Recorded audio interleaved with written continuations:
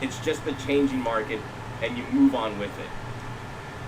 What's going on right here? It would be nice if they give us a digital copy or a physical copy, but I promise you, Is this that game would be more working? expensive.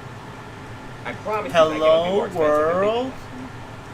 So you gotta ask yourself, do you want to pay more for a physical copy, or do you want the game for a fair price? I don't know. Calling it minimal is wild. What are you? Okay, this is what I'm saying. What are you losing? And I am absolutely open to constructive criticism of that. What are you actually losing? Please explain to me.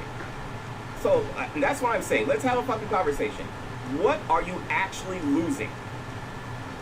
Come on, You're losing Justin, the touch my actual body, rights touch my to own body. the game. Come on, Justin. Understood. Come on, Justin, Are touch you my losing body, access touch to my playing body. the game Come at on, any point in Justin. time? Are you? You still have to go online to download the updates. What is his brother talking about? GTA 6? The Perrito 22 with that prime. With that prime. Thank you for the sub.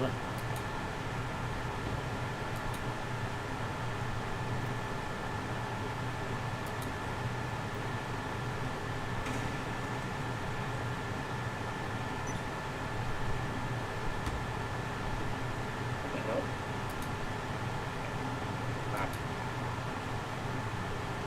We gotta love it.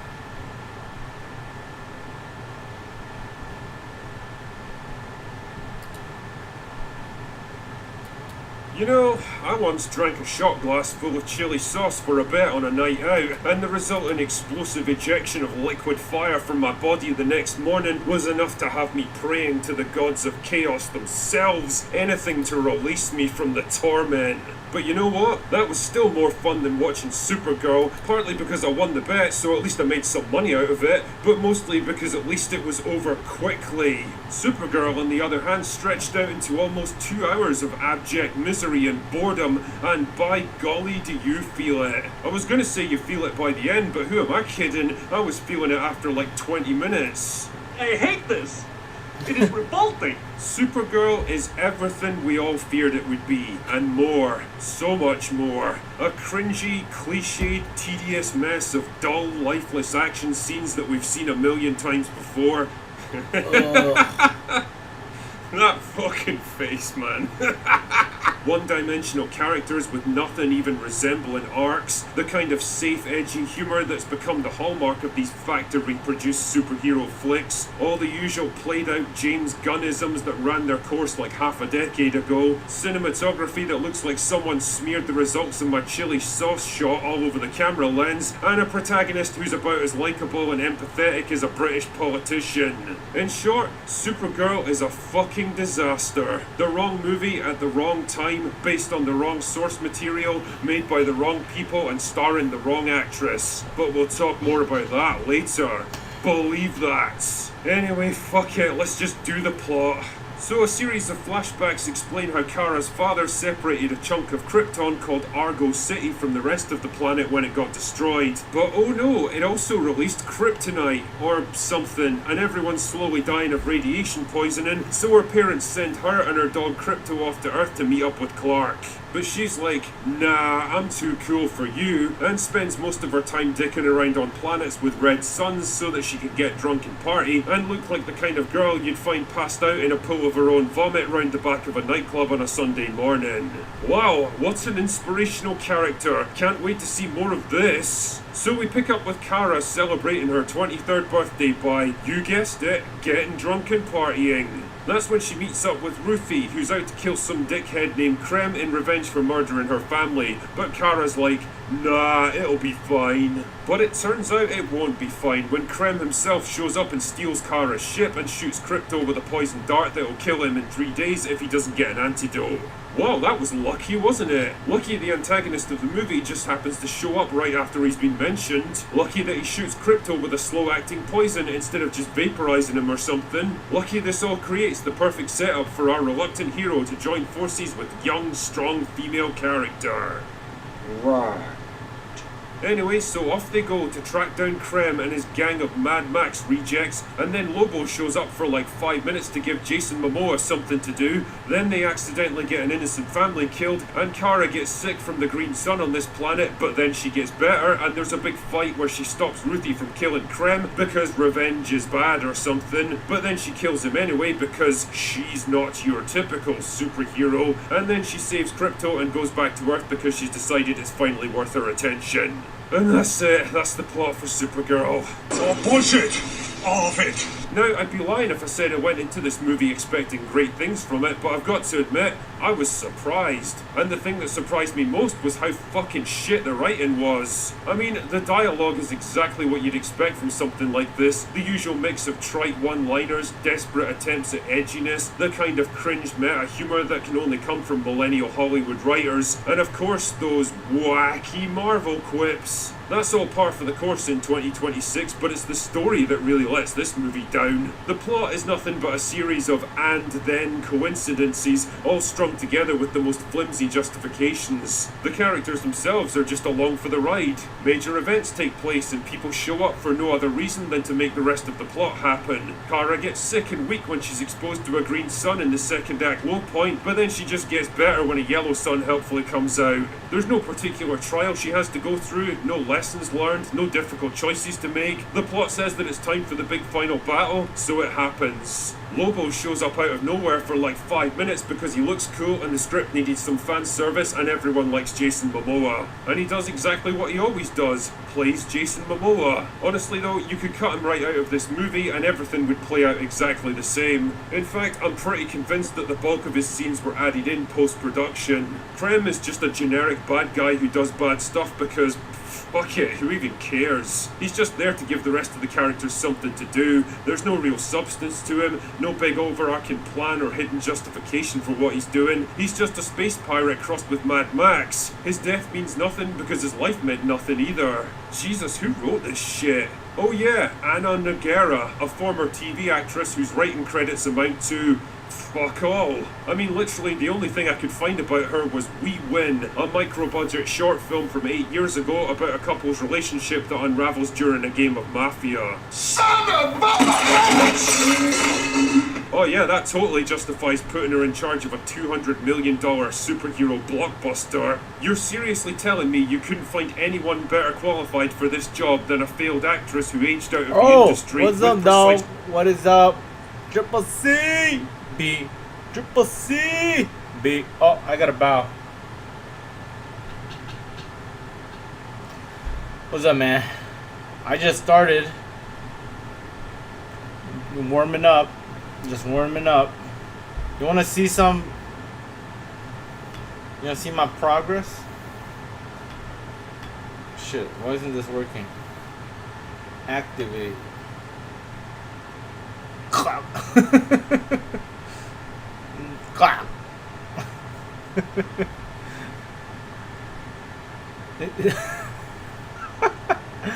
We like that fun here.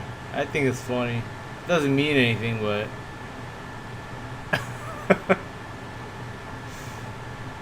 it's coming along pretty nicely. I'm getting the hang of it. So this week I'm just gonna. Oh, thanks, man. Thank you. This week I'm just playing around, trying to see how the program works. Then starting next week, I'm gonna really pump it up. Because next week is basically July. So that's when I step on the gas. Because that's middle. That means it's half the year is gone already, dude.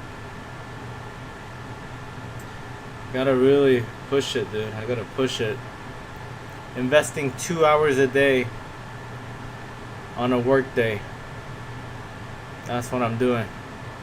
Trying my best. I think this is my third week of doing it. I don't even remember. How long have I been doing this? I said to myself, you gotta invest 2 hours a day minimum on your goal.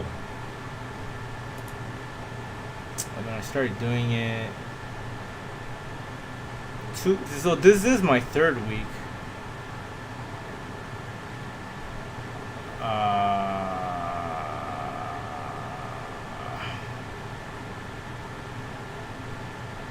Is it 1, 2, 3, 4, 5? Okay. That's 5. 1, 2, 3, 4, 5. 1, 2. Yeah, this is my third week, I think. I can't keep track. I'm just trying my best. I got stuff from today I want to put into animation, so I gotta download Blender. Yeah, I know what you mean. I gotta catch up with some art stuff and finish it soon. Right on, brother. Just gotta do it regardless every day. Some days is good, some days is bad, but consistency and habit. That's cool, man. Download Blender. I think you could download it just by going to blender.com. I've been told. But I downloaded it from Steam. That's how I got it.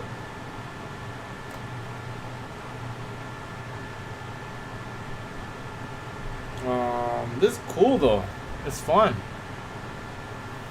It's not that hard.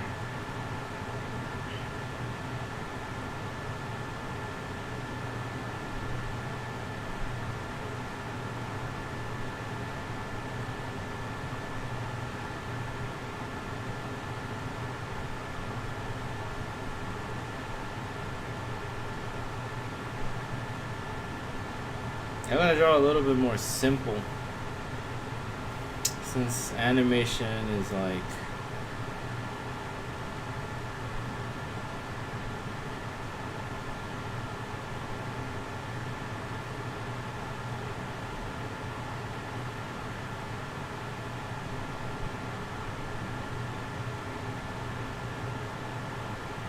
God damn it.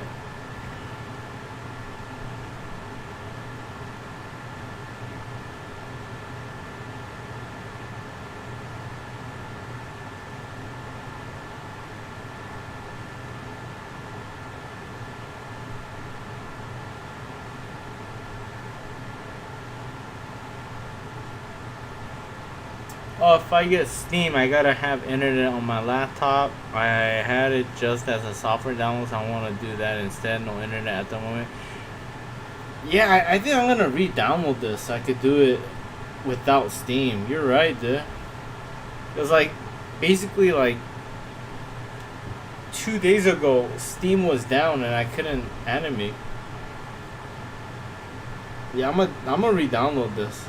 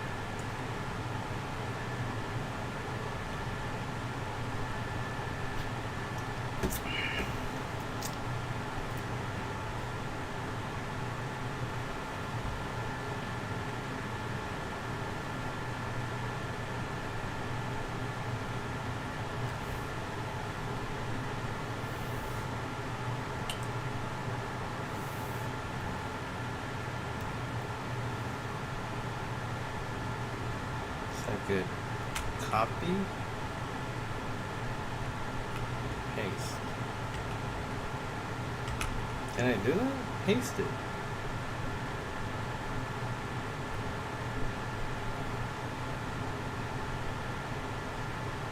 How come my keyboard doesn't work sometimes? So weird.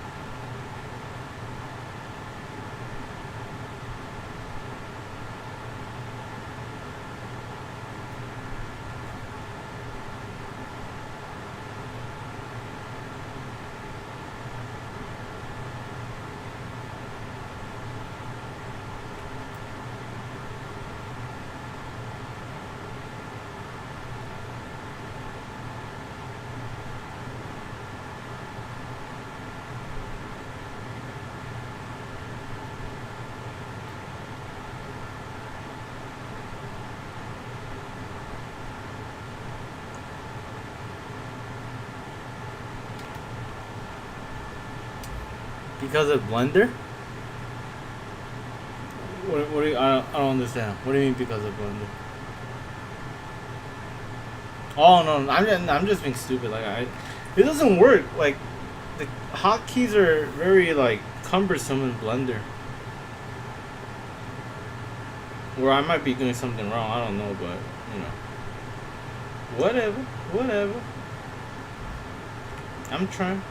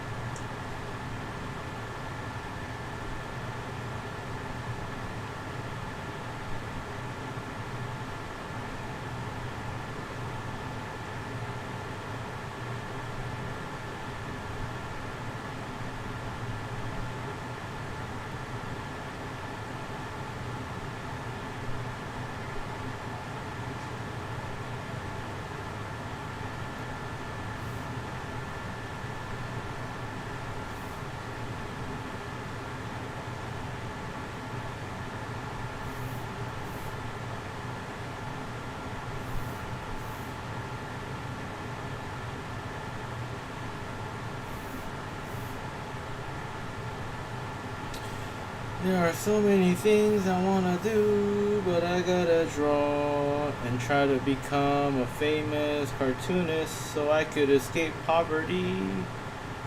So I could fucking make it as a cartoonist, making money.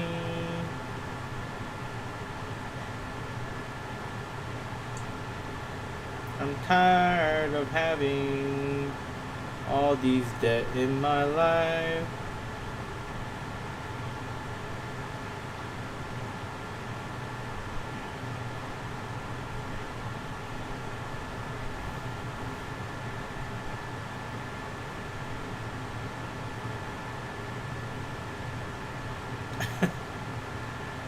I'm sure you know where this is going.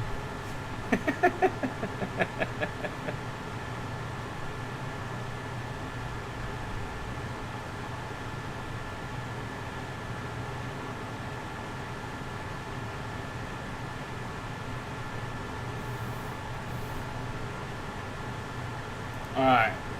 2 frames done. He's gonna get kicked in the balls. We like to have fun around here. Gonna do it. Ha!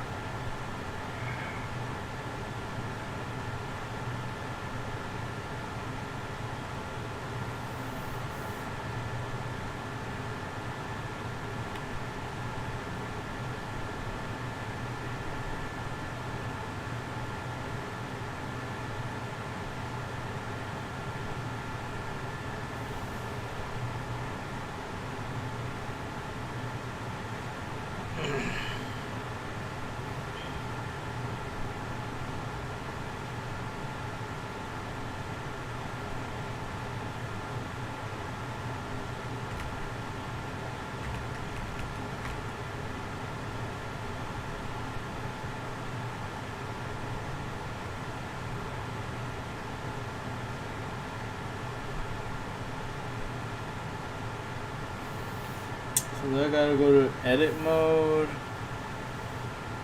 and then copy, and then paste. Alright, that works. Alright. So I just didn't know how to use it that well.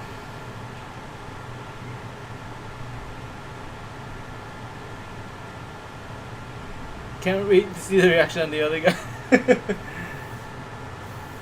How should I draw it?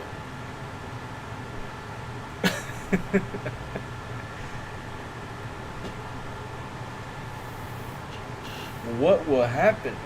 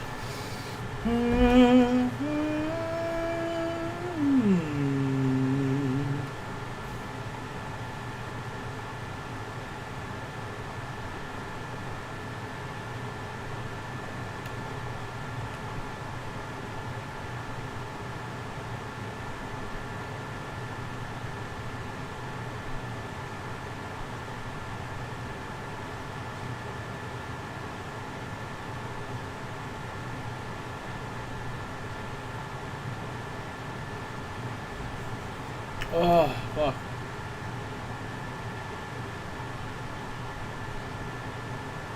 Time is at 7:51 already? Jesus. Honestly, one screenwriting credit to her name? Fuck off, James Gunn. Honestly, I'm surprised you didn't cast your own wife in this just so you could watch her get railed by Lobo. Then there's Kara herself, who's apparently based on the not particularly popular Tom King run of comic books, which helpfully ignore half a century of character development to paint Kara as a cringy punk rock anti-hero. I hate this! I mean, I can't say I'm surprised, to be honest. That little cameo she got at the end of Superman already told us what kind of an annoying arsehole she was gonna be. Thanks for watching it, bitch! I hate so much about the things that you choose to be. Not since the Marvels have I liked a main character less than this one. There's this weird feeling of mild desperation throughout the whole movie, where they're trying so hard not to make her a Mary Sue that she just comes across as an annoying bitch who doesn't care about anything or anyone but herself. You know, the kind of girl who flips the bird with a mildly pissed off expression in every single picture she ever takes because she really needs you to know how much cooler she is than you? Well, that's basically Kara in this movie. It's horseshoe theory projected onto characterization, where going far enough away from something ends up looping you right back to where you started. An insufferable arsehole. They're trying so hard to paint her as this jaded, cynical, world-weary pragmatist who's trying... Well, his foot should fully just really sink in. He should extend his arms out, then the expression, then he should fall forward. Yeah, I mean, we'll see. Let's just sink in though. Yo, Lycan!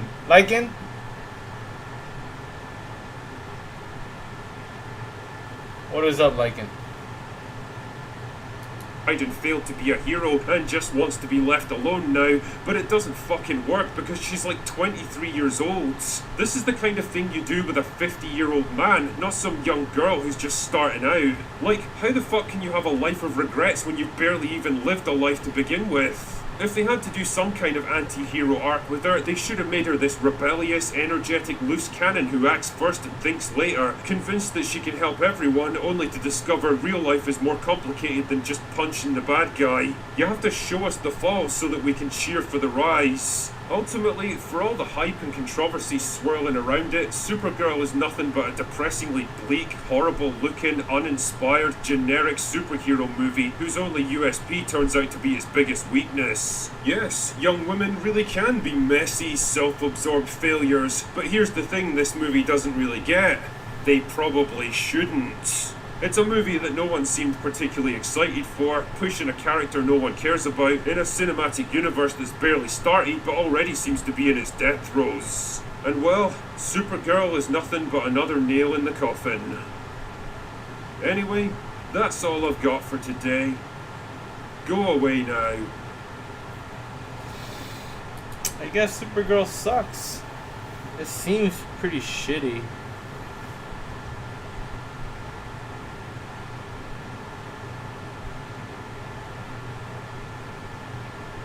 Like, what is this, like, fucking, like, shitty attitude girls, like, why do you, like, try to force that shit down our throats? Like, who the fuck wants... Oh, really? Yeah, oh, wow. Fuck, girls like that are so annoying. It's like, bitch, shut up. Shut up, bitch. Oh, really?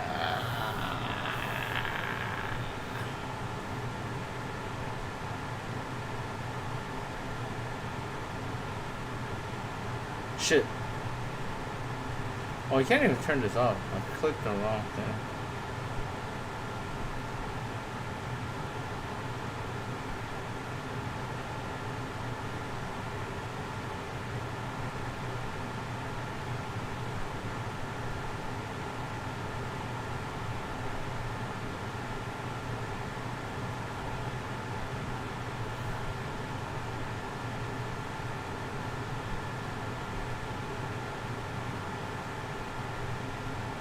See, he doesn't notice it yet. The pain didn't...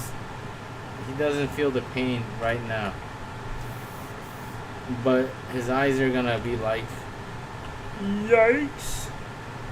Wah, wah.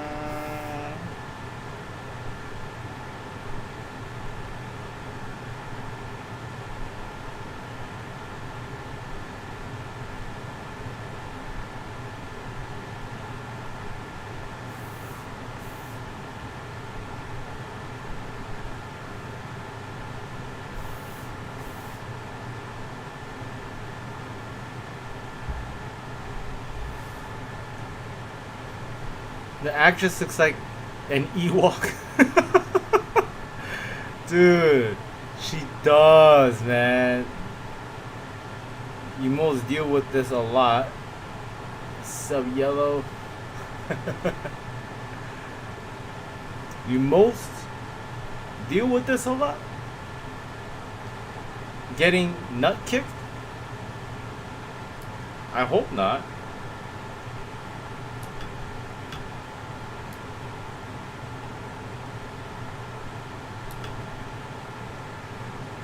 Kung Ka.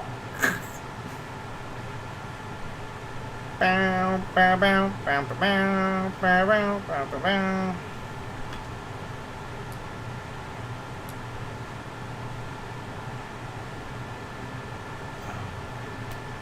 Excuse me.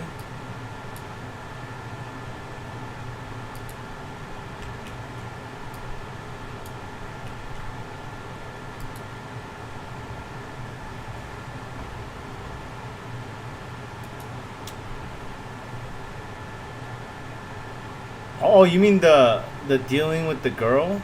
Like attitude girl? Like I don't deal with it a lot. But it's just like I just don't like it, dude. It's not a woman thing, it's a man and it's like just a respect thing. Like why do you like even when I was a kid I didn't act like that. I never. Well, it's because like I get my ass kicked by my dad if I act like that. It's just fucking these attitude American girls. They need to get the ass whooped. About the daddy. The daddy needs to ass whoop them. Oh my god, whatever. It's like shut the.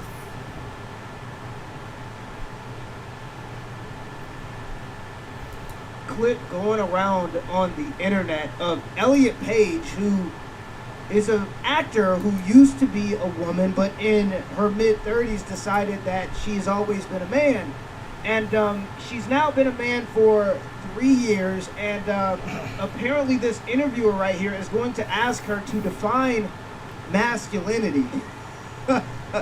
And that's like a 3-year-old getting his first Tom Brady jersey and then trying to explain football to you. It's like, yeah, we would listen to it and think that it's cute, but nobody would actually take it serious. And I have to react to this because this is just objectively hilarious content. A little bit insulting, because I think if this was like Sylvester Stallone and Arnold Schwarzenegger sitting down talking about what is femininity, everybody would be outraged. But because it's masculinity, it's okay. But we gotta check this clip out. What can we learn from a woman who is now a man and has been for only 3 years about masculinity? So great that you guys have just each doing your own thing. Yeah. I've been asking people about masculinity and femininity. We are seeing so much, and I mean our entire lives, we've seen so much unhealthy masculinity, so much sickness in this world, specifically through a real sickness that's unhealthy masculinity. Brother, if you see more unhealthy masculinity in the world than you see good masculinity in the world, you have selective attention. This is two women sitting in the most privileged country that ever existed. That's right. Talking about the harshness of masculinity. Even in the sense of like World War II. If you say like World War is a bad thing, right? Like masculinity is World War, all these things. Well, throughout World War II, like they found penicillin, which is an antibiotic that actually saved more lives since it was found in World War II than were lost in World War II. So even in that context, you have this positive influence of masculinity that shines through. You look at like feminine health products, which are developed to almost exclusively benefit women. Men made that. I mean, just think about starvation. They're living in a country where we've essentially solved starvation. Actually, we have the opposite problem. We have fat homeless people. You can get a pizza in 20 minutes or less, you have drinkable bath water. I mean, like, you might get a little bit of fluoride poisoning, but you could still, hypothetically speaking, if worse came to worse, drink the bath water in the country that they live in because it's so privileged, and they're still saying that there's this illness. Masculinity is seen to be an illness because there's a small portion of violent men in the world. If you really think that there's more negative that comes from traditional masculinity than positive, you have selective attention for sure, especially if you're a woman sitting in the most privileged country in the world. Let's just be honest here. Of men. Holy And spoiled. in your gender journey, which to me, as someone who knows you, but also as someone consuming you as a public figure, to me you appear healthy and continually finding more health and security. What does it mean to you to hear me say healthy masculinity? Why are you we gotta stop asking it a there, right? Because if tranny? we're gonna say that Elliot Page has been more healthy, we have to look at the picture of Elliot Page when Elliot Page was a woman versus when Elliot Page became a man. I mean, look at this picture. I mean, Elliot Page is a man now, but he's definitely aging like a woman. I mean, look at this picture. The brother looks like he needs a cigarette. And so to sit here and act like this has been healthy for Elliot Page just seems to be a bit delusional in my opinion. He or she Healthy masculinity younger than to me. is, How old is or this? even just something I've felt as transitioning is like leaning away from whenever there is some sort of impulse or expectation you've put on yourself to like shut down or conform. Oh no, she's older than me. Usually feels like this. Like I am closing Damn, off. this bitch is old. We done went from X-Men to trans men. This is crazy. You were so good in Inception. Why? I remember kind of being like, oh Elliot, maybe you should, talk with your hands a little less, or maybe in pictures, because ever since transitioning, now I'm like Johnny. I'm smiling. I am smiling in those photos. Oh Whereas I used to really? be so I could barely look at a photo of myself. I was always like, and now, and I'll be say dude's like, hey, are you Victor from Umbrella Academy? And we're doing a photo together. He's right. I'm right. And like having Spoken like a true woman, if I'm gonna be honest. in that moment where I'm like, oh, should I also not? Like, should I also be? Closing And it's just like, what the fuck, Elliot? What are you talking about? Like, oh, honey, you're the part of the problem. No man has ever referred to his internal monologue as honey. We prefer sweetie pie, actually. Honey? So I think it's Do I call Like, myself to me, honey? healthy masculinity would be, well, what healthiness for anyone to just love themselves, be able to care for themselves, What? ideally get rest when they can, like just the practical basic, drink water, like eat a banana, like Why and banana? also just Banana makes me fart. doing what I don't you like can banana. to be intentional. I like banana and flavor mindfully Uh-huh. not letting yourself Yeah, get yeah. like So, swayed or so twisted. drink water, prioritize yourself, eat a banana, and sleep all day. Like, my wife is pregnant, and she's explaining my wife. This is exactly what my wife does. by Eat banana, fart all day.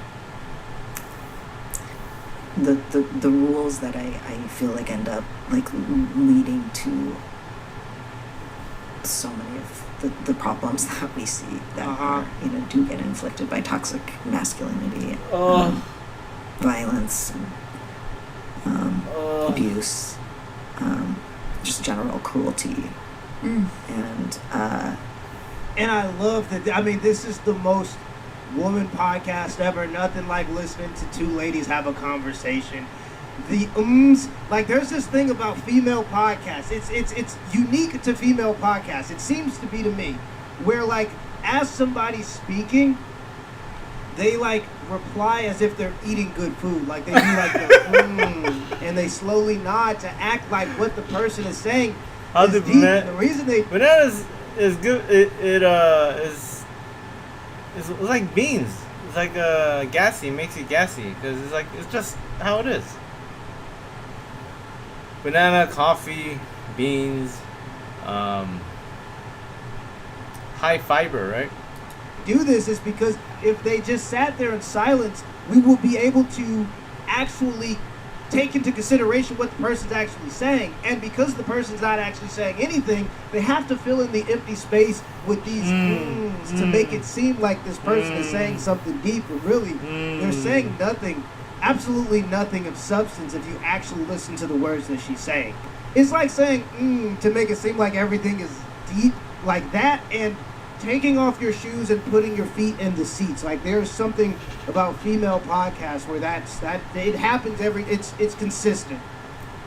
yeah, I think it's just like a healthy masculinity could just mean a really good cry. Why is she telling me about I masculinity? just want to Why are you make sure telling I'm me always, about like, masculinity? leaning away from that pull to Yeah. shut off emotionally. But yeah, but there's this thing like that actors Didn't she do say she was that I just gay, don't but understand. now she's it's like, like at well, some how's point that in their work? career, they always want to be seen as brilliant.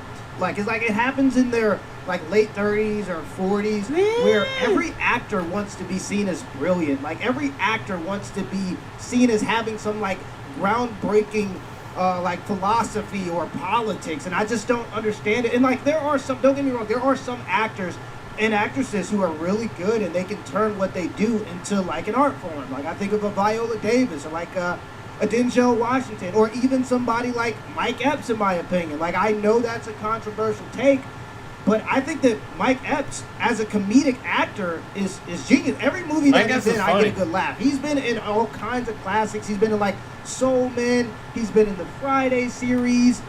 He's been in All About the Benjamins. Like every movie I see Mike Epps acting in terms of comedic actors, Yeah, I think funny. he's brilliant.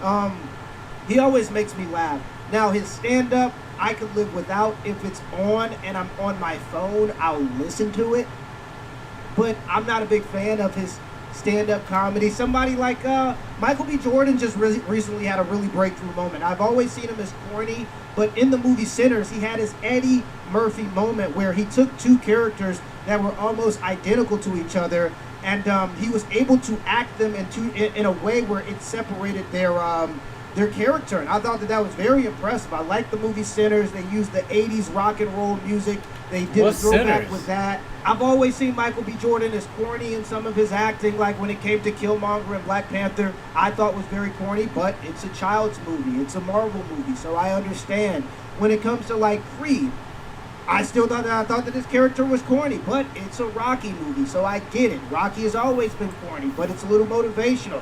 What I'm trying to say here is like, there are some actors who are really good at what they do, and they are brilliant with what they do, but for some reason, every actor or actress in their mid-30s or late 30s, they throw on like turtle shell glasses, like turtle shell glasses frames, or like some other big, bright, colorful glasses, and they want to be seen Hold as on. like Einstein, and it's like, don't you get paid? I know I got squirrel brain right now. Hold on. Patrice O'Neal. Best cry movie.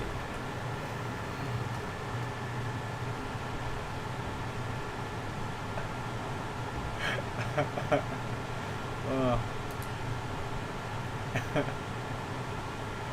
He said Patrice O'Neal said the best cry in a movie is Rocky 3. I'm gonna tell you, watch Sly in Rocky 3. I know it sounds hack. Crying because Mickey dies. Yeah, can you get that is clip? not I think we have that clip. hacky at all. Did he just go Mickey?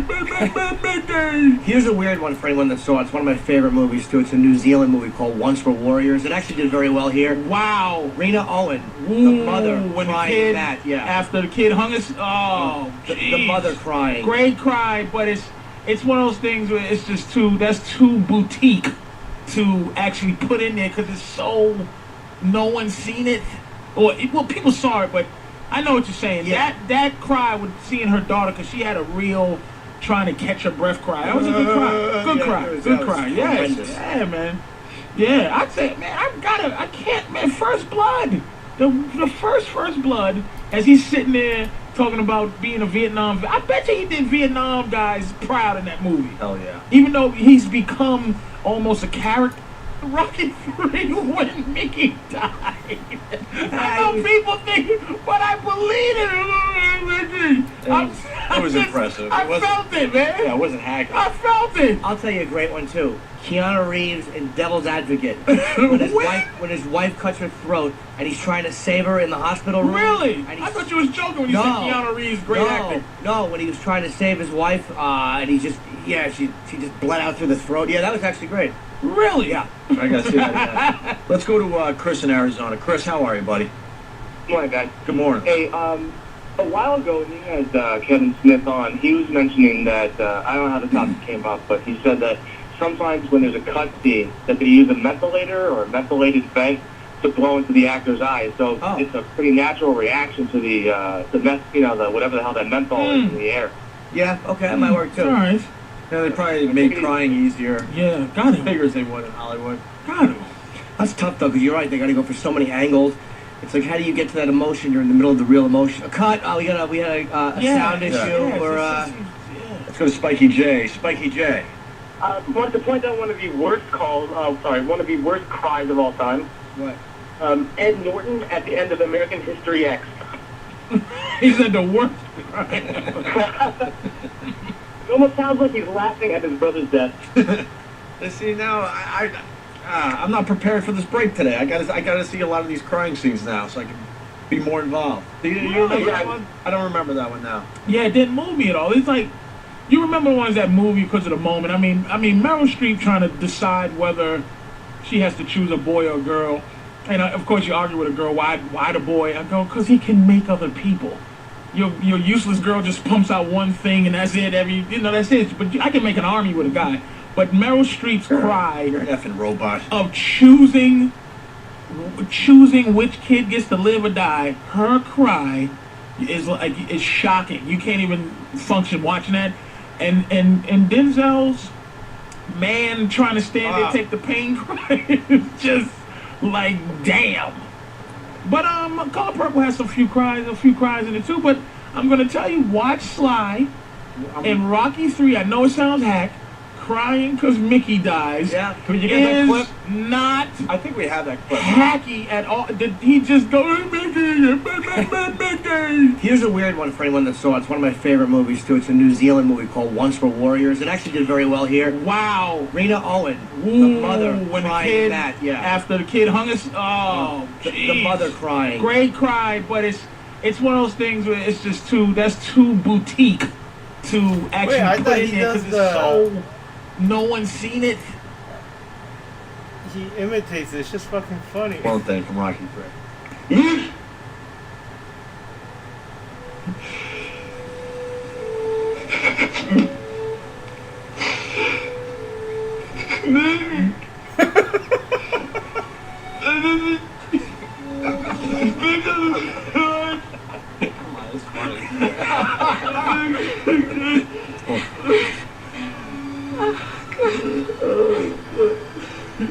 The motherfucker died in his locker room after the fight.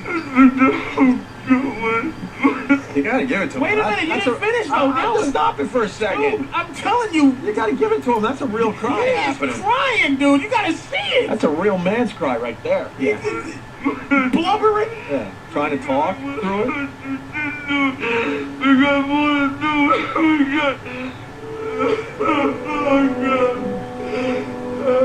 Just got chill right there. A little chill. The away from the microphone sounding cry is good. Dude.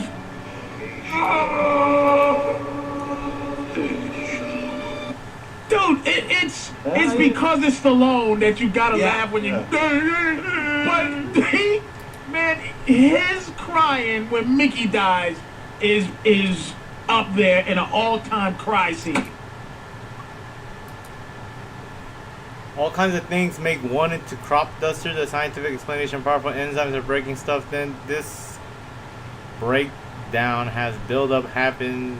You turn into a blimp and then you rocket from left to right, all over the place, fumigating because the smoke check didn't pass. What does this mean? What does this mean? Your smoke check? You couldn't pass the smoke check? What happened, dude? That sucks, man. What you talking about? What you talking about?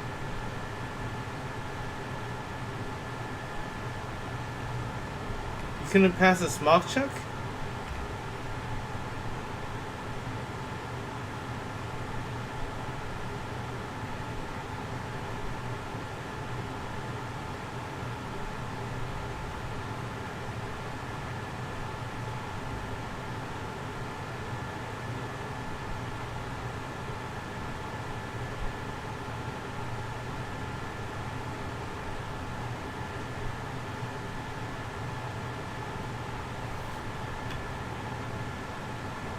God. Hold on, it's coming. It's coming. It's coming. It's coming.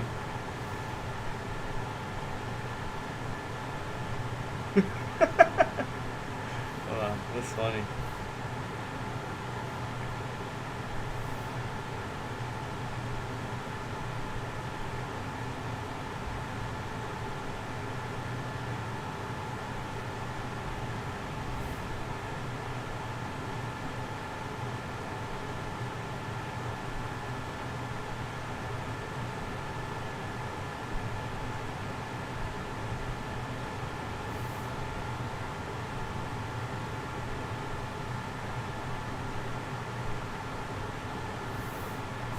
What you talking about? What you talking about, smog check?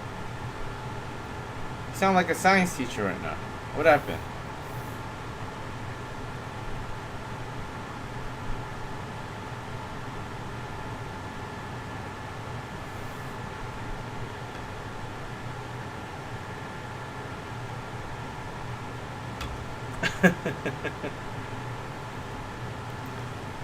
Eight 18. Come on now.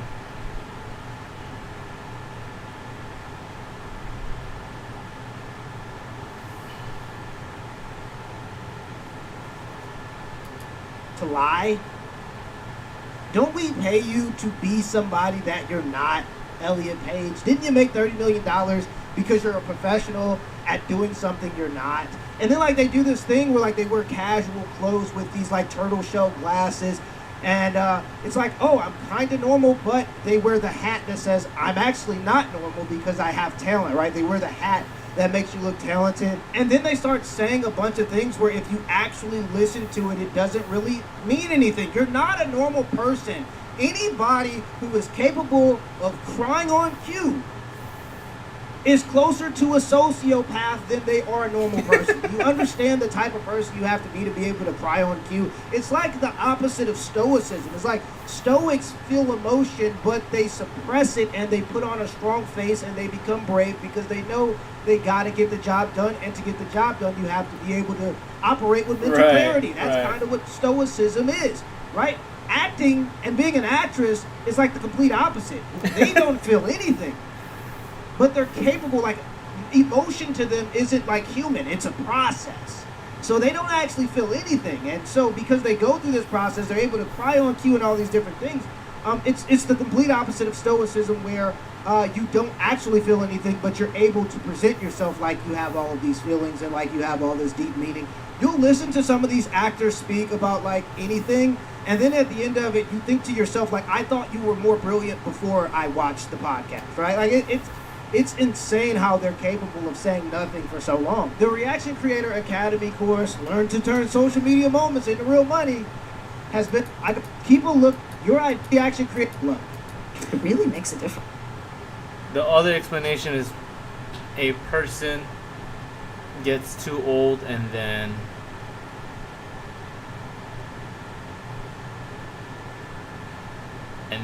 dot dot dot.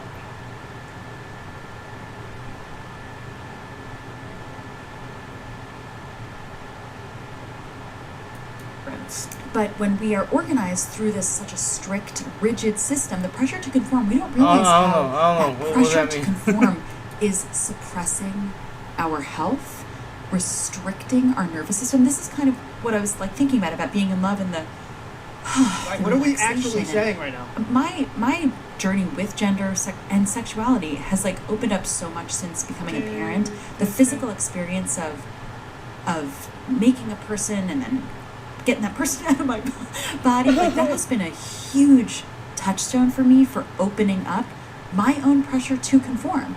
Like it was in my pregnancy that I realized I identify as non-binary, as a non-binary woman. An exclusively female process is what gave you the clarity to identify as non-binary. What? I think the process of being, like, that's such a contradiction. Like, I'm telling you, these people say absolutely nothing, and if you listen to it, it's just so stupid. It just makes no sense. being pregnant is exclusively a female process, and it shows you that you are in fact not binary. You are very binary, and on that binary, there's male and female, and you That's are like the the female epitome version. of binary. In pregnancy. And that was when my sex like opened up, and actually I was able to finally take in the relax and the surrendering to my partner that I didn't realize, I didn't even know how tightly I was holding on to it. But it is that pressure to conform that restricts us, that we don't even know we're being held so tightly by, and it's painful for everybody. God, her husband probably like a weak ass dude. It's cruel. You saying cruelty as related to the patriarchy, it's unfortunately true. You know, the trans experience of finding your comfort in your body is particularly visible, and yours as a person who's been famous for so long is particularly pronounced. Yeah, I don't think that like there's it's very, very interesting how like there are people who believe that gender is just a function of the mind, but to affirm that gender, you have to take hormones that physically change your body. Like if you were always a man and you knew that you were always a man, why do you have to take hormones to become a man? It's kind of a contradiction, right? Like it doesn't make any sense. Like, and she's talking about all this stuff when it comes to health and being comfortable. Brother, I didn't even know about this until very recently. But when it comes to like men who become women, did you know that after they cut the thing off, because it's an open wound and it doesn't have like the natural ability to cleanse itself like a normal woman does, they have to keep it dilated. So like, I guess like a couple of times. Oh, banana. Damn. You went all deep into that. All kinds of things to make one into a crop duster. Scientific explanation, proper enzymes are breaking stuff, then this breakdown has buildup happens. You turn into a blimp, and then you rocket from left and all of. I get it now. I get it. I get what you're saying because the smoke check didn't pass. Oh, okay. Damn, man, you went all in, dude. I just know that if I need to, like, if I'm kind of like, oh man, I didn't shit for a day. I drink coffee, eat banana, or like some beans or something like that, and then like it just comes out after I exercise. Like no constipation. But thank you for the explanation, bro. Yeah, okay, now we get. I'm like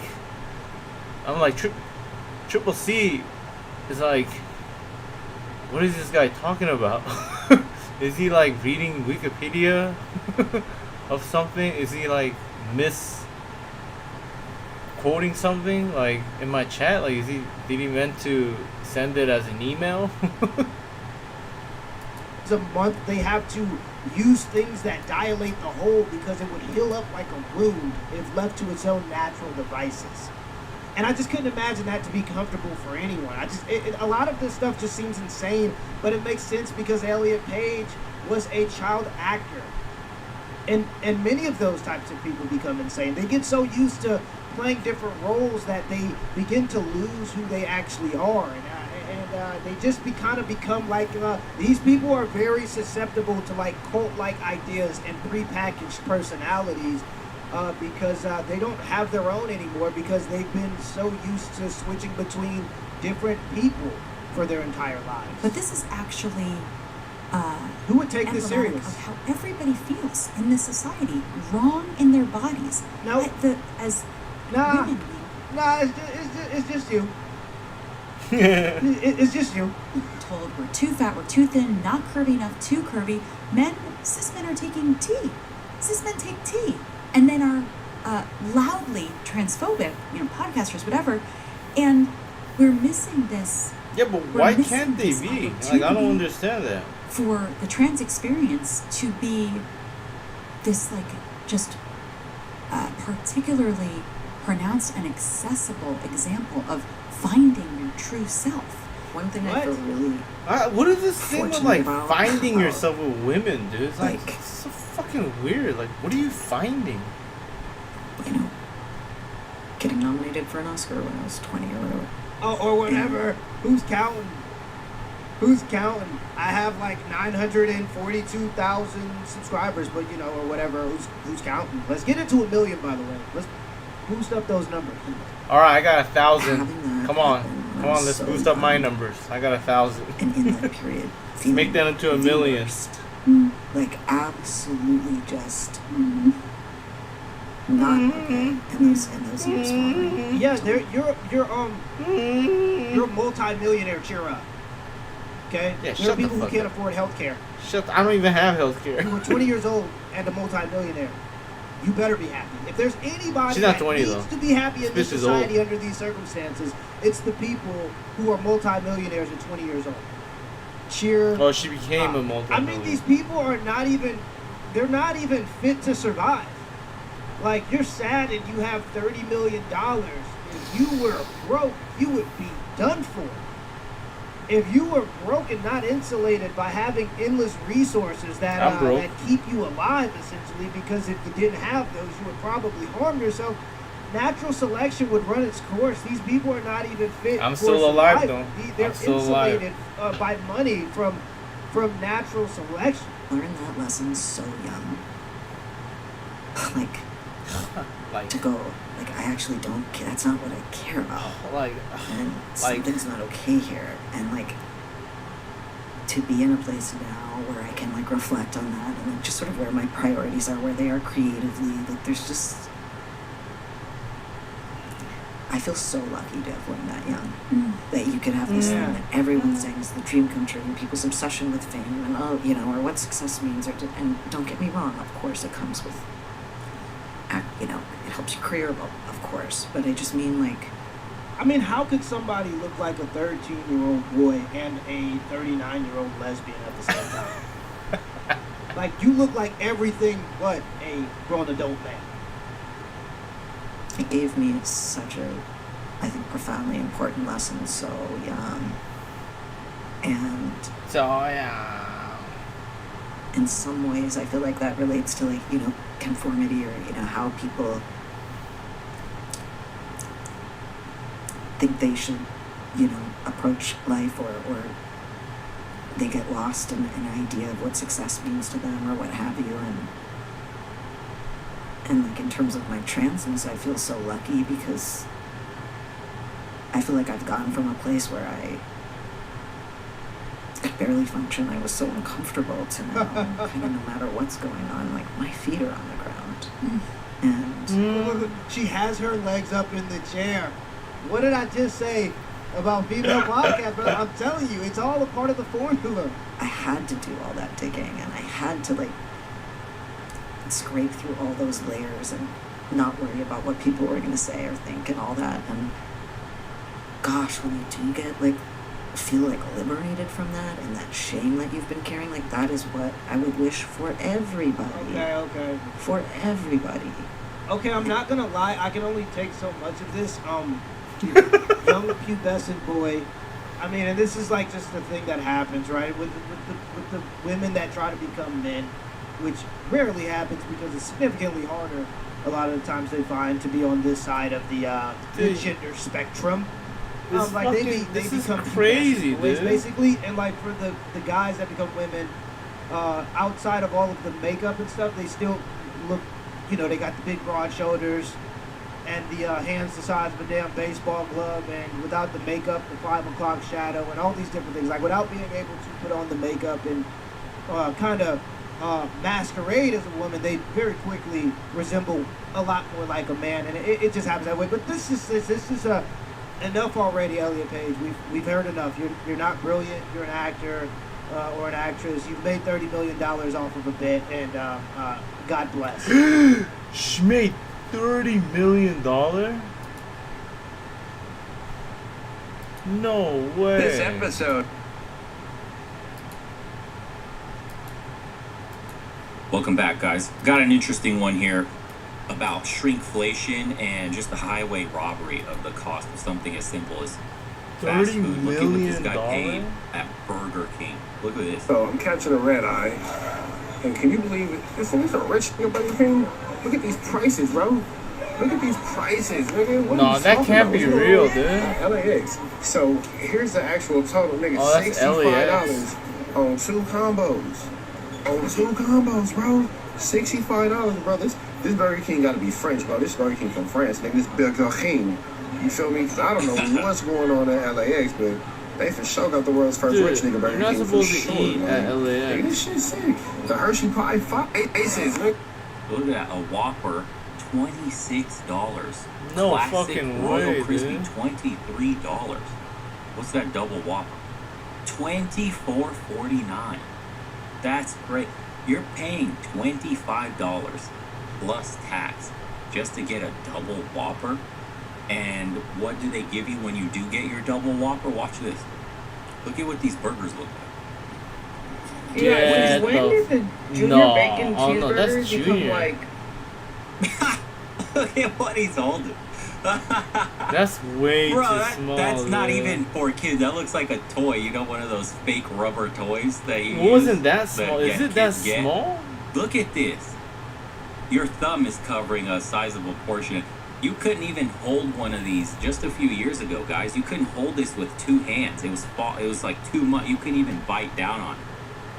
You can literally swallow this in one piece. Look at this. For like literal juniors, for like little tiny babies. How many bites is that for you? Probably 2. 1 if I was hungry. And this is yeah. I'm calling the police. Yeah. And the audacity is that they're charging you more than ever for this. For this. You guys, since when did the junior This. bacon cheeseburgers become like? Since when? Since, I don't know, even, for sure everything after COVID is just totally messed up. And they never went back. Look at this, man. This is crazy. You're going to pay $15 to $26 to get this fucking garbage? And they tell you the economy's never been better. Yeah, for them, for the companies, it's never been better. Look at what they're doing. They're not giving you half of the product you used to get, and they're charging you double to triple. Of course it's never been better. Asterisk, for companies. That's crazy. Here's just one example of shrinkflation they found. In 2021, a 15.5-ounce bag of Doritos cost $4.79. In 2022, the same bag cost $5.99. Chips are In 2023, the expensive. price stayed the same at $5.99, but the bag got smaller, now only 14.5 ounces. In 2026, that's a half of that, 14.4-ounce bag Not even a now half is a costs third of it. $6.69. Here's just one example of shrinkflation they found. Ain't that something? It doesn't stop. If people tell you shrinkflation isn't real, they're fucking lying. Because look at this giant, this is the size of my hand. I am a 6'6" man. This is a massive bag of what is supposed to be luxurious orange chips. Bro, if it's in a bag, it's not luxurious. So stop with the goy slop. First of all, never get processed food in bags like this. It's full of absolute dog shit. Yeah, it's not. Please, That's the not average good. person is so goyed up. I can't. From Trader Joe's. They gave me a fucking bag of fetuses. Trader Joe's, count your days. I am going to go there and manually expand your parking lot. If people tell you... Yeah, bro. Damn. Got pretty big. I don't go to Trader This Joe's. is $71. $71 for what? Cozy No, why would you fucking go there and pay it? Grilled cheese sandwiches and I'll be another like, sandwich. nah, I'm not getting that.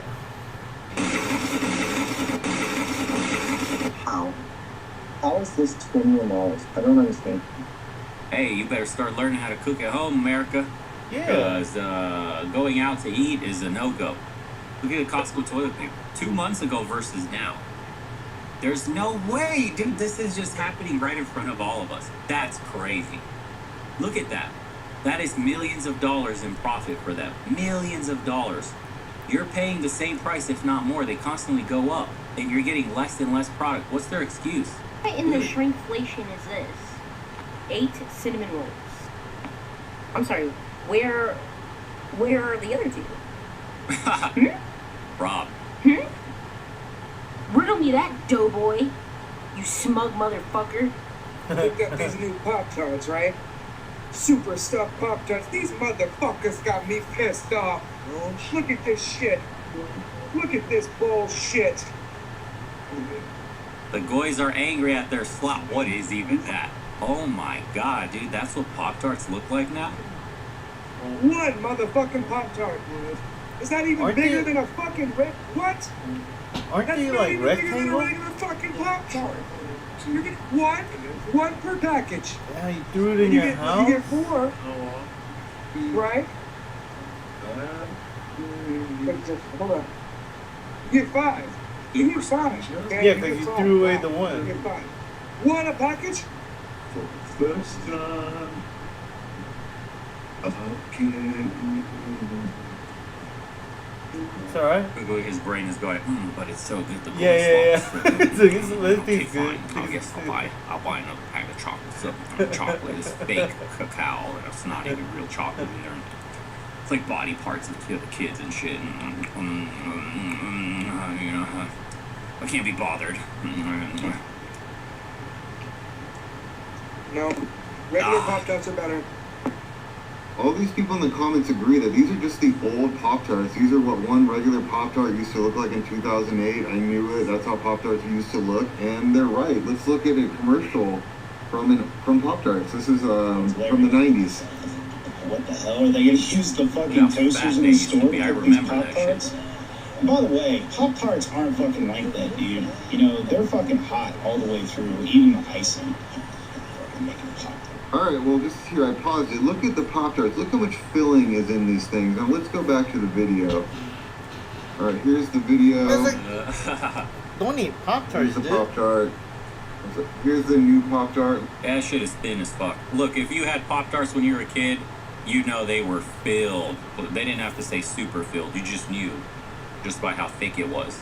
And that just looks like a thin sheet with no filling whatsoever. They just squirted the least amount possible of filling in there that they could have. This is a story of absolutely every single product. Y'all, shrinkflation is real. I'm making carrot cake and drained my crushed pineapple. Take a look at these 2 cans. This one has been sitting on my shelf for maybe 8 months. This one I just bought this weekend.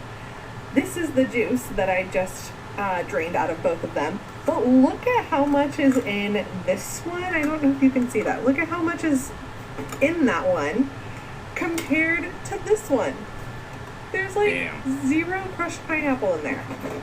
Just buy regular pineapple, That's truly insane. You need almost 2 of these to equal what was in this one. They're just selling you the juice. It's not crushed pineapple in pineapple juice. It's pineapple juice with a little bit of crushed pineapple. Yo. Starbucks, honestly, as much as y'all charge people for this stuff, it's no reason why people's sandwiches be looking like this. Like, I love these. I love these. How much was that? $15, $20. What is that, bro? What is that? That is horrible fake bread with sugar in it. The ugliest looking tomato. What is that? Even a piece of lettuce, and they gave you a little slice of this like slouched over green that looks like it's about to rot. Wow, with a little pesto on there. That's it. That's it, bro. They can't even apply the pesto evenly. Look, it's all on this side. This part of the bread is just dry. Dry. Like, who is in charge of making these sandwiches? Because it makes no sense. So this is from the Starbucks official website, alright? This is a sandwich, the tomato and mozzarella, and this is what they advertise it at. Let me just zoom in here. This is what it's supposed to look like. Now compare that to the video. So how much does this thing cost? Well, this sandwich can go for as much as $9.55 at most U.S. locations. It averages about $8 and can go up to $10. It's side by side. This. Look at that. It's crazy, dude. Look, we used to laugh about this, like you would see the commercials on fast food and how different that shit was compared to what you really got. But this is robbery. This is false advertisement. How are they not getting sued? Look at the thickness just between the bread. Look at the amount of tomatoes, a thick slice of the cheese, and then the greens on the bottom. Okay. Look at what she got. What is that? Oh, like, damn. Can you, That's I'm the just thing? wondering, can you really just walk into the store, right? You go back into Starbucks and say, here's what I saw and what you're supposed to sell me, and then here's what I got, and you get a refund. Do you tell them to even make you another one at this point? And if they made another one, what's to say it doesn't come out exactly like that? The quality control there. But it's like, how are you gonna complain? Like the managers don't care. On purpose like to save money. just, Because this is crazy that you're willing to sell this to just a unethical. customer. They can't don't care. avoid it, dude. Yeah, they don't care. And then forget quality control. This is decisions that come from top down. You know, the executives made the decision to cut all these corners to save money because shareholder profit, shareholder value matters more than what the customer thinks, the quality of the product that the customer gets. Why? Because, again, I talked about in my other channel, enshittification. It's not just shrinkflation. They make things worse on purpose because they've elbowed out all the competition. There's nobody left to go to. There's only 2-3 big players left, and they all collude, and they all decide to shrinkflate all the items, offer you more air in the bags, less product, more juice, less product, and there's nobody else that you can go to because they're all doing it all at the same time because they're colluding. There's only 1 or 2 companies. And we don't have a strong monopoly busting practice in the last couple of decades. We don't stop this from happening. The bureaucracy from the government that's supposed to be overwatch on all of these industries, they can't police them properly. They've been captured. You think the FDA, you think all these other government institutions are doing their job? You think the institution itself, they've been captured. The institution, the food pyramid, it was captured. All these companies have captured the people that are supposed to watch them. The government agencies isn't the food pyramid like fake? Out and completely controlled. And you know what happens? Like the executives here will offer them jobs. Whoever's the head of the FDA or the head of whatever that's supposed to be regulating this will be working after their tenure for these companies, making millions of dollars. It's a deal. You scratch my back, I scratch your back. Once you're out as the FDA head, you can come work at our company and have an exec position or whatever. That's and how then they do it, we'll give you millions of dollars, and this is it's like what do you call those? for all the years that you lobbyists? helped us make billions of dollars with loose regulations and not busting up, the monopolies and whatever else. It's just that's the understanding. Our whole system is like corrupt, top down. This will not get better, you guys. This gets lobbyists worse. or some shit. Watch this. It's real money for us, but it's big money for them. It is. It's big money and profit. Jimmy agreed to show me how it's done. You want to try it? I'll throw it on there. Yeah, go ahead. But each Domino powdered sugar bag we pulled off the shelf at this store was about an ounce under. It's happening everywhere. It's an ounce and This under. brisket's supposed to be 4.6 pounds. So I set off to test myself. Oh, Kentucky legend. Walmart's, Kroger's, and Publix across Cobb and DeKalb counties. We stopped in Dollar General and Piggly Wiggly, too. We followed Jimmy's method. $40. Pulling products off the shelves for a quick spot test with our scale. Look at these frozen shrimp from Walmart, a 2-pound bag. Jimmy, in repeated tests, found them underweight. So we grabbed bags from 2 different Walmart locations. The FDA says the weight is calculated deglazed. That means without all that ice. But both bags we tested were not what they claimed on the package. Our scale showed both a 1/4 pound under the weight printed on the bag. What about some shrimp and grits? It's about an ounce under. It's an ounce under. These grits were on sale at a DeKalb Piggly Wiggly, but each bag we pulled off the shelf was underweight. So how and why is it happening? It's lack of vigilance. Emory Goizetta Business School professor Salani Farasta Fasoni is an expert on pricing. So both from an ethical standpoint as well as from a legal standpoint, they're misrepresenting what they're selling. She says research has shown shoppers won't notice differences under 15% in price or size. After Jimmy's TikToks went viral, Kentucky legend Ham pulled some hams from Walmart. Jimmy started this because money was tight. Now he's hoping to push big companies to do better. So they should be responsible for what they're selling in their stores. Domino told us their industrial scales are calibrated on an ongoing basis and they run spot checks on their lines daily. We also asked Walmart about those shrimp. A spokesperson told me they did audits on several lots and did not find any problems. Isn't that beautiful? Hey, we've audited ourselves, got no problems. Hey, our industrial scales, they're, ongoing calibration tests.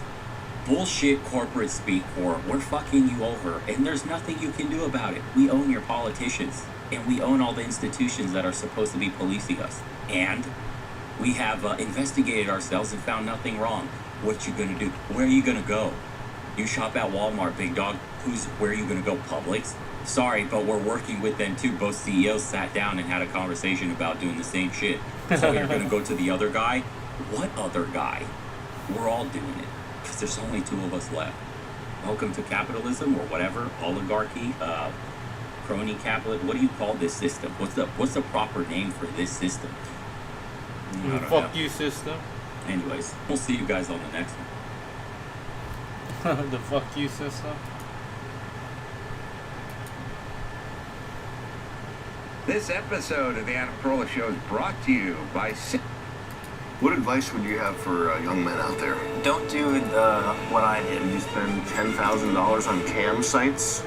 Yes. You're doing something and you're like, oh man. Like I shouldn't be doing this, but... This is so but I can't stop. We have the third pillar, which is Derek doing the camming himself. One guy in particular wanted me to act like I was like crushing him. That's so would you be like to the girl cam girls like, all right, time to clock in, guy mode. They called me like a bear, daddy, as you called him. Yeah.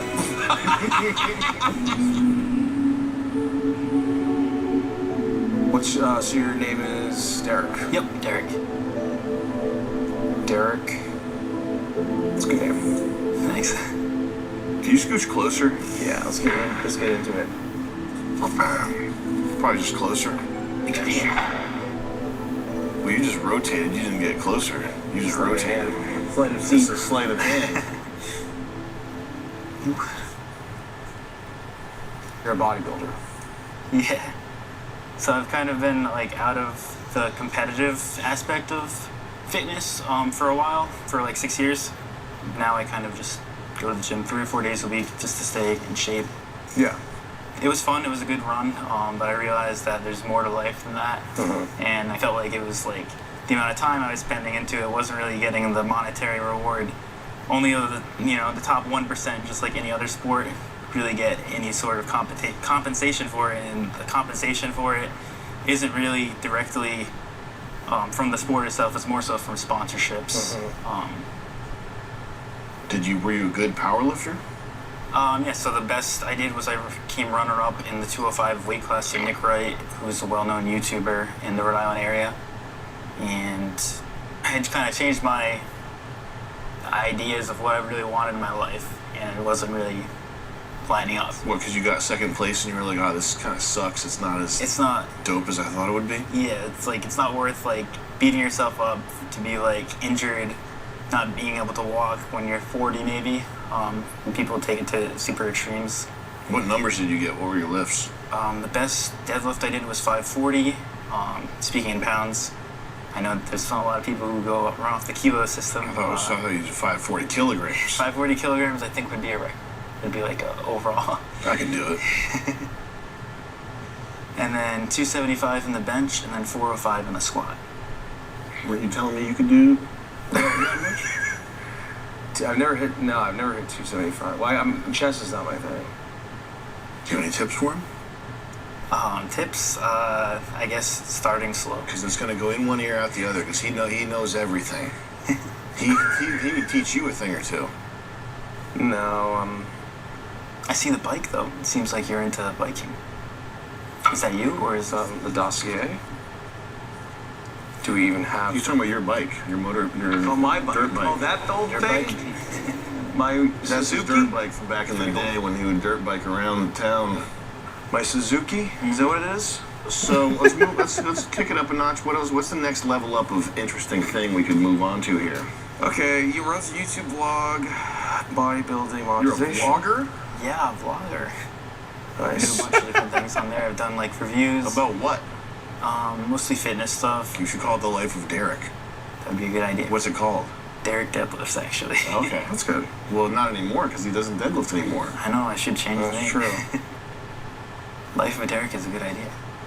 The Life of Derek. Mm-hmm. It sounds like a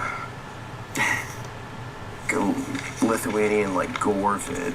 Well, it sounds like if there was, like, a guy named Derek who was like a tragic story, but he also like hurt someone at some point. Really, when he was unmonitored and he didn't have his aides around, and he like hurt someone as a teenager, and then as an adult, the documentary starts, and he's like lovable and innocent. He's one of those guys where it's like, oh, this guy's lovely. He's like a pure human soul. And the documentary goes on, and it's unveiled that at some point he like, killed his baby sister with a plastic bag or something. He thought he was just playing with her. Last decade or so, around there, yeah, about a decade. Why?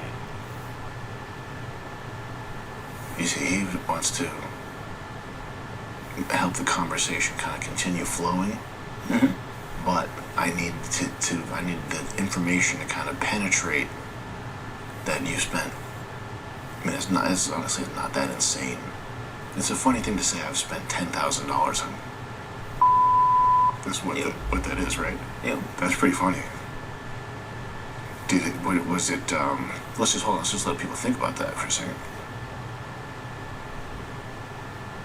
Were these bitches sexy?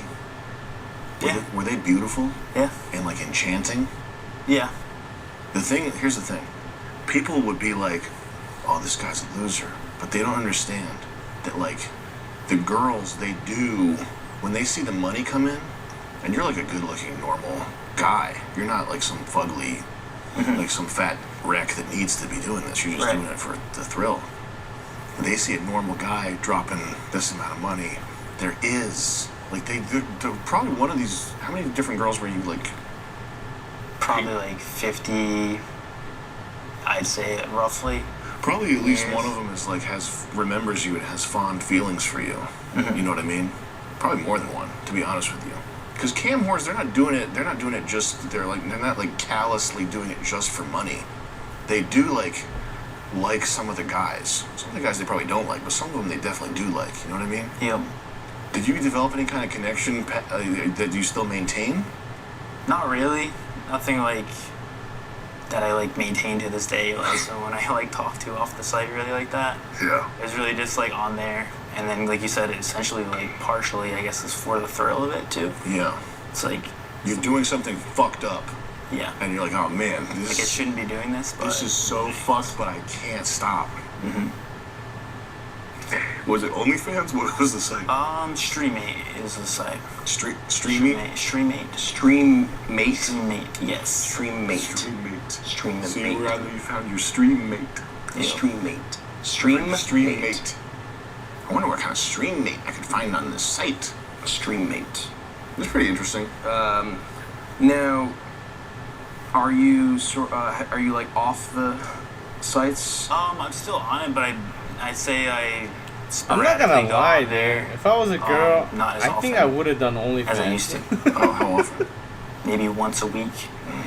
If I had nothing Saturday going on type for of thing. myself. Yeah, that's kind of often. I'm not saying it's a But bad I thing, would I'm just saying try it's to kind of often. do Once a week, something you're on a else. fucking site, you're paying these chicks to know. I mean, I guess if you were in the lifestyle, you'd be doing it every day. I don't know how it works. Before I Has it tap into affected the your dark real side. life? Yeah, I was in a relationship with someone for about 3 years up until kind of like recently. I bet she months was ago. like that. Definitely not. I bet she thought that was Definitely funny. not like that. I bet she thought it was a blast. Nope, not at all. And so that kind of like caused the relationship to come to a demise. We felt like it was better to part ways, and why? Obviously because my behavior is definitely not acceptable to be in a relationship with someone, right? Well, if she stayed and she was conscious that you did that and could have continued to do that, that could have been like a ticking time bomb where she like didn't know how to leave and stayed, but just grew resentment. Yeah. That's how you come out with female murderers or something. I'm gonna kill that cam girl that you love. I don't know. I'm sorry that you guys broke up. We don't know. I think it's kind of like for the best of both of us, though, essentially. So there's another element to this So you were paying cam girls. It's girls, right? Yep. Okay. Just want to make sure he's not on stream bra. Streamybra.com. Which is fine. That's not a judgment, okay? But so you were dating a girl, and you were paying these cam girls at the same time? Yeah, probably for the course of 3 years. For the whole relationship? For majority of it. Did she know for the majority of it? She took like a couple months into it, like maybe 6 months or so. For a while there, she didn't know anything was going on, and then the fuck? And then everything unfolded. Probably 6 or 7 months into the relationship. Yeah, she must have thought you're like a shapeshifter or something. Kind of like, I guess, was living a double life. One could say. Well, she probably heard the X-Files theme song when she figured that fact out. How did she find out? How did she find out? I'm trying to think what happened. She walked in? No, it wasn't that bad. There's only like 3 ways she could find out. I think it was the money thing. Yeah, probably like something like on account statements that she saw. Yeah. I do. What is this LLC from Israel? Why is your money going with? Right, from like Europe or something. Yeah. And she stayed with you? Yeah, Mind Geek. That was the name of it. They changed it to like AOE now. Damn. They think they're slick. That's super funny. So she stayed with you? Why'd she stay with you? Maybe she thought like I told her like maybe it would it's gonna change, but then maybe it would be fine for a month, 2 months. I can imagine that's how exactly the conversation went. She's like, oh my gosh, Derek, you're doing all this, what is this credit? And you go, maybe something would change over the couple months? Yeah. Damn. Would you not? Because obviously you're doing this. She stayed with him. He must be. Is she beat? No. Is she good looking? Yeah. Oh wow. Okay. Are you just like such a sexy, charismatic lover that she had to stay? He's a powerlifter too. He's a strong, he's a strong guy. Provides strength, protection. Now, so you obviously were doing this, or still do this because there's like a rush, whatever. Like, is like sex with your girlfriend? You're like, is that like a chore where you like boring. get that over with to like always chase the cam rush, or are they two different things? Yes and no. I feel like it's like two different things, for sure. Because obviously one's real and one's essentially fake. One was designed by God. The fake one that's where you get the sexual and the emotional fulfillment, and then the real relationship is for like cleaning your clothes and making you chicken. Yeah. I mean, is that what it is? That's true, right? Somewhat. Okay. She was like the. Wait, hold on. Is that somewhat true, or is that just a joke? Somewhat. Is that somewhat true? No. Hold on a second. Wait, hold on. No. It's not. No. Okay. As much as we wish it would be, right? I mean, I just want to know. I want to know the truth. Were you and the girl? It was an emotional. You were. We were definitely emotionally connected. We went on vacations together. We did spend pretty much every weekend together. Did you love her? Over the years, yeah. I would say so. Okay. You would say so, or did you? Or he did? Yes. He did. Yes. Okay. That is interesting. You would say so. That is a. Well, that could just be because there's cameras, you know. Yeah. Yeah. Fair enough. You want me to sit in for this? As opposed to what? As opposed to not being part of this ad, they didn't pay me anything. No one will. No one will be able to tell who it is. Quick question. How much control do you have over your money right now? Technology has changed everything, and now it's changing how money works. Crypto started as a niche, but now it's going mainstream. Faster payments, more control, few control days. Is that Matan guy? Even use your Rumble. Oh. Some mix, some. I generally would pick, I guess, Spanish women. Any black ones? Yeah.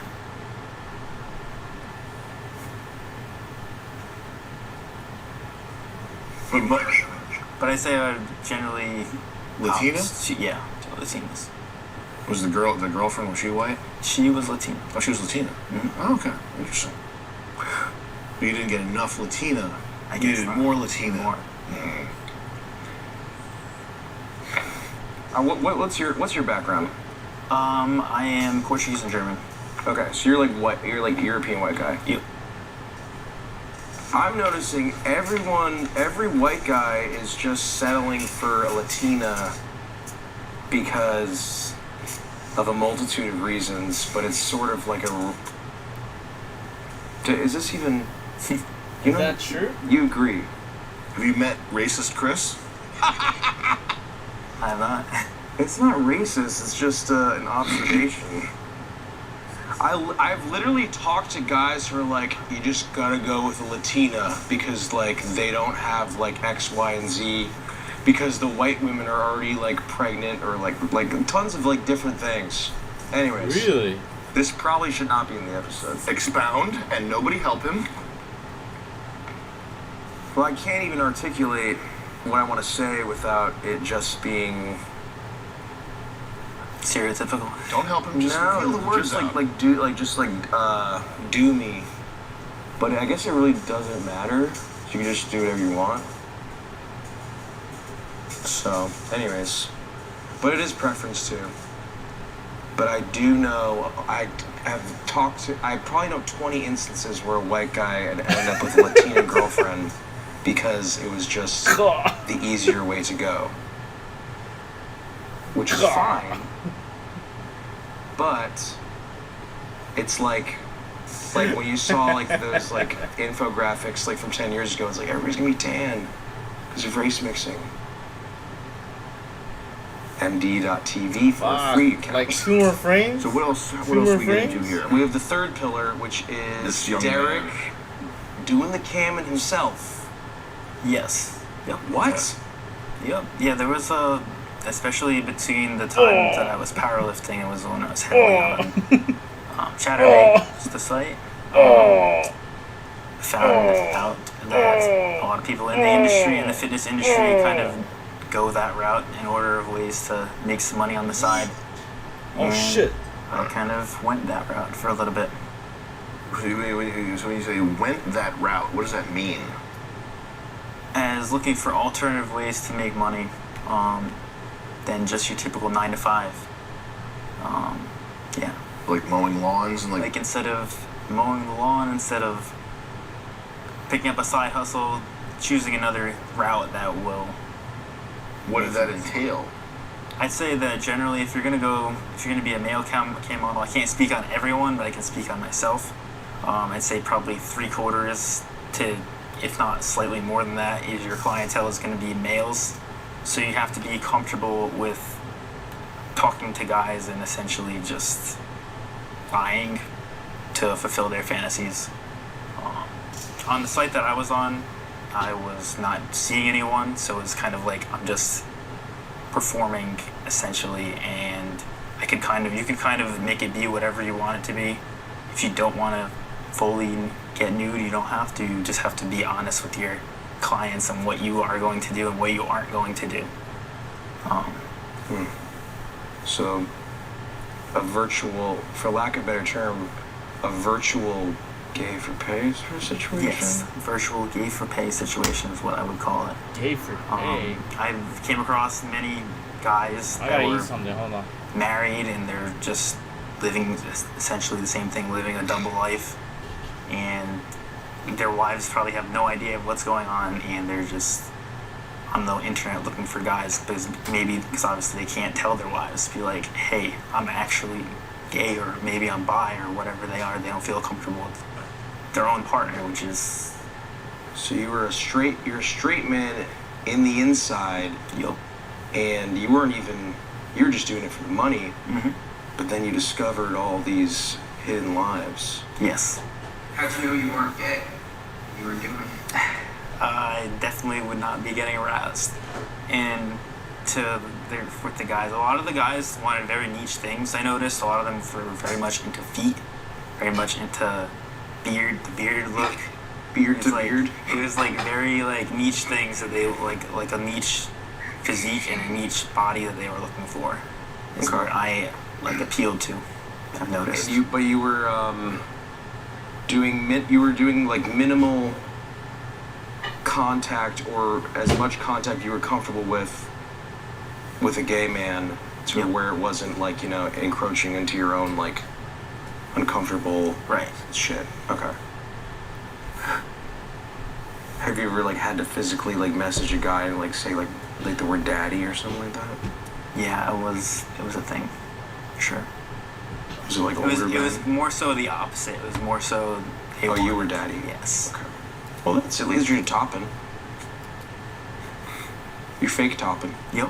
Okay. Fake. So was it lucrative? How much money?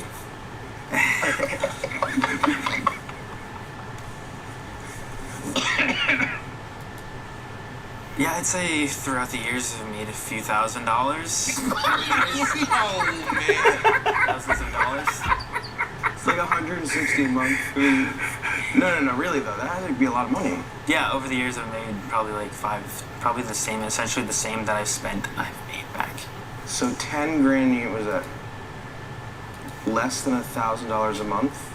You're just doing that? Yeah, but I was there were times where I'd go on there for 5 hours a week. It Was wasn't this that 10 hours a interwoven? week, none. Would you be like jerking it to the girl cam girls and then all right, time to clock in, guy mode? Like, or was it like? Can you like tell me? I'm just curious. I'm curious, and you're very honest, or at least presenting to be honest. So. I generally, if I were to do that, it would be on like a Saturday, a day where I wouldn't have work. Okay. And it would kind of be like, okay, the morning I would be doing my work, and then later on in the day I'll be doing my pleasure. Call it. Okay. So honestly, this is like if somebody just got into Second Life or like World of Warcraft, it just happens to be instead of a gold economy on one of those games, it's real money, and it's instead of going on raids, you're, you know, pretending to be gay. Games. Yeah. Yeah, we pat the back. That's good. I love when you do that. Okay. I thought I was actually excited. Hey, don't let me shut you down. I've been yapping though. Okay, so that's the most interesting part. Is he's basically taking wealth from the gay men and redistributing it to the women. Yeah, you're stimulating the economy in both directions. A middleman.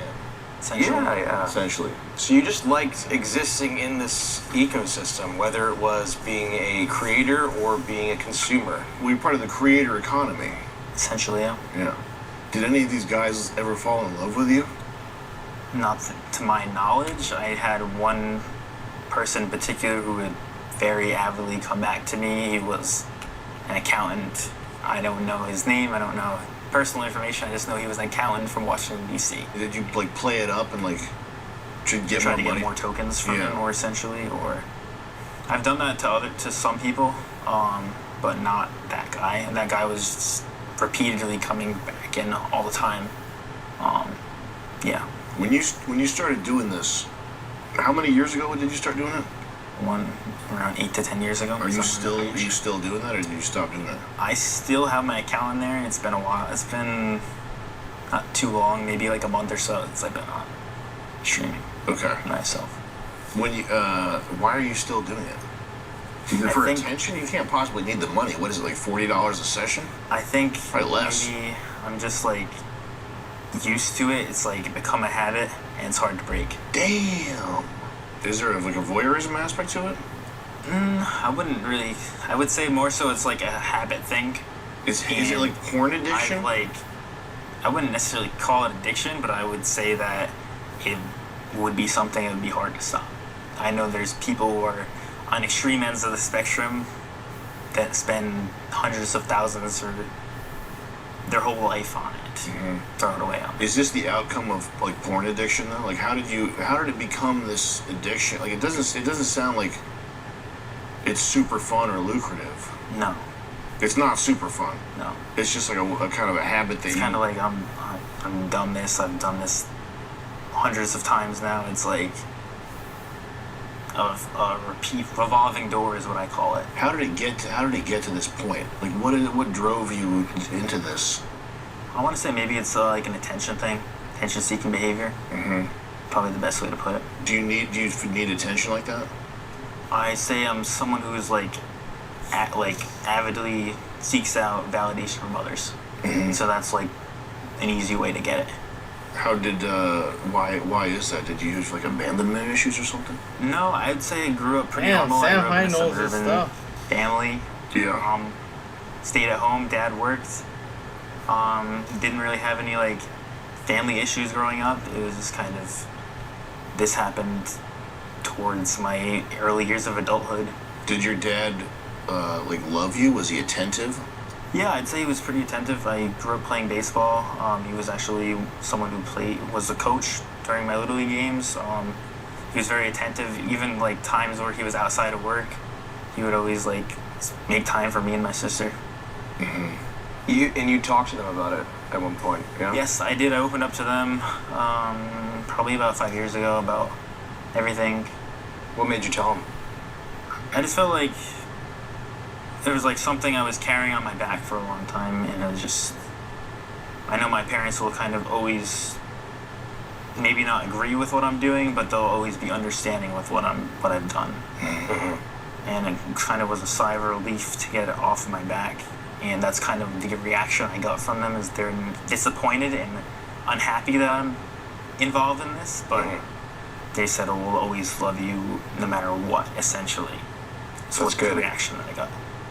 Are you trying to change this? Are you trying to change the? Yeah, I do definitely want to change this behavior and kind of live, quote unquote, normal life, free of that, and kind of just not having anything to do with the industry at all.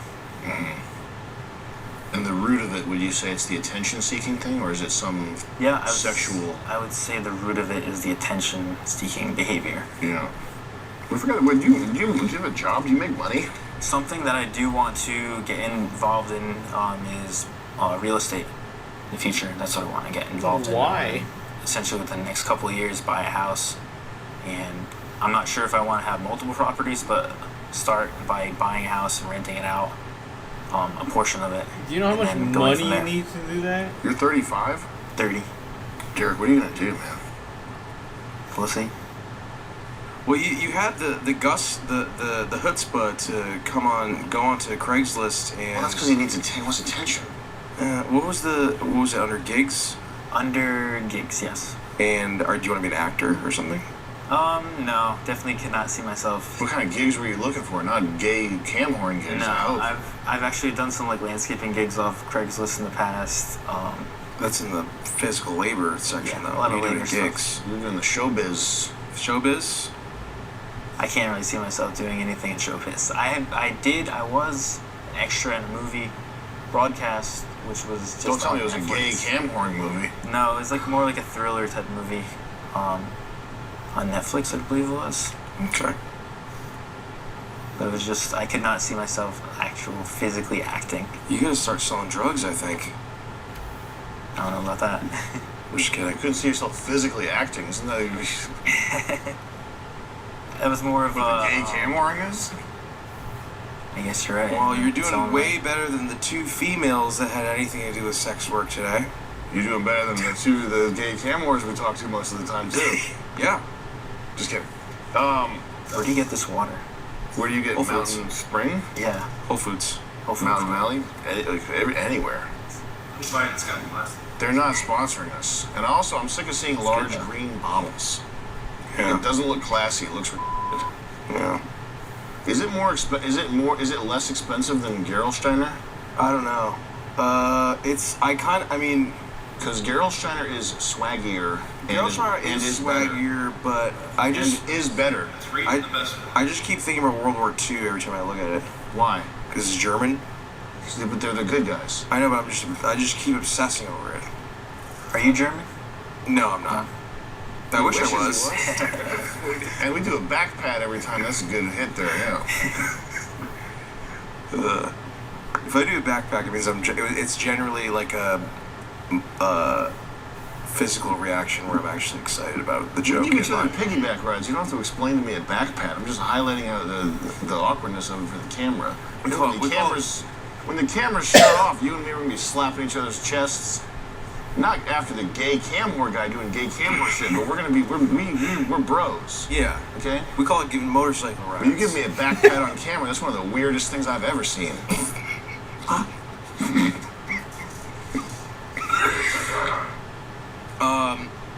Here's one. Or can you tell some stories about interactions where you, Derek, have interacted with men on the internet and just like crazy interactions?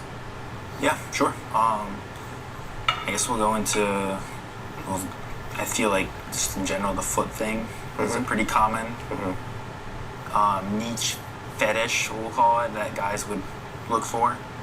And does it show your feet?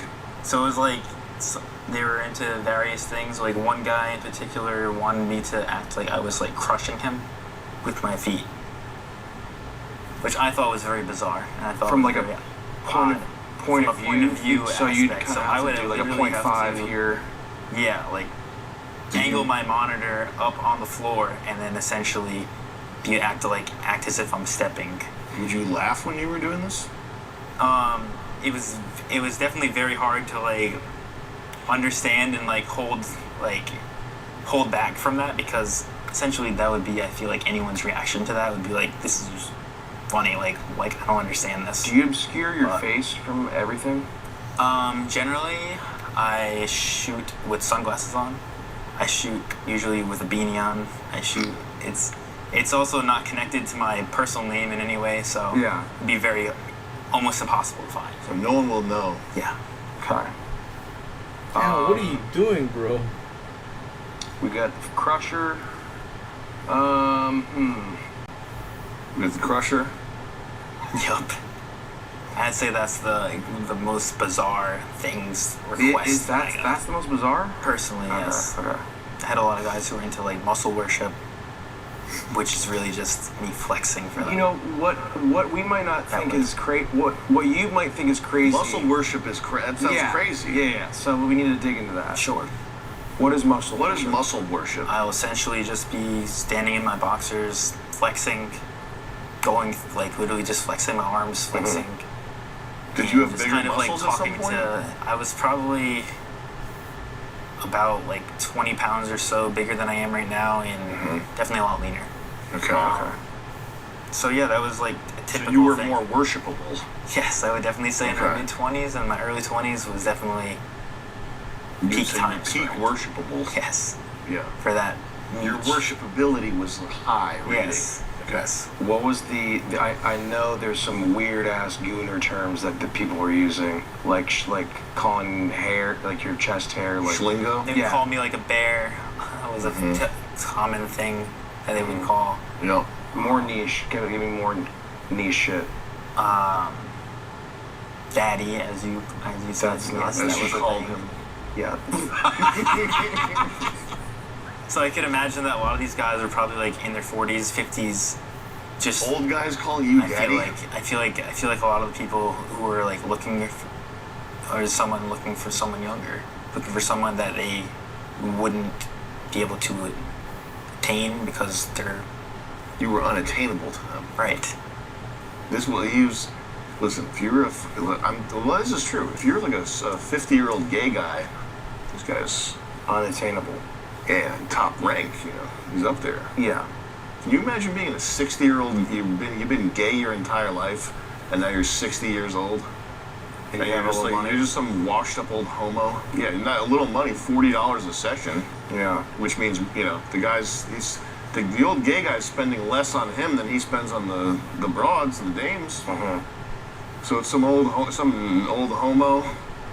He was dying to get this called, and also an old gay guy calling him daddy, which means what? You're a 60-year-old little boy. Yeah. You've regressed. That's fucked up. Did you feel bad for these people, or were you kind of in it's kind of like that's their choice. They can do kind of like what they want. And that's your choice. Yes, that's how I feel about it. I feel like everyone has the right to do what they want if They don't hurt anybody? If they're not hurting anyone. Fucking Muscle worship. atheism, dude. Feet say you have the right to do anything you want, even if it does hurt people. Yeah. Muscle worship. Feet. Muscle worship. Get the crusher. What else did they do? Those are the two most common things. The two most common, okay. Or just feet in general were a common thing. I wouldn't say the crushing thing was the only person who was Just one into guy that was- particular thing. What else was there? Anything else? Those are like Those are the big ones? the big ones. Nice. You ever had to be like brokies? You're like, get out of here. You don't even get the cheddar. You don't get the session money. What do you Not say? like that, but Like if someone was financial gray, domination? No, not. Or just kicking out the brokies because they Kicking can't out pay the 'em. brokies. so if someone's gray, you could kind of Someone's what? someone's gray on the site, which essentially means they haven't purchased any. Oh, yeah. See, this is where I want to learn This about. is the type of detail we need. Yeah. So people could either be different colors on the site that are watching it. If they're gray, blue, purple. Purple would be, I think, the highest spenders on the site, and then people Makes who are sense. light blue and dark blue are kind of like in the middle tier. Would to you get low end. excited when you see the purple So you names see someone pop who's up? purple, it's like I might want to give them more attention because their likelihood of doing a session is going to be higher than someone who's gray, of course. Are there than someone who's multiple? Are there blue. multiple people watching you at the same time? Yeah, it could be. And you call out their names? Yeah, I'll say hello. Even if someone's gray, because they're gray right now doesn't mean that they won't buy tokens Friday when they get paid. So you'd be Or like, next "What's week." up? What's up, Donnie?" Yeah, whatever their name is. What were some of the names? I don't want to dox anyone, so I'll kind of like leave it down. Dirt spec. What were the Something, someone like Speed or whatever could be like a username or you know, Footsuckers 51? could be like all over the board. Yeah. What were some names? Alzheimer, yeah, Alzheimer's. Senile Homer. The only way you could Old gay. Ryder 48, like 1948. Yeah.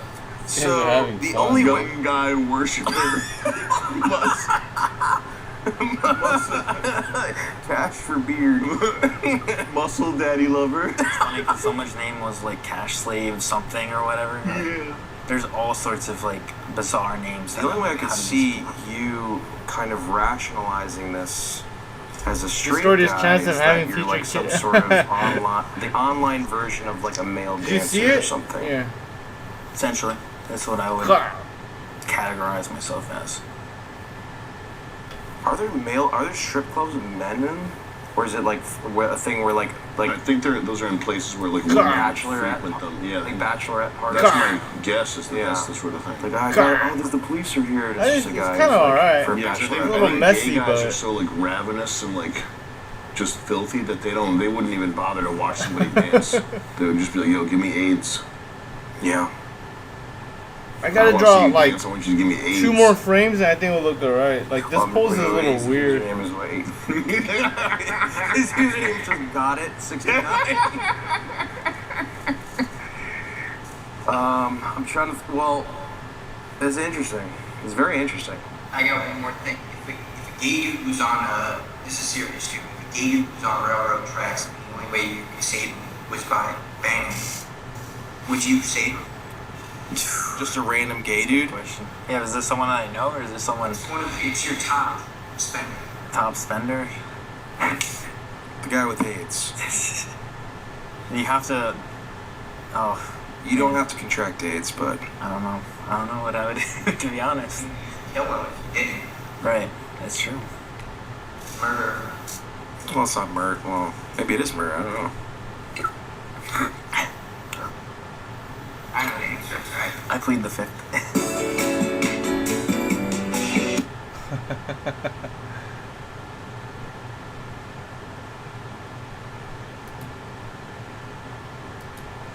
It's so tough, like trying to draw with the onion layer visible. Like confuses the hell out of me, dude.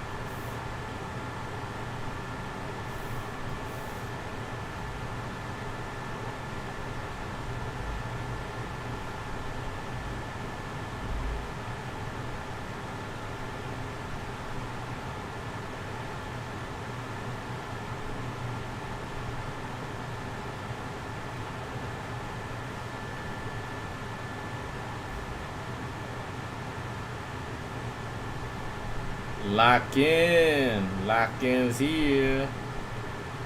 He's the bro. He's the homie. He's the loyal homie. You know that saying, bitches ain't loyal. Lycan's the opposite. He's the opposite. You feel me? Oh, this is just so confusing. Draw like that. It's like.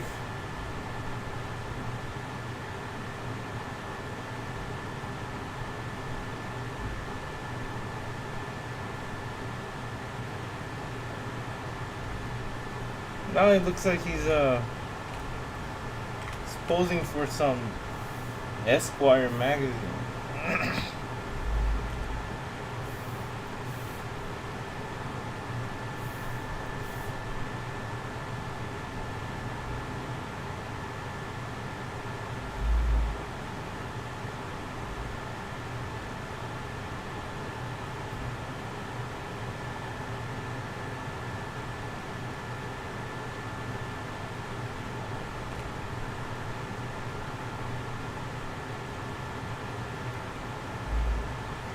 9:30, I could do this. Oh, I gotta drop it into it. I gotta pay the fucking bill. I gotta fucking drop the mail off.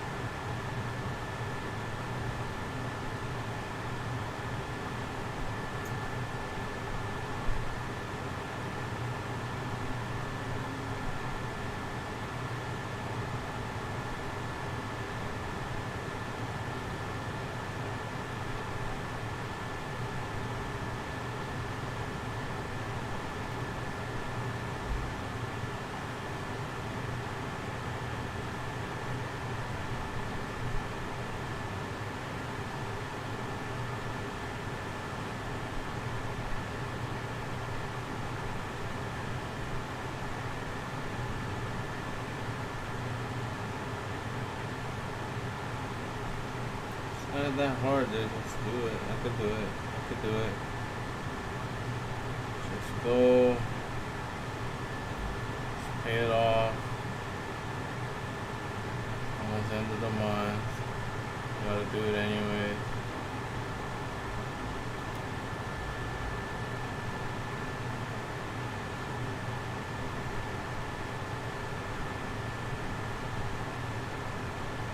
Get out of your own way. We do this every month, so I don't know why you're so.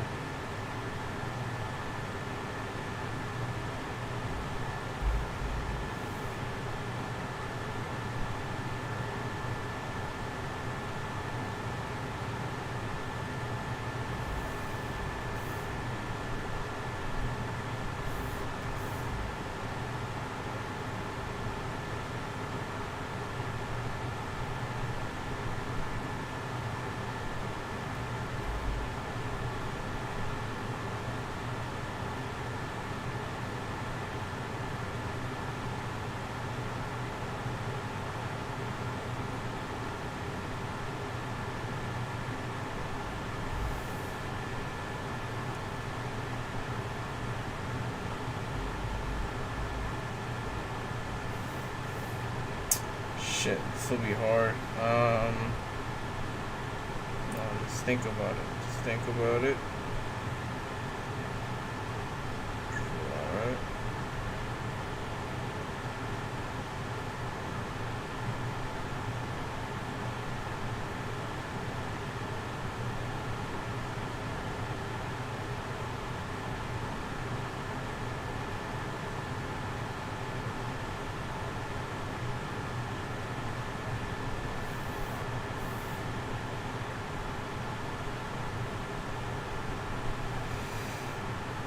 Don't worry, you could do it. Just do it. Then tomorrow you get to relax. Yeah, just get it done. Get it over with.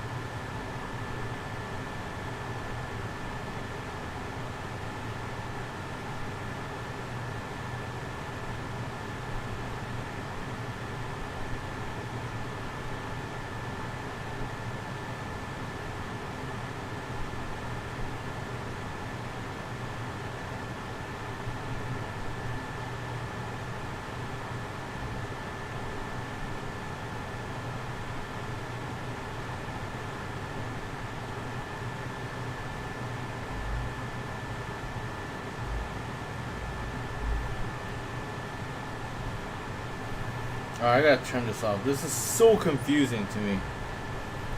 Like, I can't visualize with that shit on.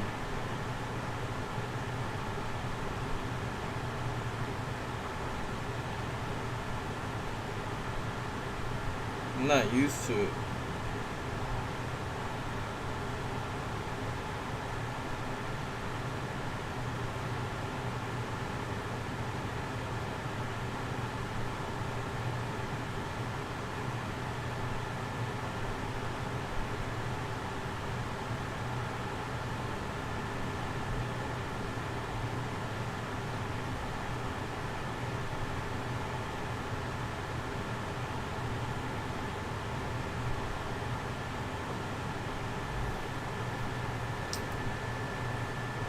It would be funny if he did fart as he got kicked.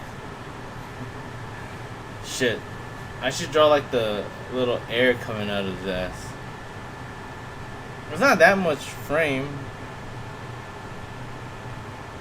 Oh shit.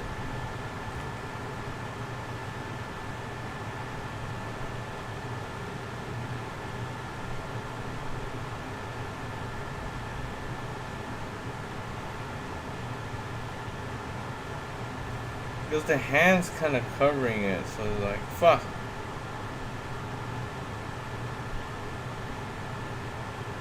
Whoa, I turned off the onion shit.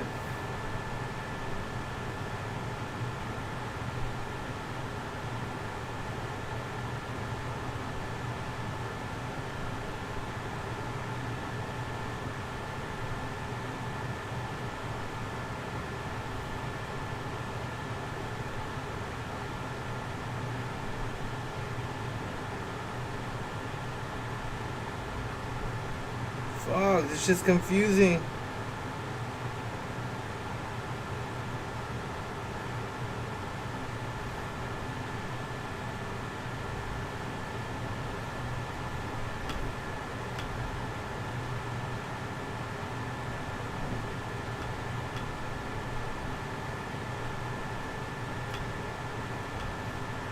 Can't really see it.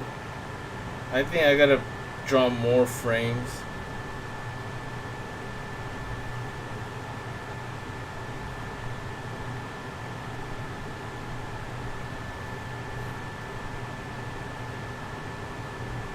Oh, I can't, like, draw with this thing on.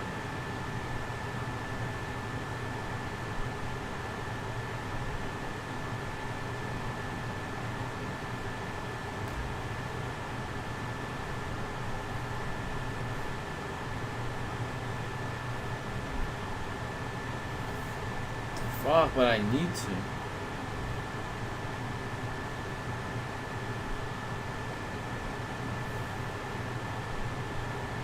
Alright, hold on.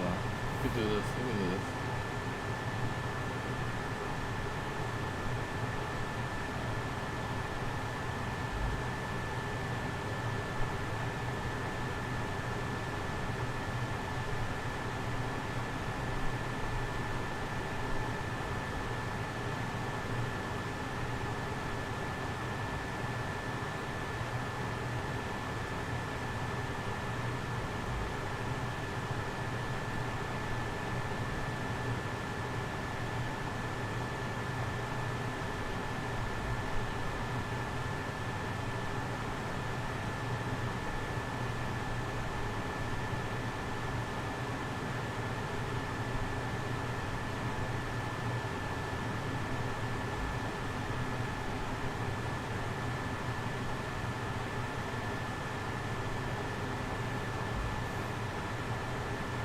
These bitches ain't loyal.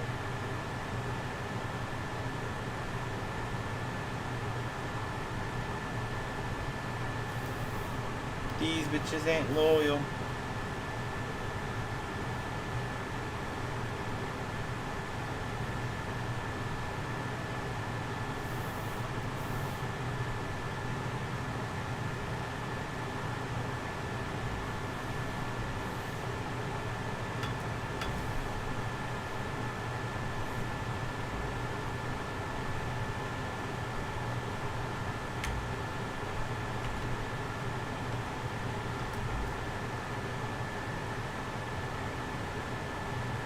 Fuck.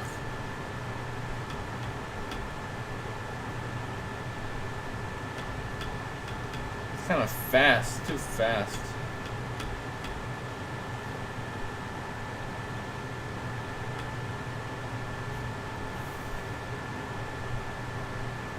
This is too fast, like this part.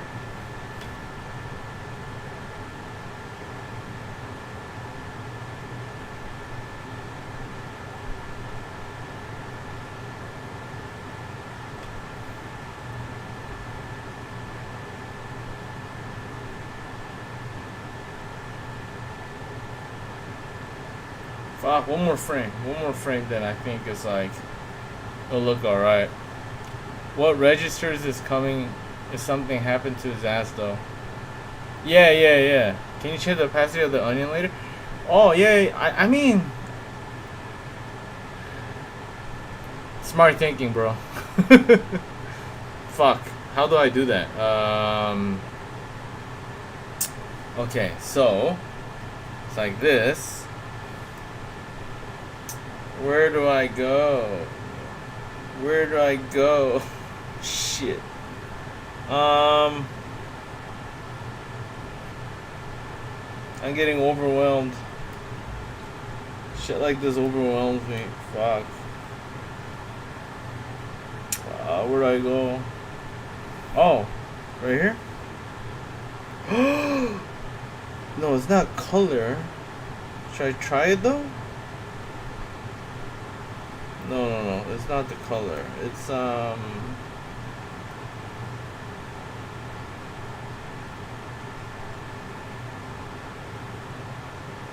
it this? I don't see any changes.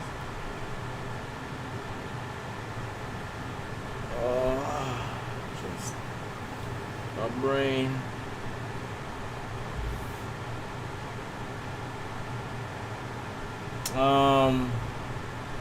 I just don't know what to do.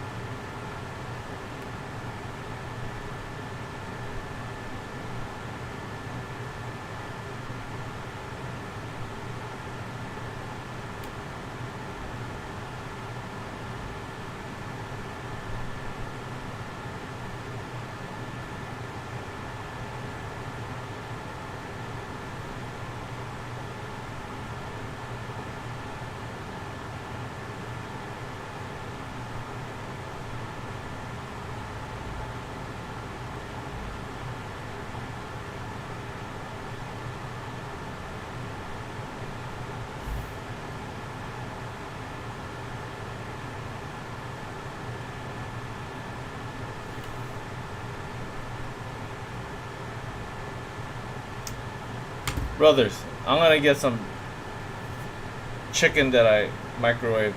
You're gonna have to bear through me eating this shit. Hold on. I'm so... Hold on. Let's watch something while we eat. Hold on, be right back.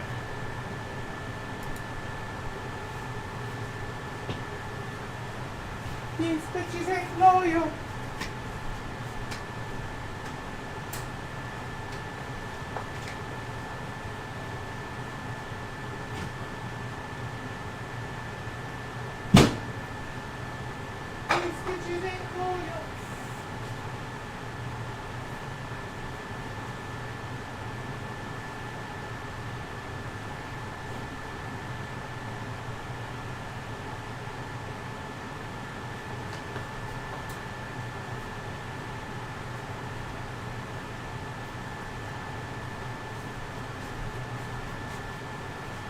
Oh!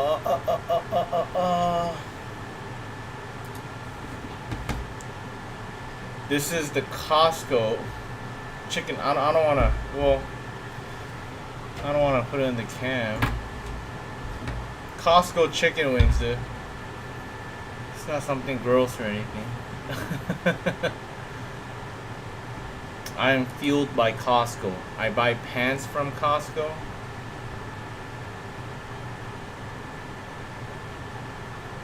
I buy food from Costco. I just want to get this off my chest, bro. I want to say I apologize for the last time I was here and I got like overly drunk. Yeah, it's all good, bro. It's all good. Because I don't want to like come you guys, you know. No, man, you're the guest, bro. It's all good. But I appreciate that. So this time I tried to stay as sober as possible, but now we at the end of where the liquor. I just want to get this off. Adrian was funny, dude. These bitches ain't loyal. Where is that a song? How come it's like stuck in my head?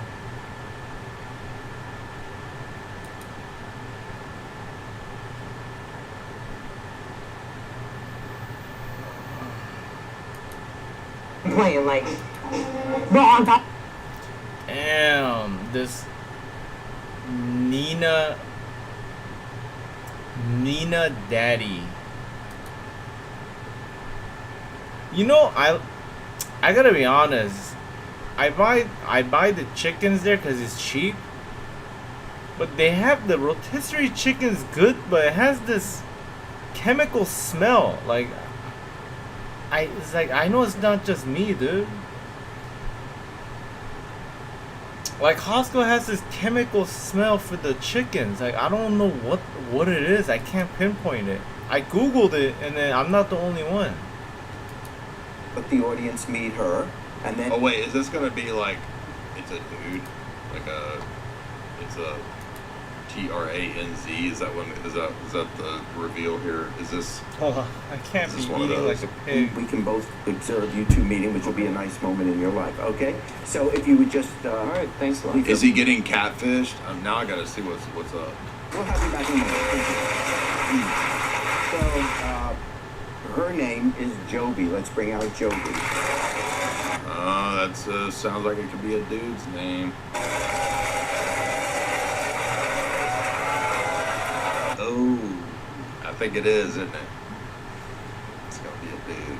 But by the way, aren't we supposed to think this is totally normal now? So wait, isn't this like racism or whatever? I haven't been there in a while. It is. Hi, Joby. Hello, Jerry. I knew it. Now come on. With that kind of a voice, he didn't know.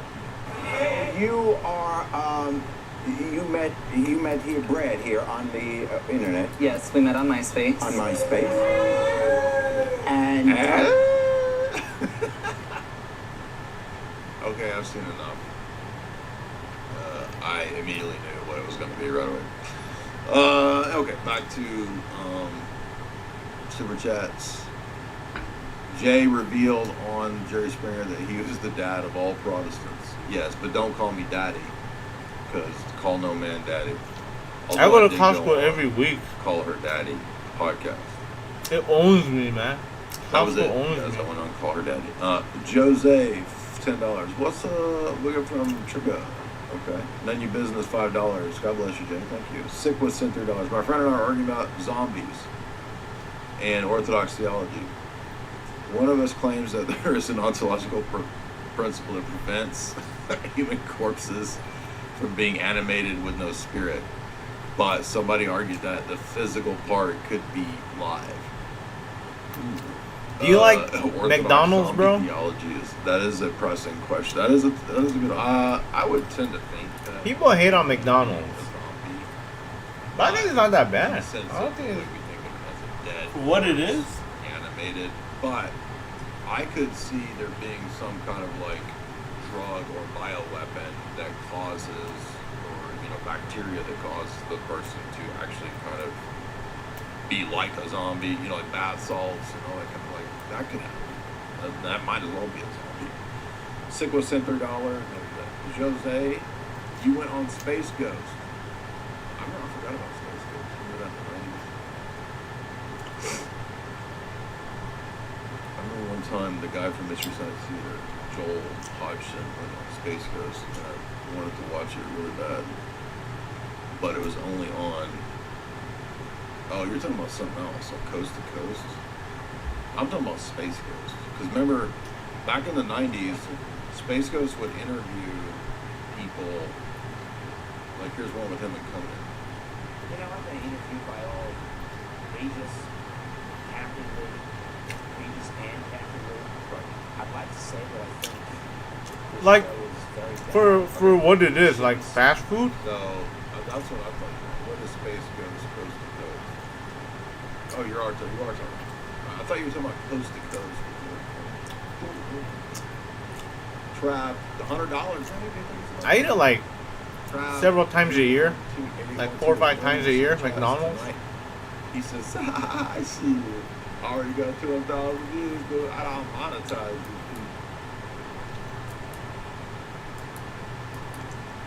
Shout out to Trav. What's up, man? That generosity. I don't think it's not. People like McDonald's is nasty. $3. This is I'm like, it's not nasty. It's like it's alright. It's pretty good. Christ and Old Testament. I think we talked about this before. We'll get the Orthodox study Bible and then read the Psalms. Costco has good deals, maybe. Also read Subscribe one day. McDonald's has good breakfast. I haven't had it in a while though. Good for you, man. Don't have McDonald's. There's a Lutheran. Once in a while though, it's okay.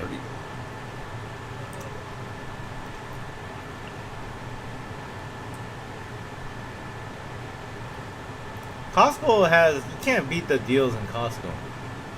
Like the sales that goes on in Costco. Let me look on the for the shelf quality real quick that they because serve is good. The author off the top of my head, but there is one that's over there that's actually pretty good. So just 1 second, find that.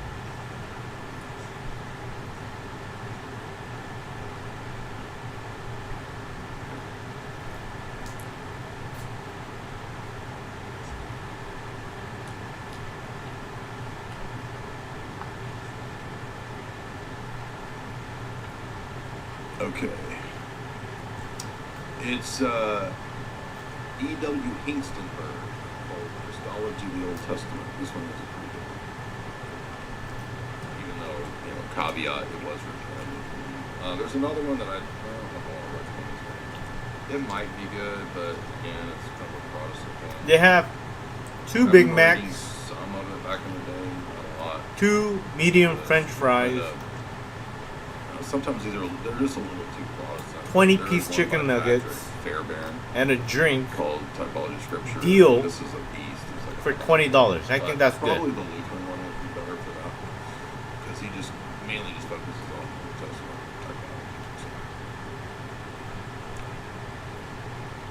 typology. 10 says for $10.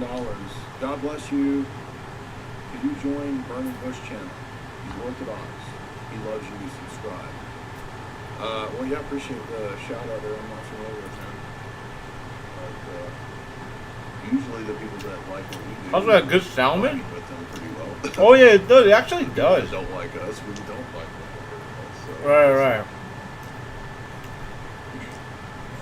I mean, everything's a bulk deal, so it's cheaper than where you get it.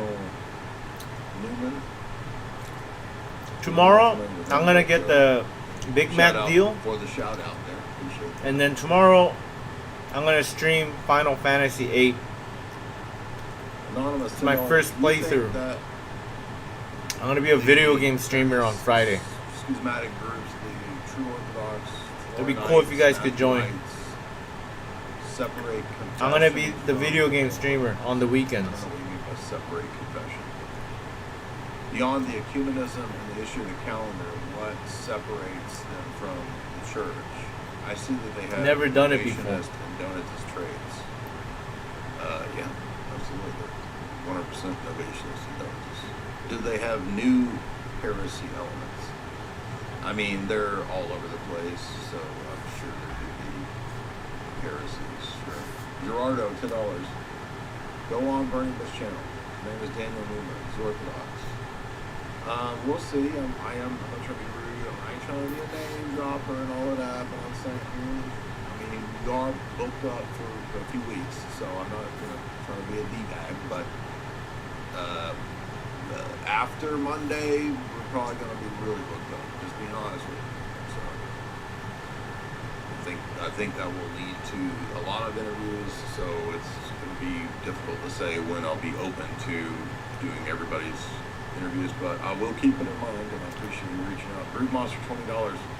Congratulations on this big show. It's very wild to see you blowing up.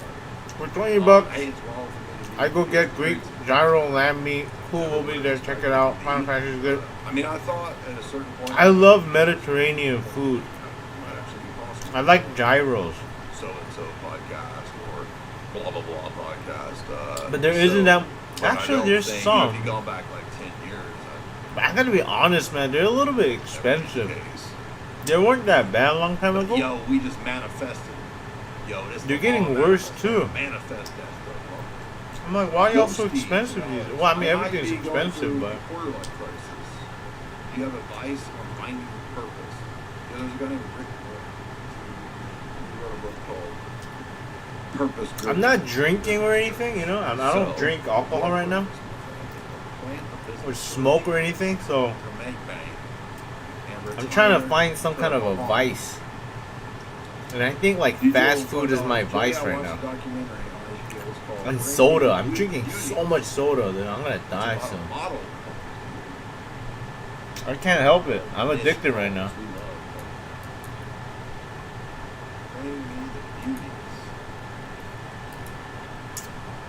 I'm a pig, dude. 32 cans of Dr. Pepper at Costco.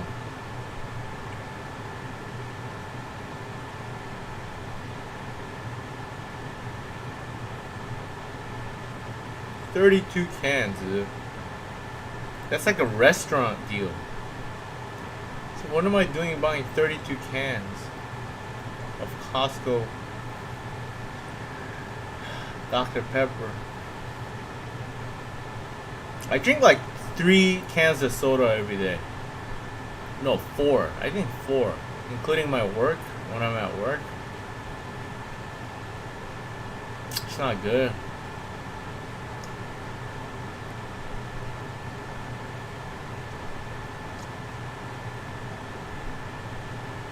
These bitches ain't loyal.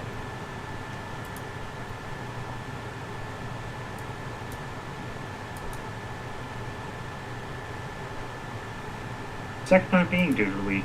Just first time I think we said GG's. So, I'm sorry. That's a lot? Yeah, it is a lot. I never drank soda. But I started doing it like this year, like 2 months ago. And I just I literally got addicted. I'm addicted now. Like, I just keep drinking. I need to have them. Yeah, it's because most Greek food places are going fast food style. It will get you the soda. I had a short phase. Don't mind it, but water is always a thing. It depends for the soda, ginger and black cherry. Ooh, that sounds good. Ginger ale is good.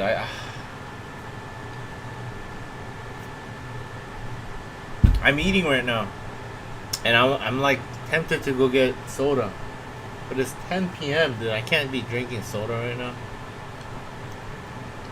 I'll just drink water.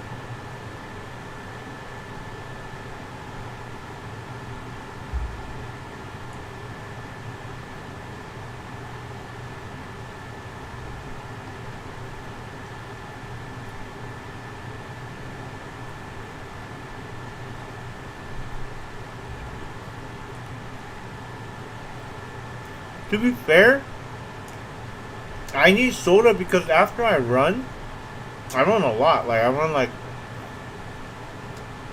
6+ miles. Like up the hill.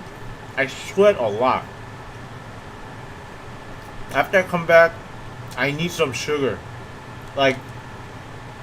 Or my body, I can't move well. Like when I'm about to collapse when I'm showering and stuff. Drinking water doesn't help either. The water tastes weird. I looked it up. It says like even bodybuilders eat some kind of like candy after they work out. So I tried it. I ran and I came back and I just downed a soda, and then like I don't feel that fatigue. It's really weird. It's like, I guess like you need immediate energy if you like sweat excessively and like kind of do a long cardio.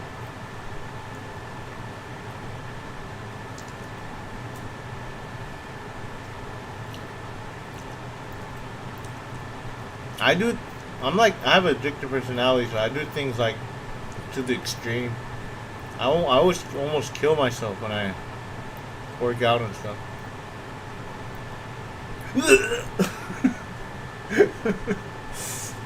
People in my neighborhood look at me when I'm about to throw up from running.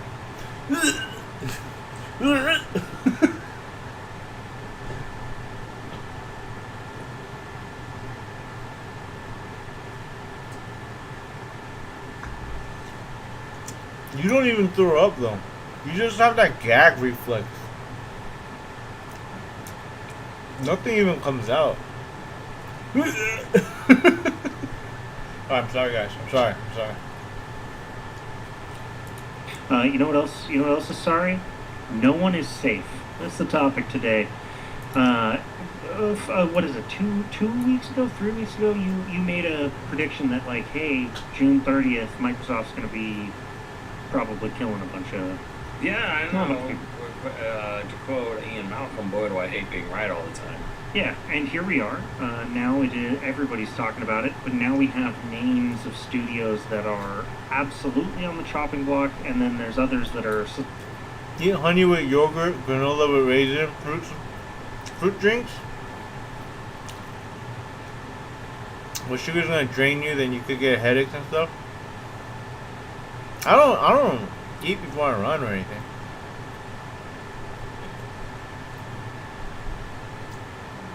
I don't know, man. I wish I had fruit juice. Fruit drinks are actually more expensive than soda. That's why I drink soda.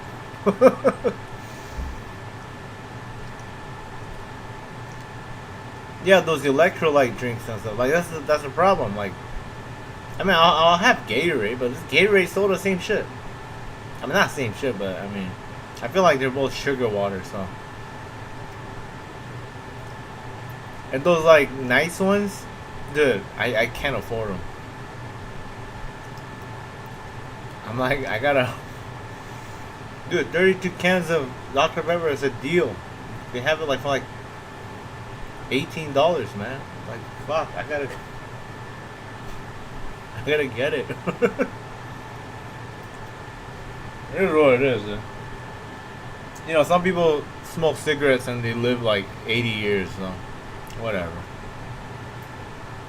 Like, eat a banana, like we're talking. I know, dude, I want to do all that stuff. When I buy banana, like, it goes bad all at once. It's not like gradual. It's like fucking avocado. When you buy 5 avocado, they ripe at the same time. So it's like, I wish they could ripe like consecutively in order. Like one day you're finished ripening, and the next day this one ripes well. Banana, all those shit, you buy like 5 of them. They go good to eat at the same time. So it's like, fuck, I gotta eat all of them at the same day or some shit. That's why I don't buy like fruits. And like, I don't like cutting the fruits. The sugar is bad if you're running. Yeah, Gatorade is bad too. Banana and anything. No, sugar is good. You need some kind of sugar. Like, sugar is bad when you do it too much. Like, sugar is actually helpful. Especially when you're like excessively, you know, working out. But one can is okay. After it actually, I mean, I experimented. I never used to do it, but recently I tried it. Put the banana in the refrigerator. Yeah, that's true. That's true. Peel it and put it in the refrigerator. I know what you're talking about. That's not a bad idea. I like banana. I like pineapple. I like banana. That's like two of my favorite fruits. What's your favorite fruits? Mine's pineapple and banana, and watermelon. I gotta go to watermelon though. Coconut water. Well, here's the secret oatmeal and the type of thing before you're running it.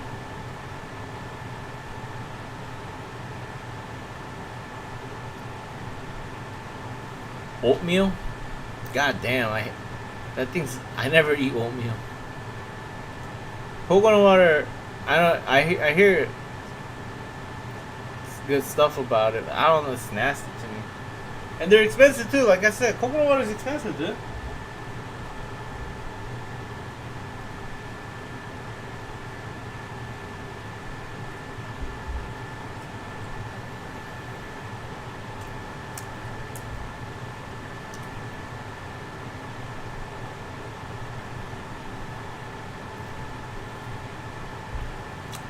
Put lemon on banana and dehydrate it?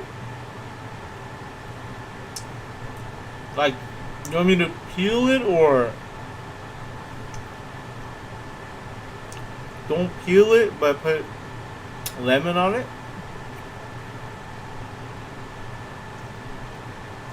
I don't know, man. Lemon on banana sounds wild.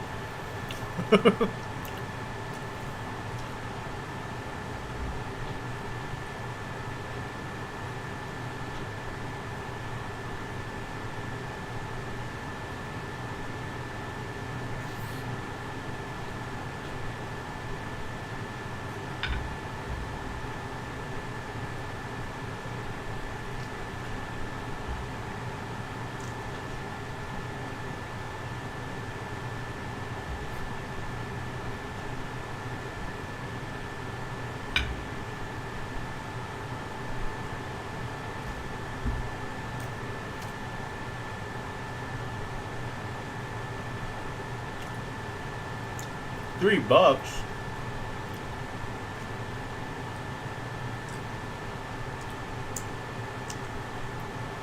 Will it look different? I never heard that before. Dehydrate a banana?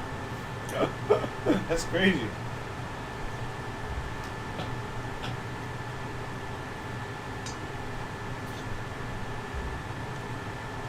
Like, I do have the lemon juice that you like in you know what I'm talking about, that $1 little lemon juice that you use for cooking.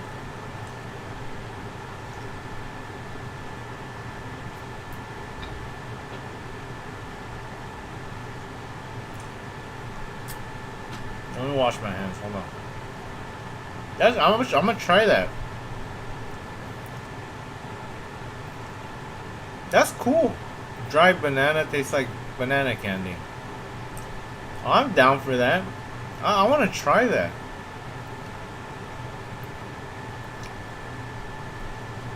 That's really...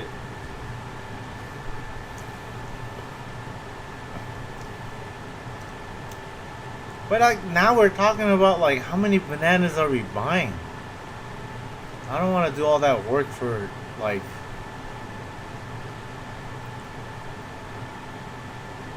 Look, I like cook. I used to cook a lot.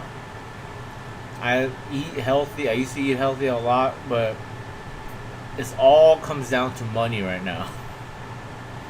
I would like to eat healthy. I would like to do all that shit. Coconut water with fucking, you know, ketamine and steroids and testosterone and sugar and whatever. I would like to do all that. Costs money. I'm just trying to get the most value. Alright, I'm a Walmart version. I'm a Walmart life right now. No, actually I can't say that. I just said I go to Costco, but no, but that sounds pretty cool. But it's like,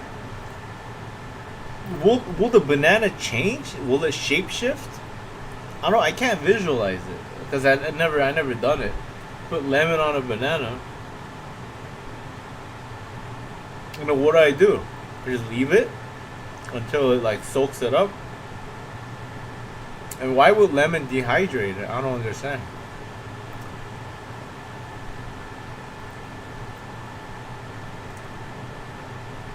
But it does cost more than butter. That's what I mean, dude. And like the work that goes into it. So like my reasoning is like I'd rather work out extra hard and then like I'll eat a little bit bad to save a little bit more money. Oh, it balances out. It's my logic. Hold on.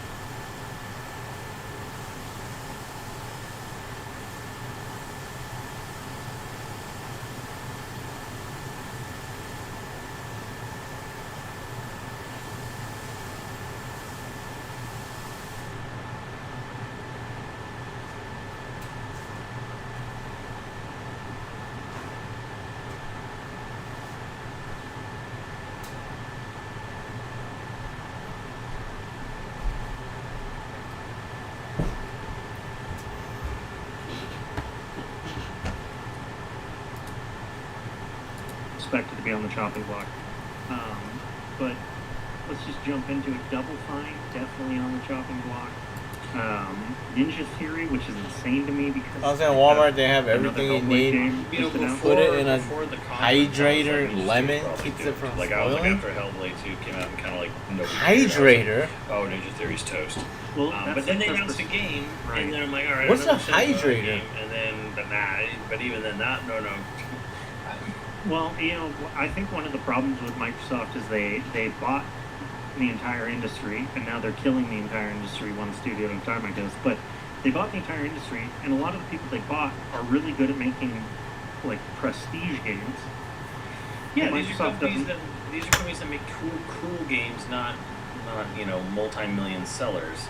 Oh, well, yeah, and Microsoft doesn't know how to market any of these games. I don't think Microsoft knows how to video game. I don't think they ever did. They had people at a time who did, like the Peter Moore era.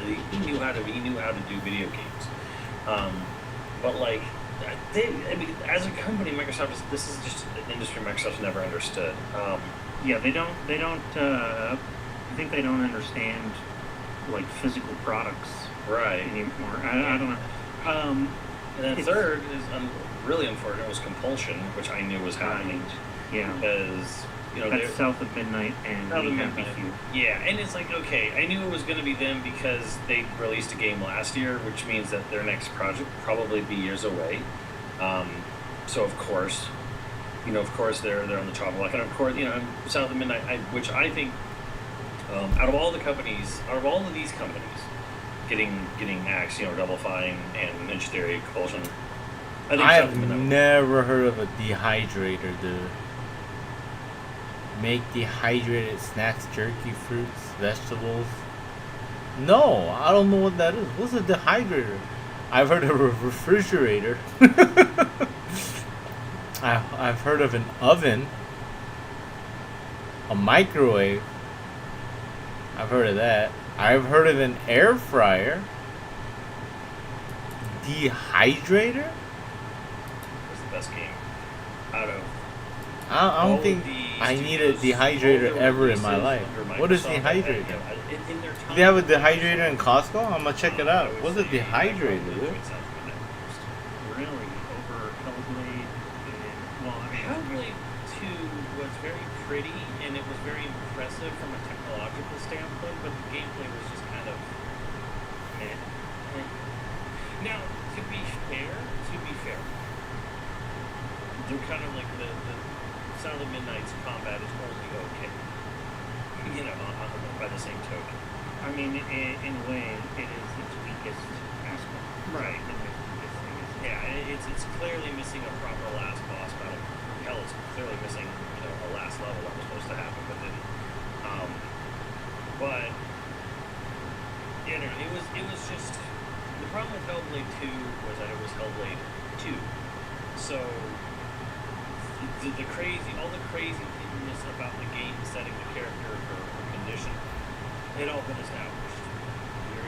All right, so look up dehydrated Costco has, and yeah, the greatest thing. Really? Yeah. I mean, There's just less because of it, you know. And now I'm sure I know what dehydrating. pretty expensive version of what you've already seen. But I didn't know it was like a thing, like the need to dehydrate, like a machine. Somebody created a machine. Let me see this shit.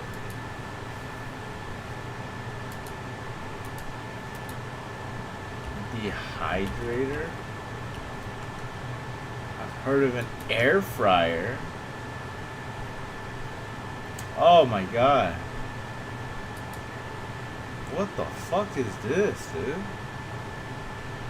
Dude, I don't need this in my life, man. I don't even have a place to put this. It's pretty cool though. Oh, fucking I see like they're dehydrating fruits and stuff, you know? That's cool.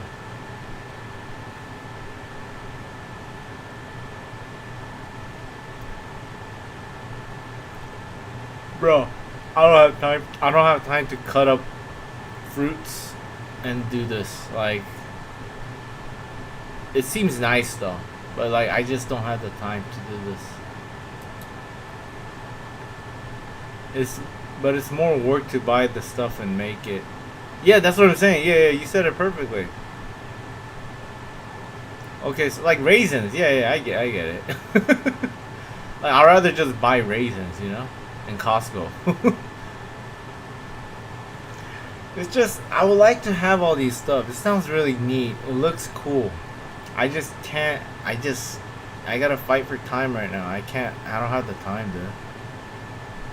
I don't have the time to wash the fruit and then peel the fruit and then cut the fruit and then like put it in the thing, which I have to buy, and I have to wait for it.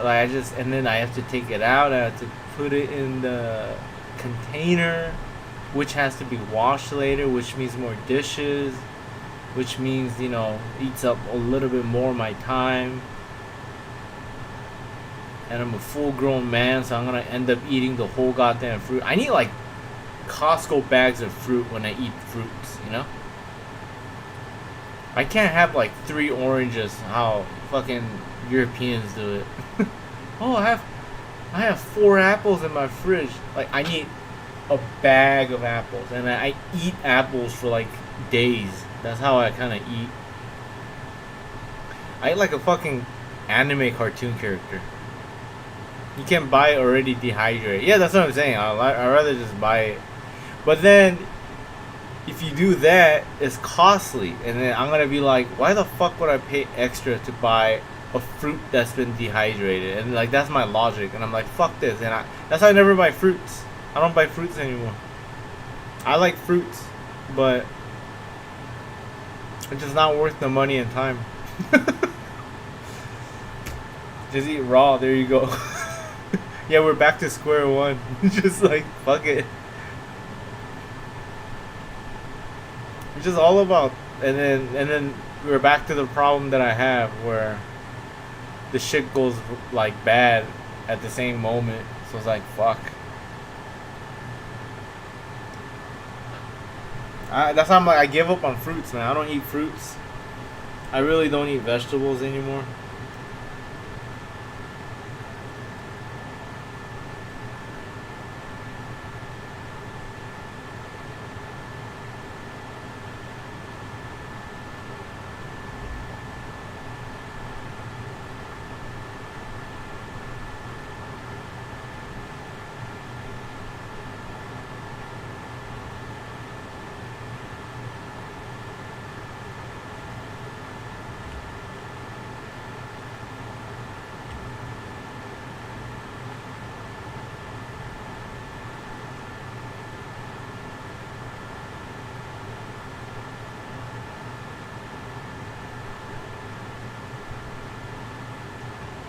Connect. You like a vicious cycle with fruits. You buy it and then it goes bad. I know what happens, but like vegetable and need it. Yeah, totally. But I honestly don't think you need fruits though. I think fruits is like it's good, but it's like I think it's more of a luxurious thing. It wasn't a long time ago. You know, they say like seafood was like lobsters was for peasants, crabs and lobsters. But now it's like a luxurious. They flipped it. It's like psyop. Vegetables, I buy frozen vegetables. So I mean that's kind of worth it. Frozen vegetables, they're not that expensive, so I do get good amount of vegetables. I used to buy them like fresh, but it's like too much work. Fuck it. Just buy frozen, boil it, eat it, be done with it. It's just a phase in my life where I can't waste time doing this kind of shit. This women shit. No. Fuck. I don't have the time. Like I gotta really weigh this shit out. It's just like if someone's doing it for me, if a WAF is doing it for me, that's great. That's how you need a WAF. But no WAF does that shit now, so like fuck it, dude. Gotta bite the bullet. Some people don't even have clean water, so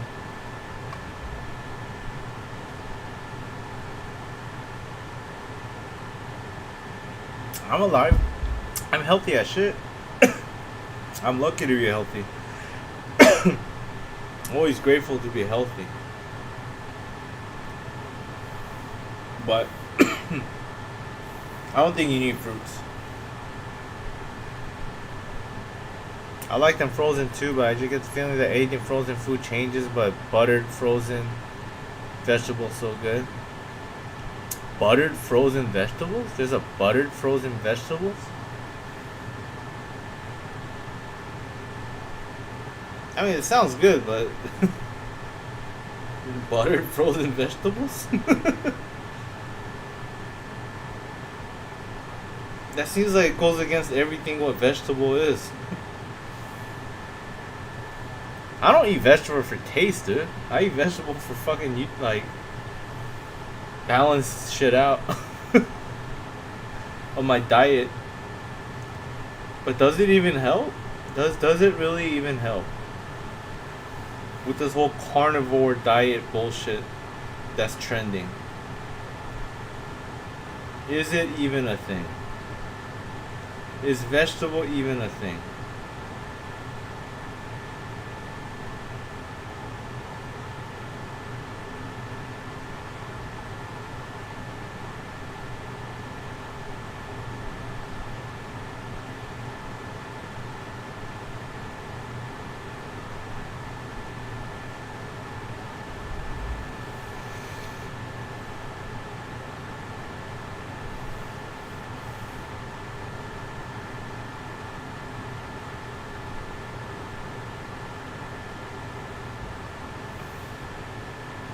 Wives I haven't had since long time, but they give you the stuff that will kill you anyways. It's bad for you. you get the disease here. You get white hairs and die of stress. Cortisol. Every disease, okay, the cause is stress.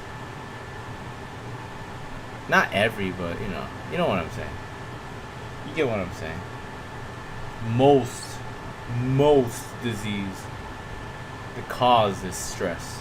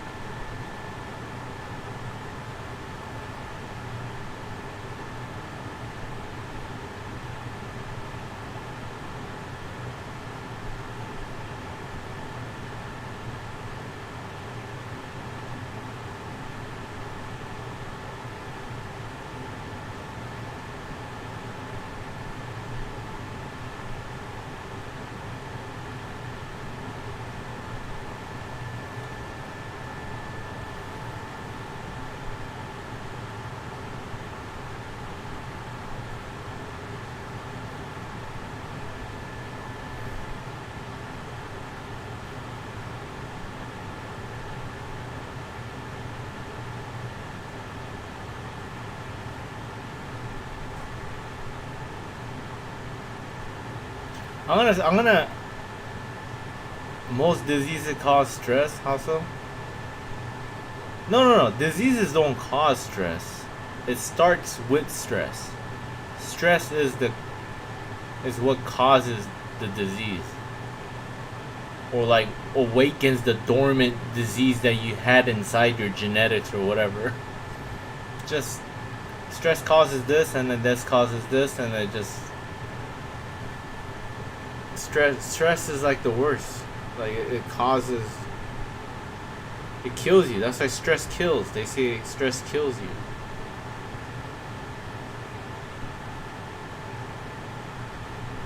That's what I meant.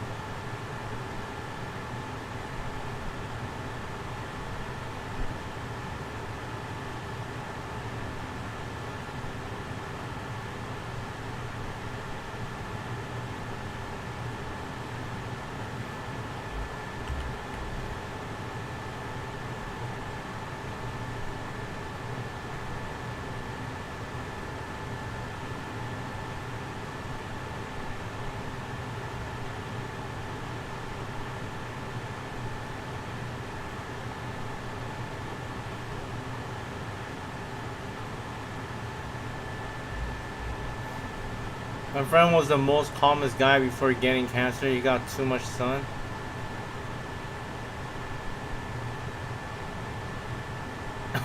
You got too much sun? You got skin cancer?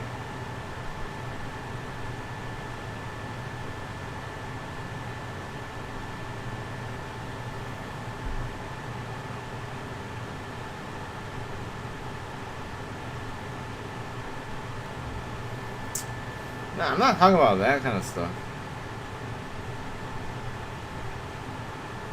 Or maybe you're stressed, dude. You don't know that. You don't know what someone's going through. You never know. You never know.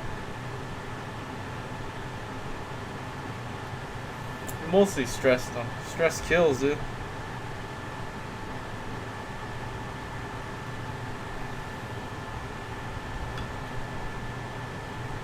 God. Alright. It's pretty good.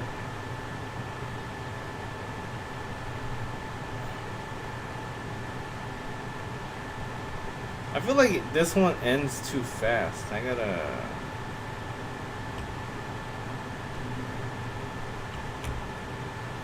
Just copy paste this.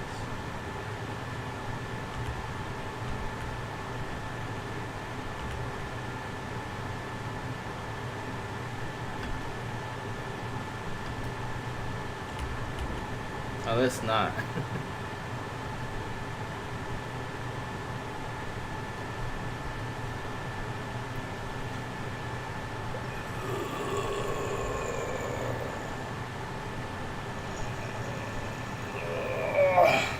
Happy guy?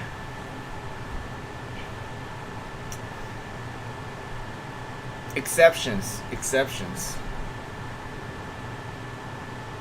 Sometimes you just eat shit.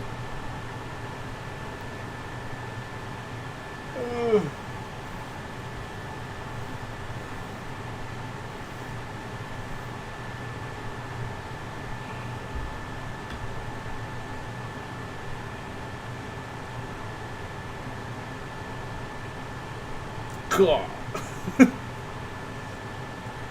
Cool.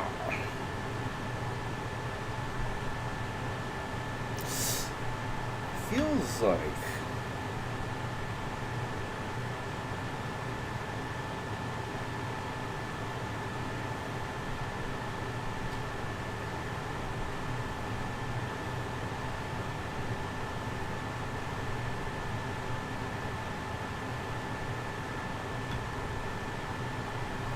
I could draw a little bit more to make it. I think it's alright.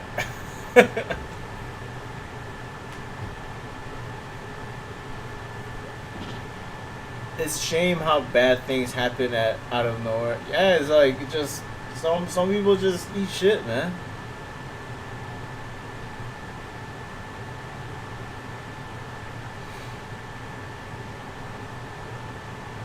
Being negative is stressing. I mean, that's subjective. Like, I mean, some people are fucking negative as hell, and then they live like the longest time, you know. And then they're happy being negative. Stressing is just like an internal, subjective thing. So it's like whatever it is that stresses you out, you know, you gotta avoid it.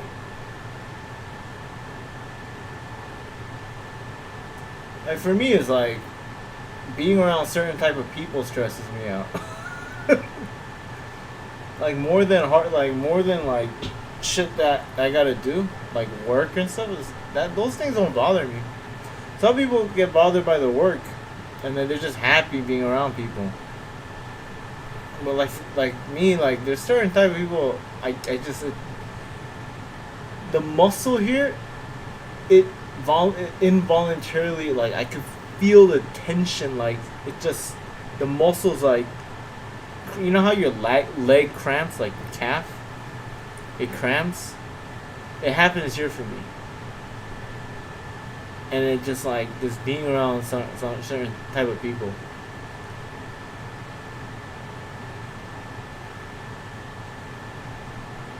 And that shit stresses me the fuck out.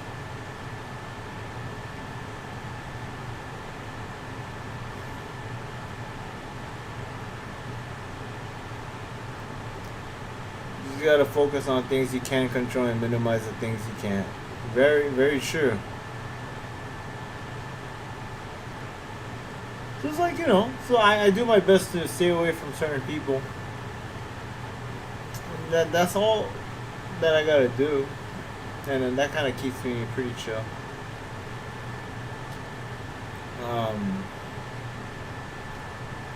Yeah, everyone's different, you know? Everyone...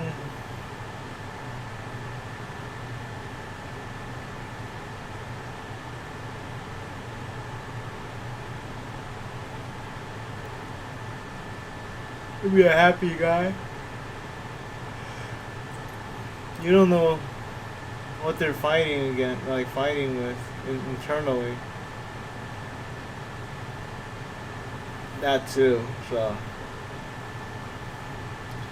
what they say about all the fucking killers when they interview the people around them? He seems like a good guy. He seems like a normal guy, but.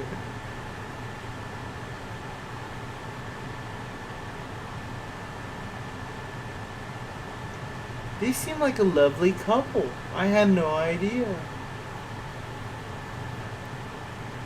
And the suicides, like those fucking celebrity suicides. He was so happy, but he killed himself. It's like, well, obviously he wasn't.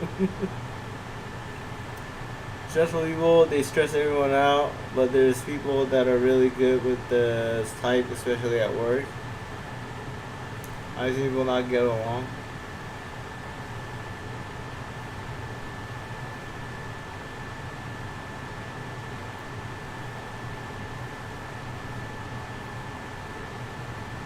Yeah. I don't know, man. I don't know. I can't really say what other people are feeling. So I can't say anything about that, but I'm just saying. For me, it's just.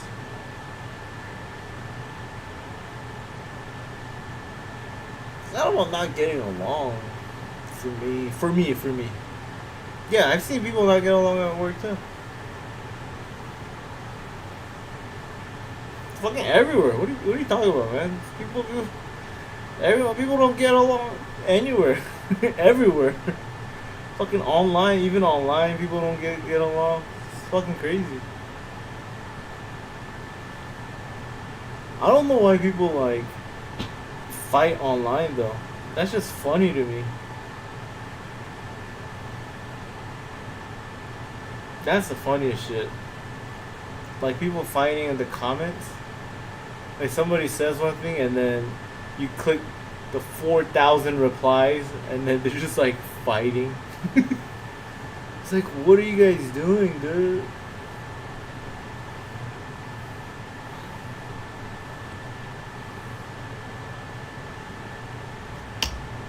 You can't help some people, man. I make some, like, I make like those, I just yap on my shorts and I try to say positive stuff. And I had some comments like, oh, it doesn't work. I did that, it doesn't work. And I'm like, yeah, okay, just be depressed forever then. Just be depressed forever. There's no cure. And then he tried to flips it, like this dude flips it and goes like, what an immature thing to say. And then he went on, I'm like, what the fuck does this guy want? Like, you don't want a solution. You're just complaining that you can't do anything about it. So I said, don't do anything about it. And he's saying, I'm immature for saying that. I was like, what the fuck is this guy talking about? Block. Goodbye. You're shadow banned. They're always not in a good mood and drain others because of how they get all the attention due to outward mood and behavior. Don't take stress to your work, but always the same.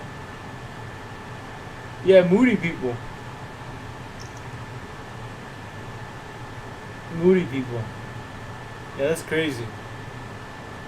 Those people are like, you gotta walk. There's a term, walking on eggshells, right? You gotta be careful not to piss them off and stuff. Moody people. It's just maturity. Those people who can't control their mood is just literally the word immature.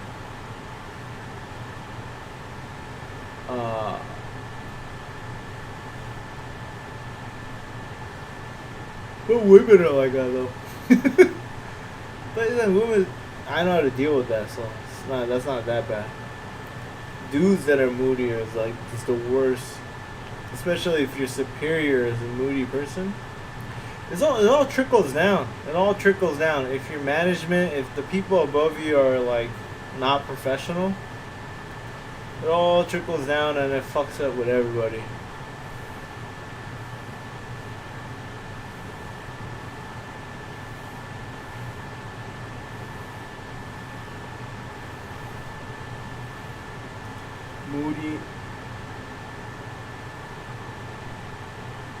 Moody and projective, they are just hard to work.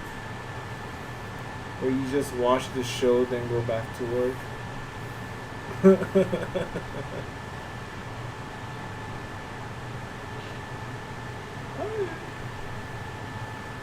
Yeah, if it doesn't affect you, I mean, it shouldn't affect you.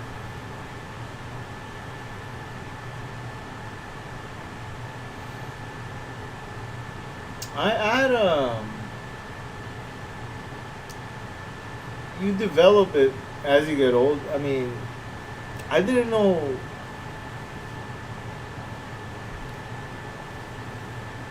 It takes finesse and like life experience to deal with those kind of issues. Like, you can't teach this shit in like anywhere. It only like life experience teaches you how to deal with like moody people and those type of just fucking just maladaptive, like this psychopathic people that you're kind of stuck with.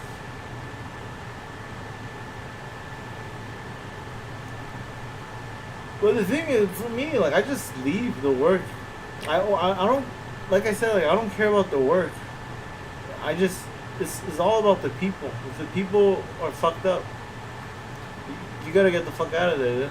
Like, stress isn't caused by the work, unless you fucking hate the work. But it's the people that fucks with you.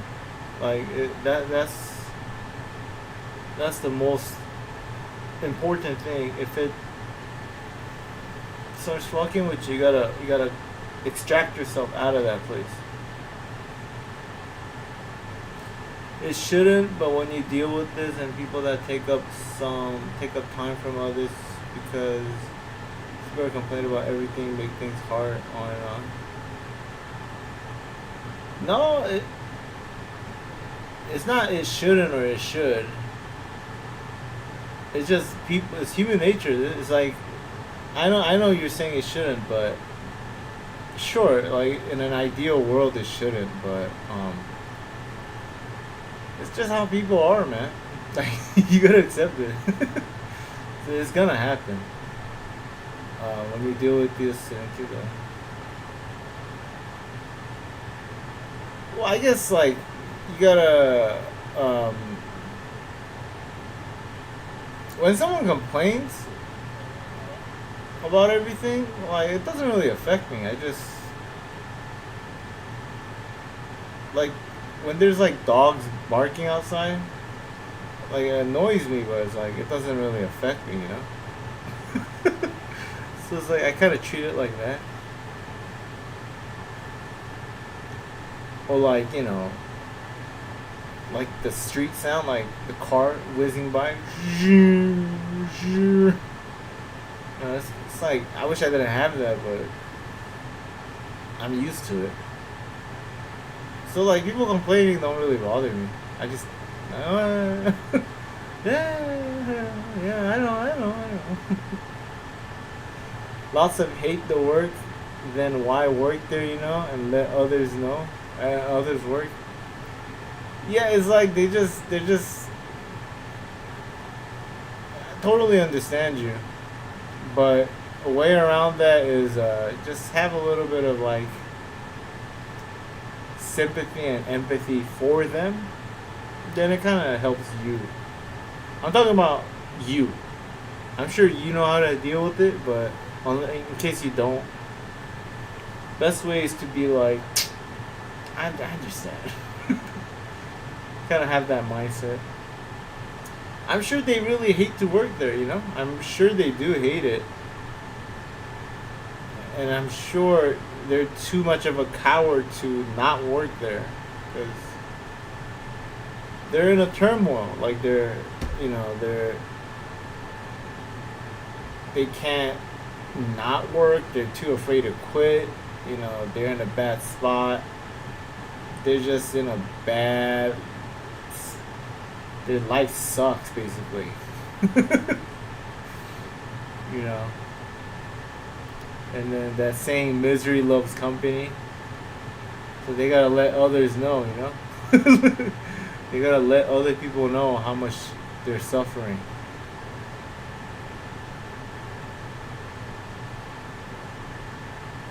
But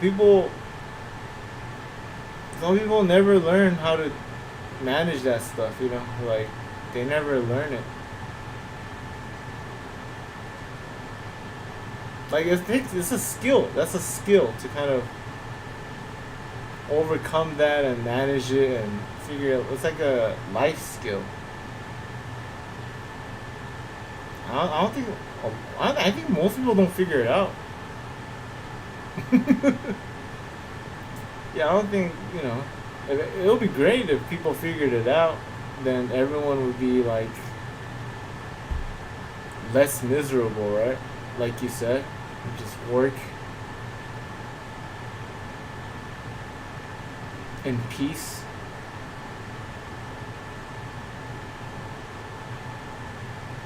Yeah, it shouldn't. It shouldn't be like that. Like you said, it shouldn't, but dude, people are flawed, man. They're a mess. Ooh.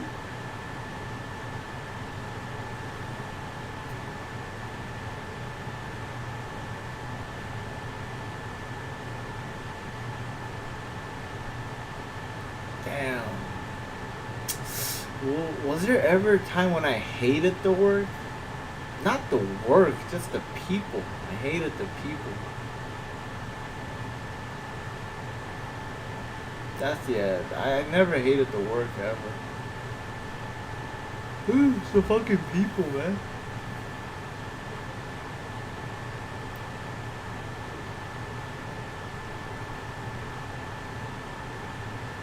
People are sometimes scared to just do it on their own. What's funny is, yeah, it's scary, you know.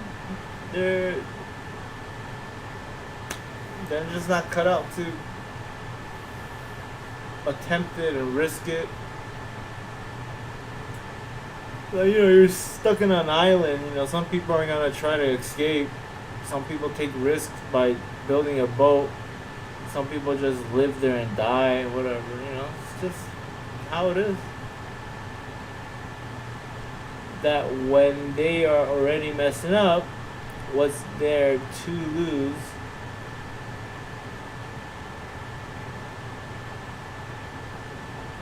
Do it outside the box and see if anything will change.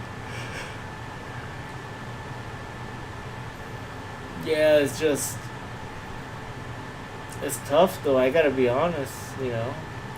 That's why not everyone makes it.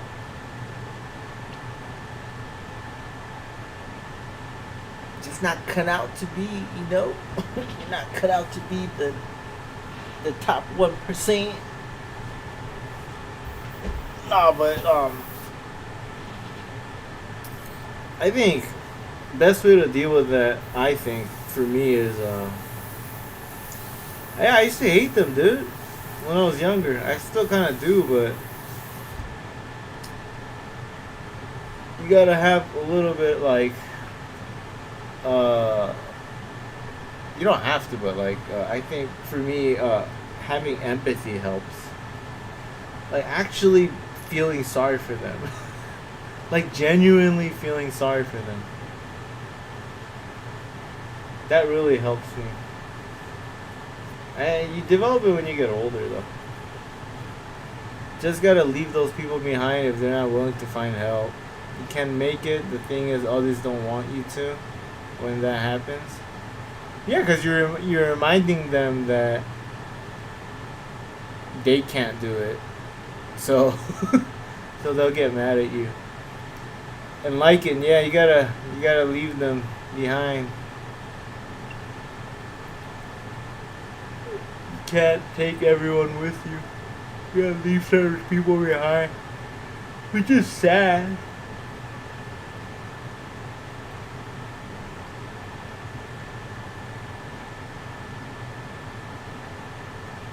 You can make it. The thing is, others don't want you to. When that happens, just know you are doing well.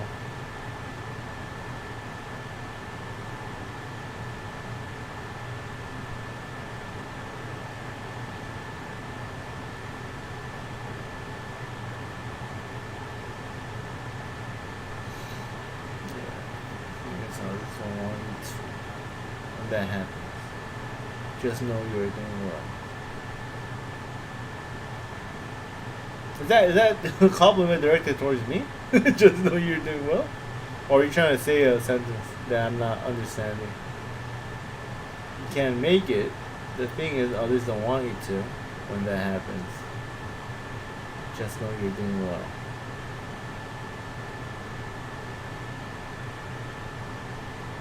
Are you saying, like, they don't want you to know, like, they don't want you to do well? Hate. Come on now. Hating is fun. I gotta be honest. It's human nature. I don't know what it is, but hating is fun though. It's like a fucking sport.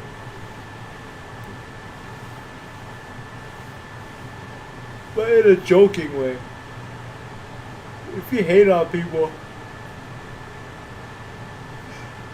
like the Kardashians, I don't know why it seems okay to do so. I guess it's because they're doing well, so it's okay to hate. Like, they're not suffering. But how do you know that, right?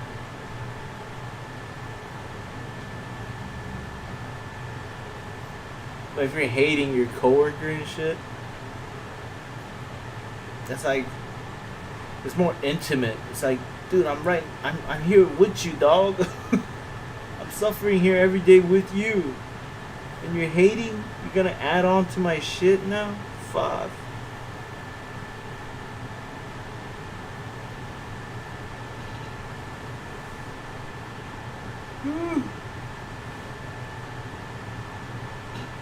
Hating, I don't get it.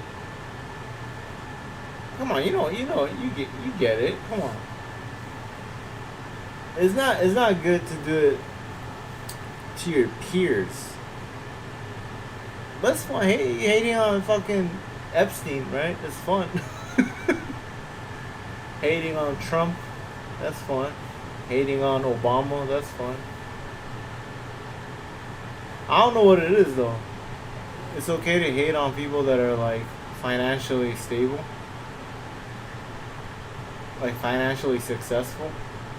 I guess it's okay to hate on them.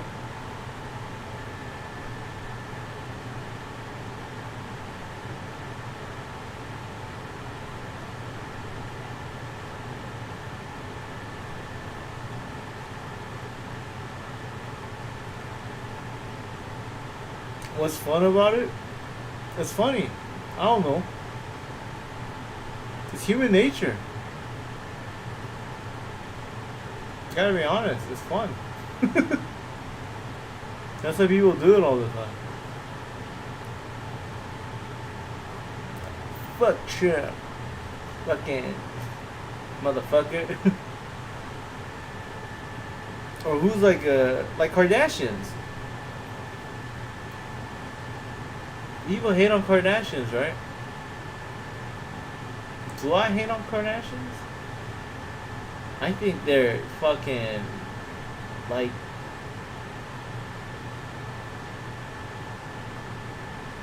you know what it is though? It's because they're shoved down, they're like, Kardashians was shoved down my throat. Like, I didn't know about this person until like, just everywhere I go, they're just fucking invading my brain with the advertisement.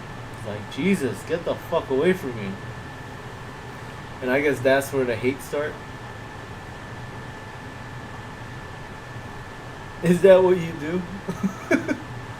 Yeah, man. Hate.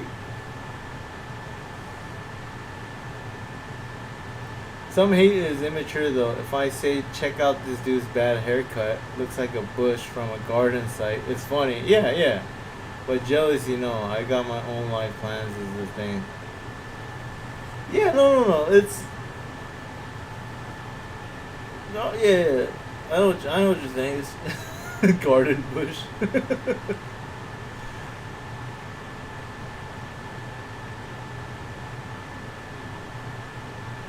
I guess,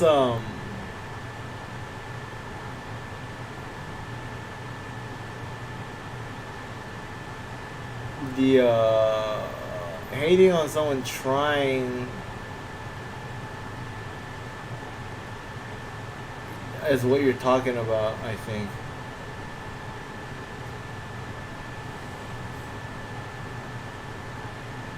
But that's not really hate though, that's a joke.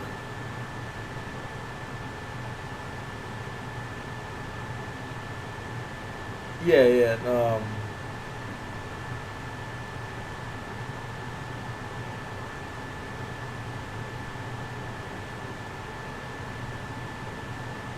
I guess it's like a fine line.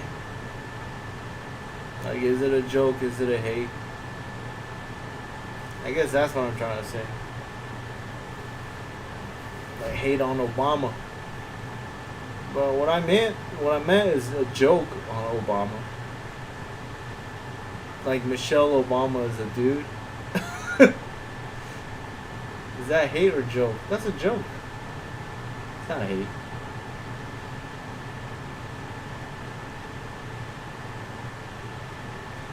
But yeah, hating on someone's like endeavor, like they're trying something. I never understood that either. I never done that. Oh, that's a bold statement. I never done that.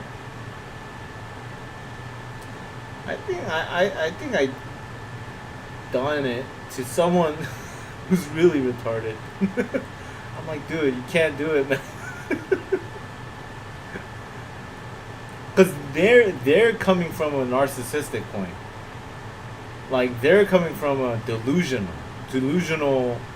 but everyone's delusional, I get it, but in that sense, I have done it. I have done, like, yeah, dude, you're not gonna make it. But that's to friends and stuff, not random ass people. But let's say people are all up and down a mountain on a different spot. Everyone has different plans to do different parts. All that. No, I get it. Like, you got your own. You got plans. Yeah. I get it, dog. Yeah, some sort. Yeah, it's just different point. Yeah. Some people have connections and stuff.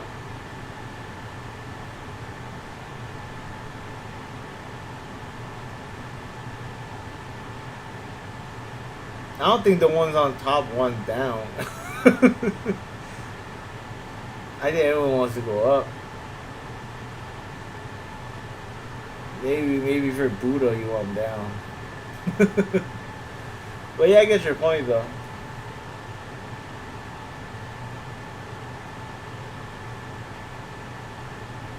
Hate is like when you despise something so much that you start to act hostile towards that thing.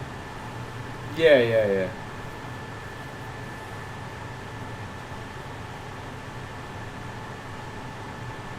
That'll really suck if someone is really hating when you're trying to do something.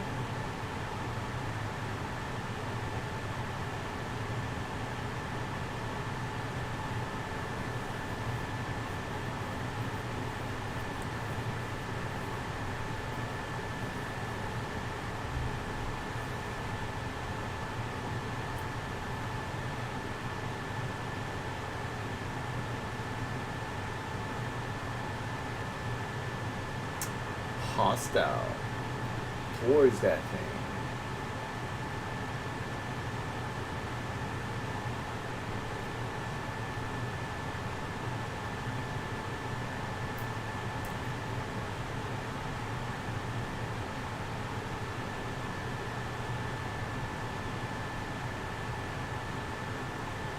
But I mean, it's like, it's easy to avoid.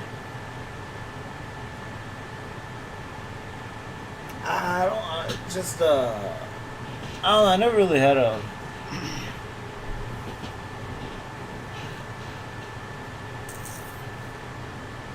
the thing about this issue is that the more you think about it, the more damage it's gonna do to you. Like, if you like analyze it, like, why do they hate it, or why is this person, like, you keep analyzing it, it's gonna make it worse. Like, the best thing to do is just not think about it. It's weird. It's like what is that? Quicksand? You know that quicksand? If you try to get out more, it sinks you even more. More movement causes more sinkage.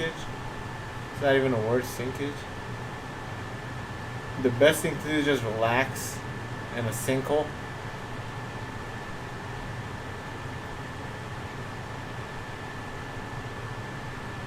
Well, it's a problem. I should not have to, I know, but it's what you see.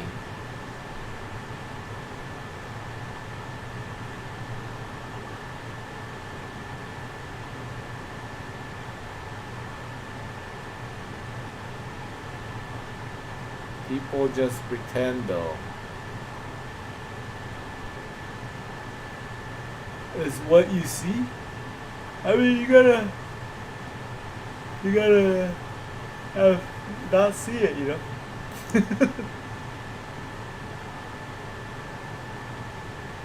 just you're focusing on it. Just don't focus on it. It's like, don't think about the elephant in the room, and then you think about the elephant in the room. I get it,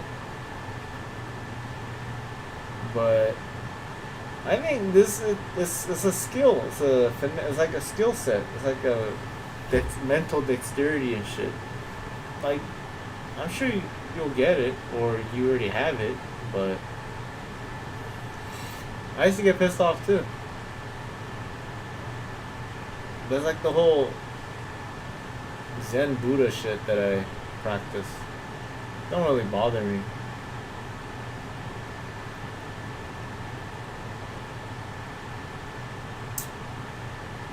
Well, you know,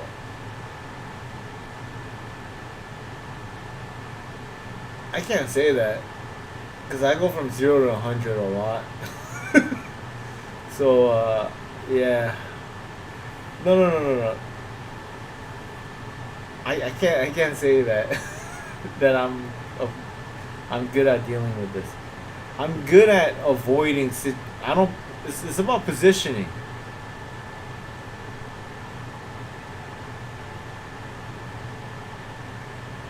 No, yeah, right. So I realize I'm not a saint, you know. I go from 0 to 100. Like, that's kind of how I operate. I don't have this build up. I go 0 to 100, and just like, I fuck it.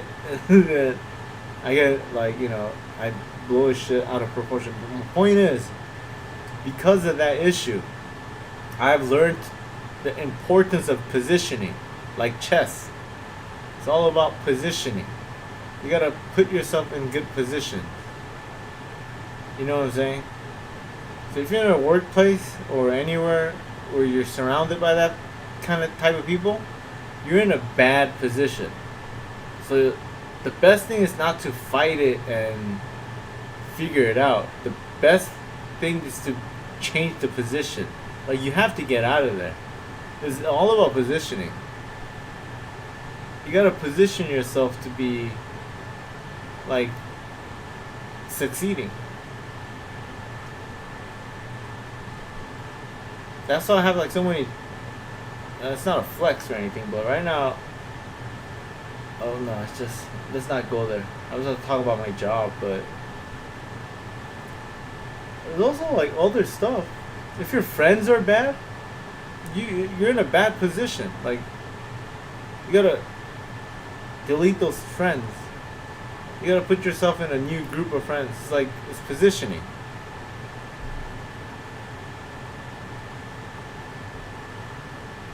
Yeah, that's how I kind of treat myself now, and it's working out well. It's like, even though the money was good at some places, like, it was a bad position for me, because I know I was gonna fight with this dude, or I was gonna get in trouble. So it's like, if you, let's say you're born in the hood, like in the ghetto, you're in a bad position. It's not like, you can't change the thing around you.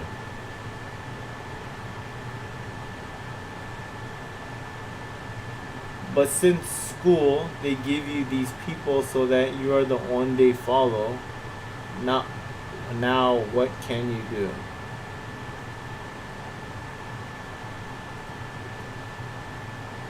They give you these people so that you're the one they follow. Who's following you? I don't understand that. Someone's following you? Like, the negative people are following you? You gotta cut them out, dude.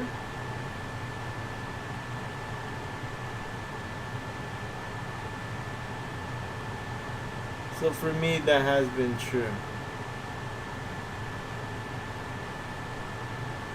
These scenarios where people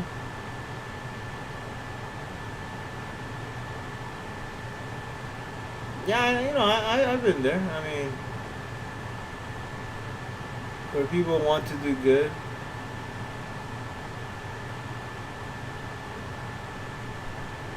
So they say,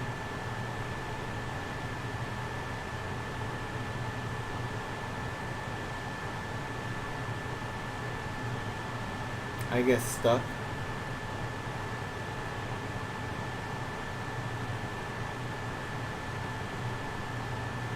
With just trying to do my own thing. And they say, wow.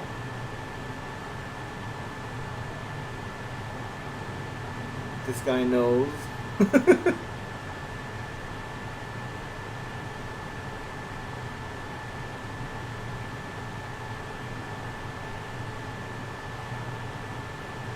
Put these people with him.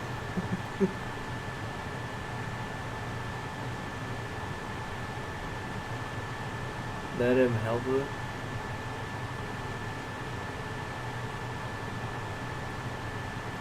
Let me read that one more time. These scenarios where people want to do good, so they say, I get stuck with just trying to do my own thing, and they say, wow, this guy knows. Put these people with him and let him help.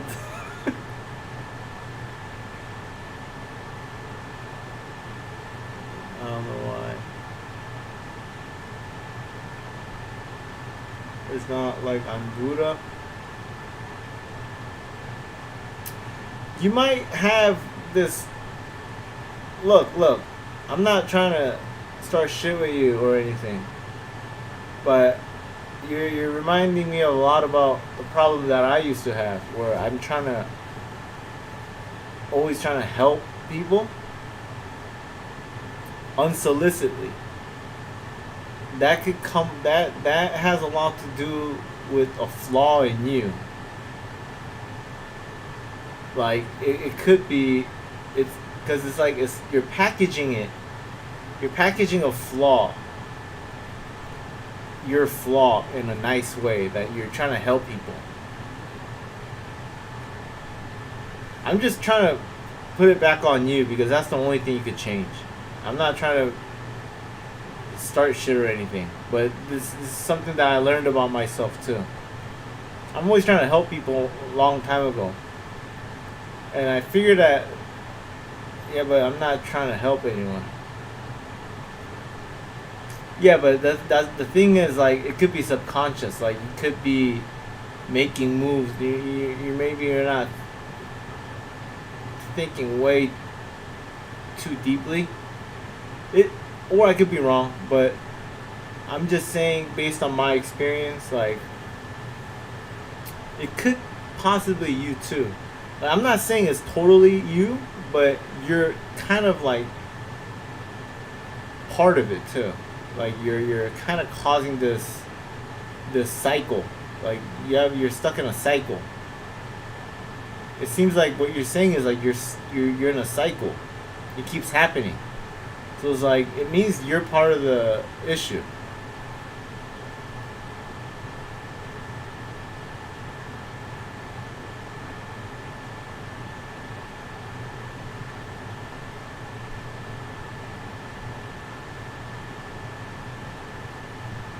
They like the manner I do things, so they say, well, let's put these people that don't want to, and you can't. But who is who is putting these people in your life though? I don't understand that part. I get what you're saying, but who's the one that's putting them in your life? Like, who has the authority to do that? I remember in school the teacher, all kids nobody liked in groups with me because I got along with everyone.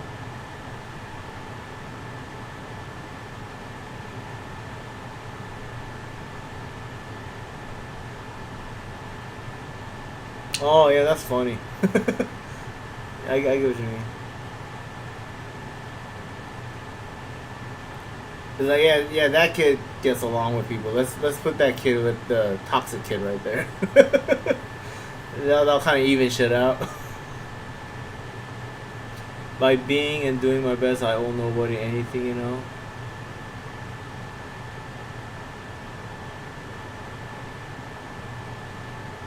So school, work, and other interests, it happens a lot. But like, I don't understand why, like, who has this authority over you? You're kind of relinquishing, like, the way you're talking, like, you're kind of relinquishing your power. Like you don't have a control over this. So if that's the case, like, who has the authority over you to put you in that position? That's what I'm saying. Like I said, it's about positioning, right? And the thing that you're talking right now is you seem like you don't have the authority and the, like, someone's in power over here. Like, that's not you. So I'm just trying to figure out who is putting you in, like, who is grouping you up with these people.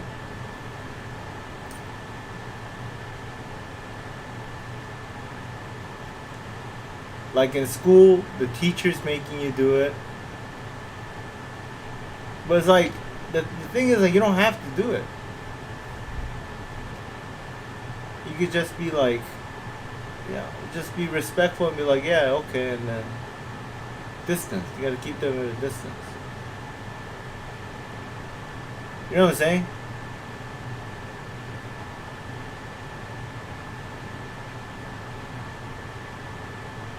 It's like, it's a, you're not obligated. I guess that's what I'm trying to say. You're not obligated to help these people.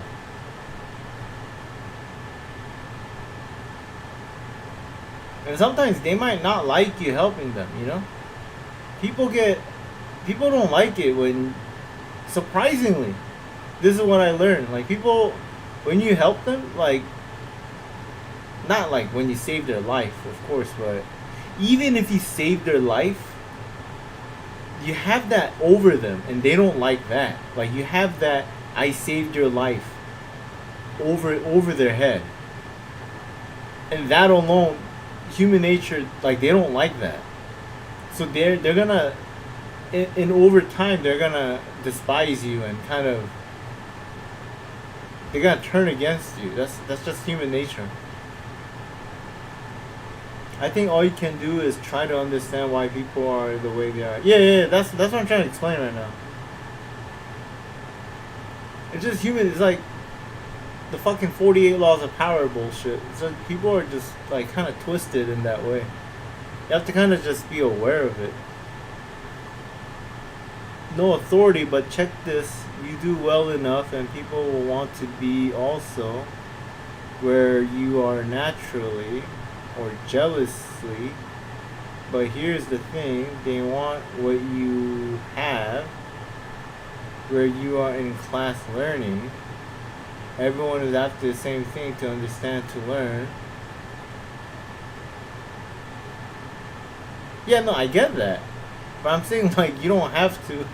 That's how they are. Yeah, I'm just saying, like, you gotta really just accept that without judgment.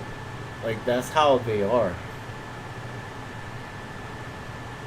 Like, everyone's in it for themselves. You know what I'm saying?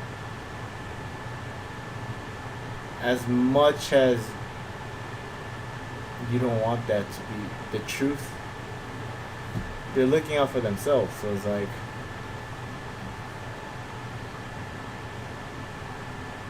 we can't just play stupid until they leave you alone. That's what I do a lot. Yellow Lycan knows. Lycan knows my method. You can't. You gotta have.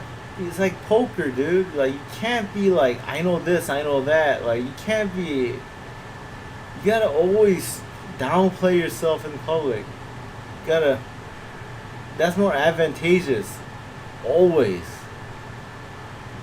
to not play your full hand. Like, always act like you're a little bit less.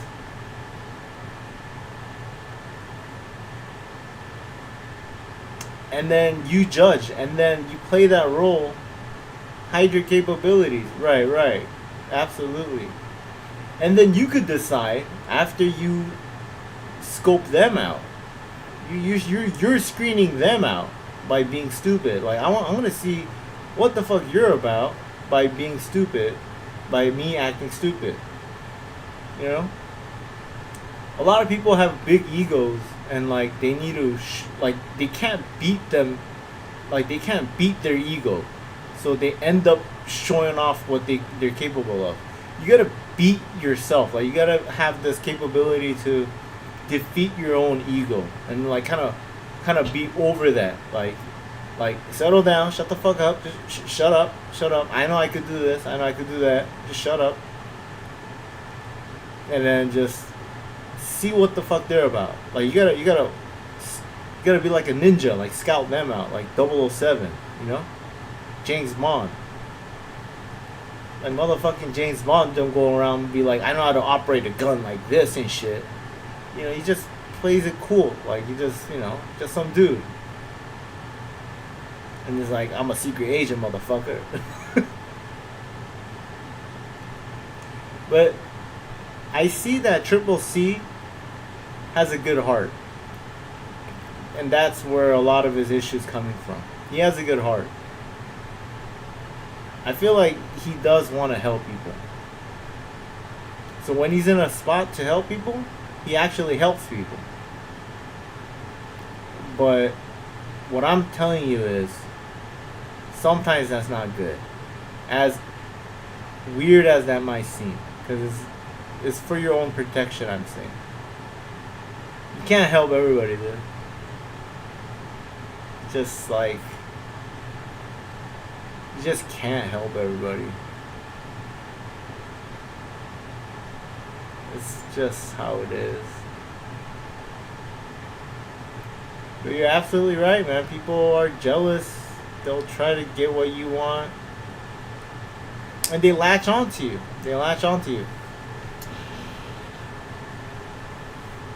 Otherwise, I would not have been customer service, man. Yeah. I mean, you seem like, I could tell you have a good heart. But I'm saying, that could be your downfall. You know what I'm saying? It's like, you gotta be kind of high enough to see that in a objective way. Like, you could be too nice. Just gonna kill you. And then, the game is, you gotta protect you first. So that you could help others. You know what I'm saying? Like, you gotta live first so that others could be helped by you. I know it's, you know, it's like a male fantasy to be sacrifice yourself for the good of the world and for the others. And you gotta be selfless. That's like a fantasy. That's like a male fantasy. Like a hero fantasy, right? Everyone has that. I have that all the time. I dream about like fighting off like robbers at workplace, you know, and then all the people at my work are like, wow, he's so great. He's such a good fighter. Like, I have these weird fantasies when I'm driving home or taking a shower. Like, I go to like local 7-Eleven and they're getting robbed and I'm like, huh, huh, huh. And then I save them and they're like, wow, what a great guy. And then I'm on the news and shit. Like, I still have that fantasy, dude. You shouldn't be nice, you should be kind. There you go. Now it's like I tell them I don't do anything out of the ordinary. Very good, yeah. So here's an example of something I experienced literally today at work. So at work, I was learning, like they were, you know, training me to do this, like this program, and then like, I don't know, like I could have said like, oh, like this, like that. I know how to do that. I know like this. But I had to keep telling myself, shut the fuck up, don't say anything, just learn, say yes, just act like you don't know, learn, shut the fuck up. And I was saying that 50% of the time, and I was listening 50% of the time. So it was like, it's hard, man. You gotta defeat that ego. Like, I know you want to show off like your capabilities, what you know.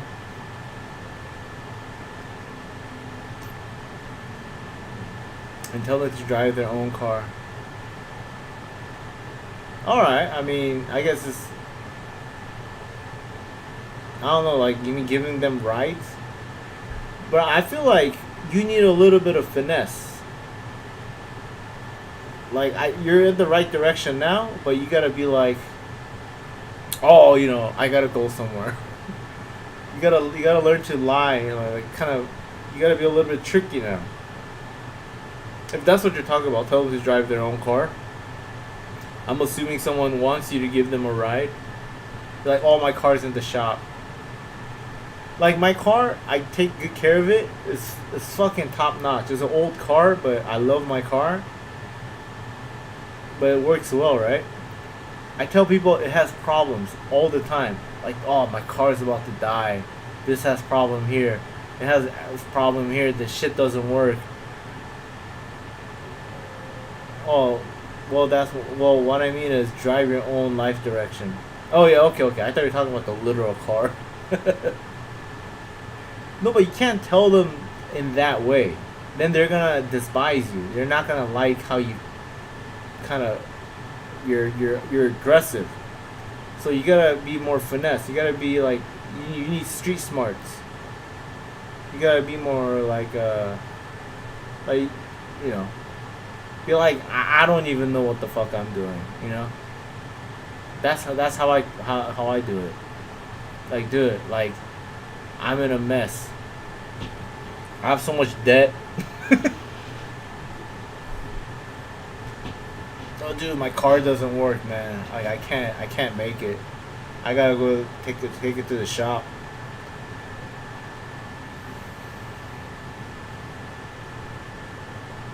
Dude, I gotta go to the doctor. I got asthma. I think I got COVID.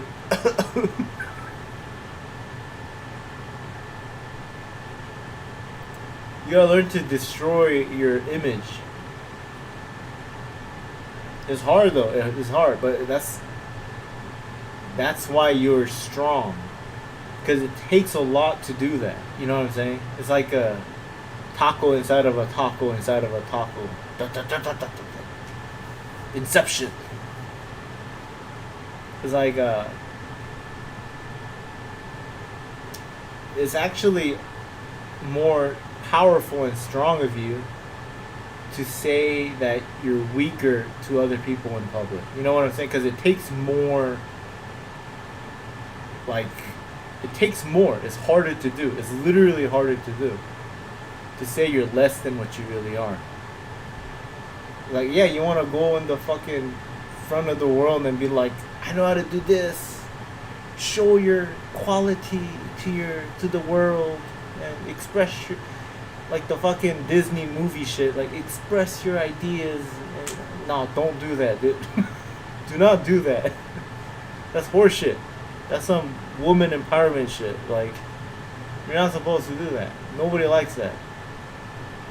And if you do that, people are gonna think of ways to bring you down. Like, they'll be like, fuck this guy. Who the fuck does he think he is? I'm the opposite of that. Like, you keep it to yourself. Because that's the way to do it. It's hard to... Oh, you mean it's like it's easy for you to downplay yourself? That's good then. You're slick. You're slick. You gotta be slick.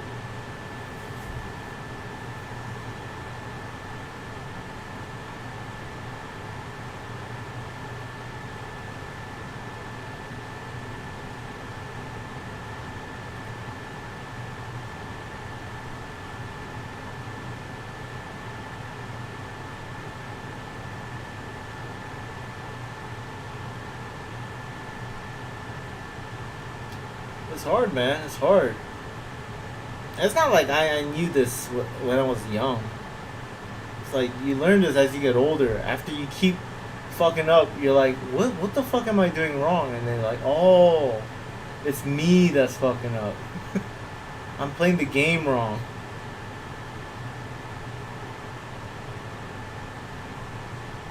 Like when too many people ask, it's stress, so no real consideration is given anymore. Is the thing, but look at artists, man. Finch and say, Lee, you want to be like them, or you want to be better than yourself. Get them to see what they will never be, you or anyone. They have to be better than themselves. Sure.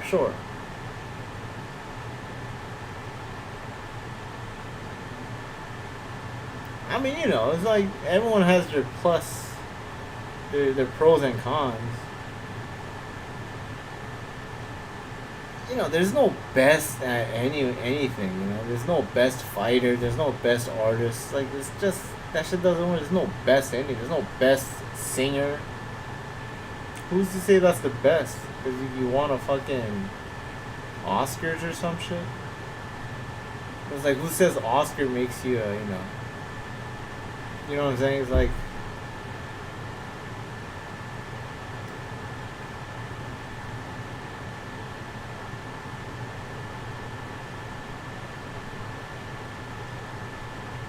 I don't have to apologize for being me. Yeah, but like, who are you apologizing to? Like, no one's. You shouldn't even be having that conversation. Like, there shouldn't be any apologies. Like, I mean.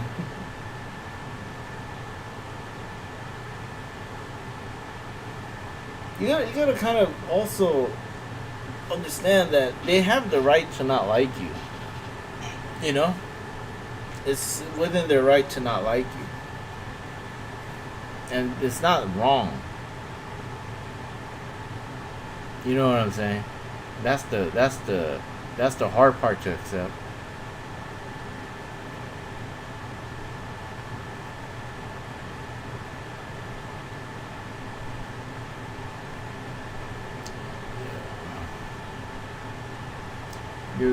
Just to see where you're going without anyone telling you. Yeah.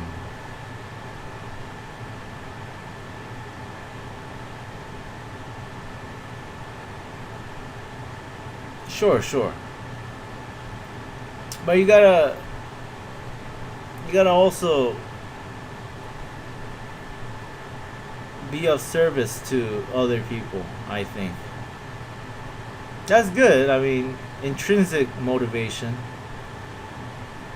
Be better than yourself than yesterday. That's a lifelong journey, that you do that until you die.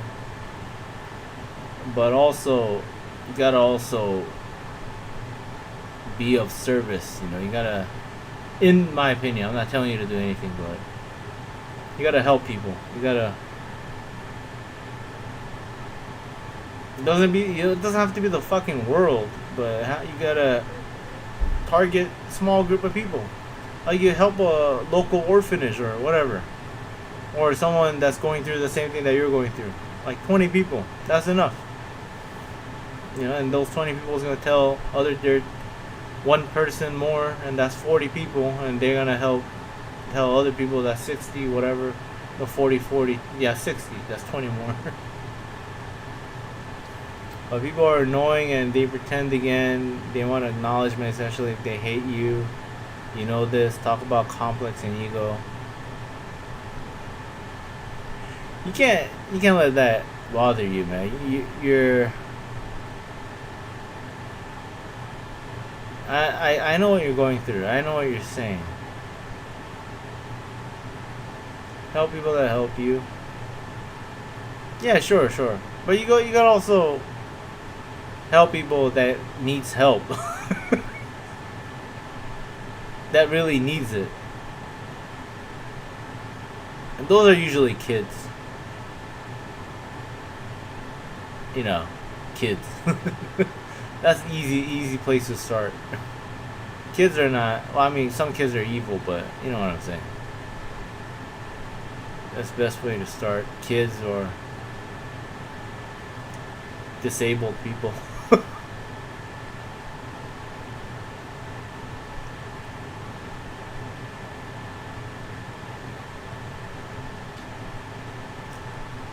When you're helping people, it can't be tick, like, what's that word, tick for tack? Like, it can't be like, it can't be transactional, you know?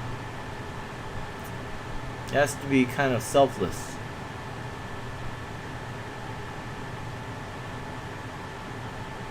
So if it's like help people that help you, sure, but you know, you could also, they're making the initiative, right? So it's like you gotta also make the initiative too. If you're just reacting to the people that are helping you with help, you're being reactionary. So it's like you gotta initiate also.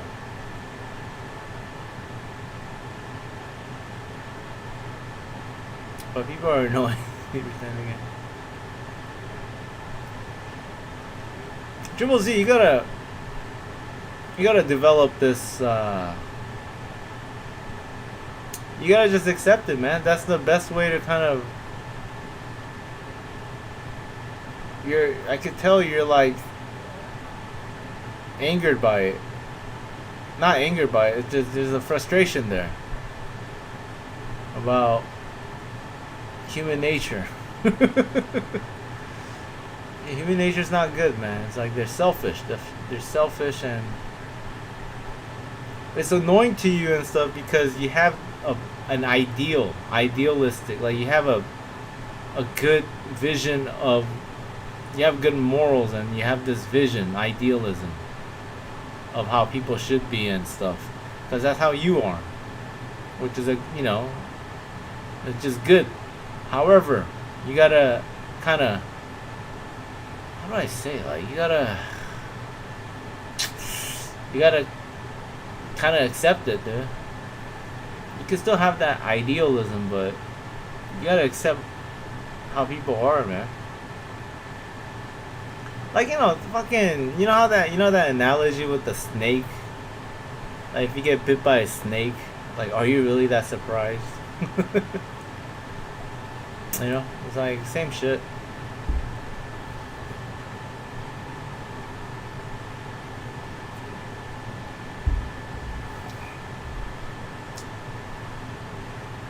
These things are real, but I don't want them to be anything other than themselves.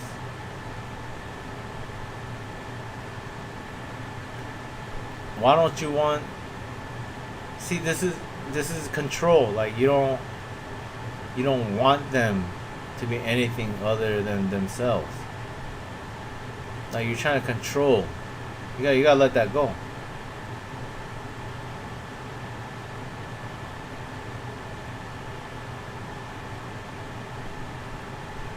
You're a little bit in that you're holding on to the control thing. Like, you want the control. You gotta let it go. I learned that early on, but when they see what it is to change, it will help them. See, again, like, you're trying to control. Like, you gotta kind of let it go. People working in their own long-term self-interest is good. Yeah, I mean,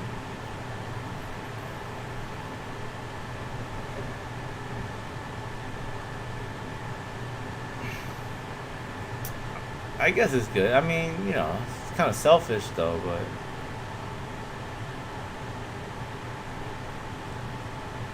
good is like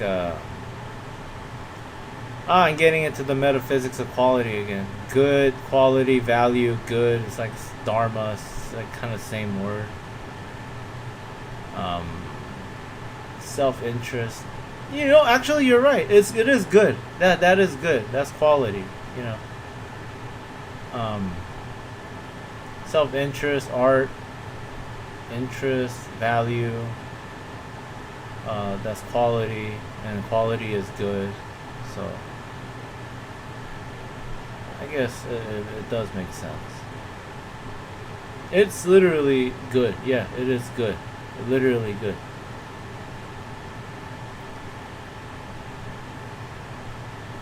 Excellence. What's that word? in Greek arte, which means excellence. Now we're going to Greek philosophy and shit. For those that want something else, controlled freedom? No, I don't want control. People want to be themselves, and that's good, yes.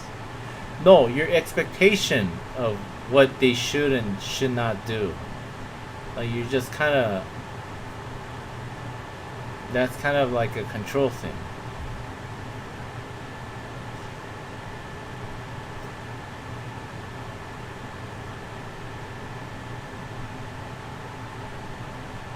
You can't expect or control what they want. I'll stop there. It's a little mixed up, but something like that.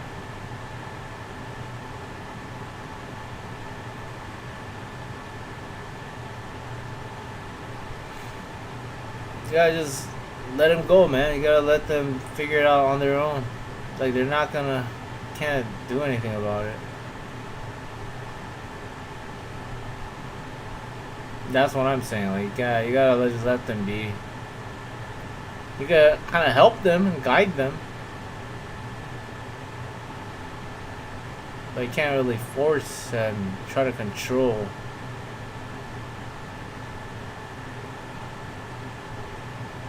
I guess force is the right word. But yeah, I mean, you know.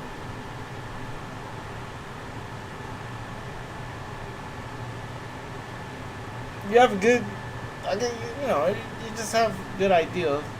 Then why they keep following that? Following who?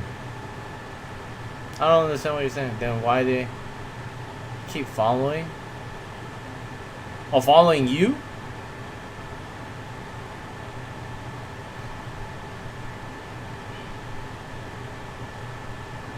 Is that what you're saying? Following you?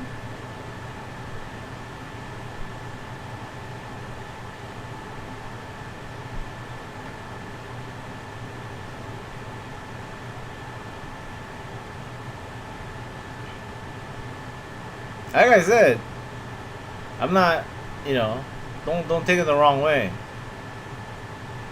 Half of it is you. You know, they're following you. So, like, you're part of the thing. So, the thing that you could kind of change is you. You know what I'm saying? Yeah, you have something that they want. Right. So you did say they need to do their own thing.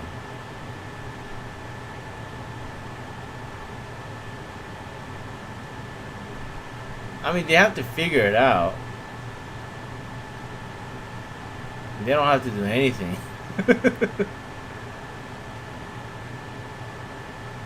They don't need to realize either.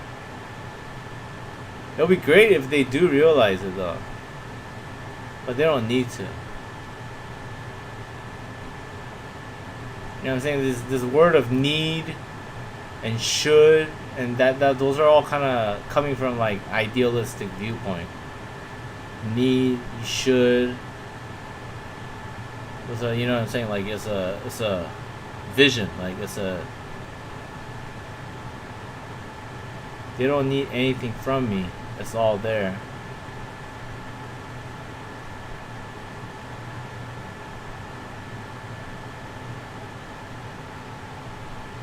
Yeah, I mean, you should then cut them off. Simple as that.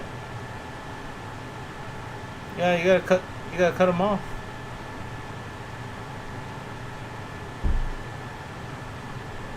Or you gotta set your boundaries, dude.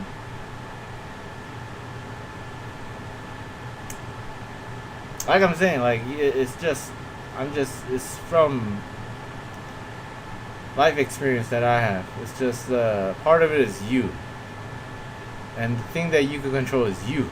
So, do they have anything that you want? Yeah, it's like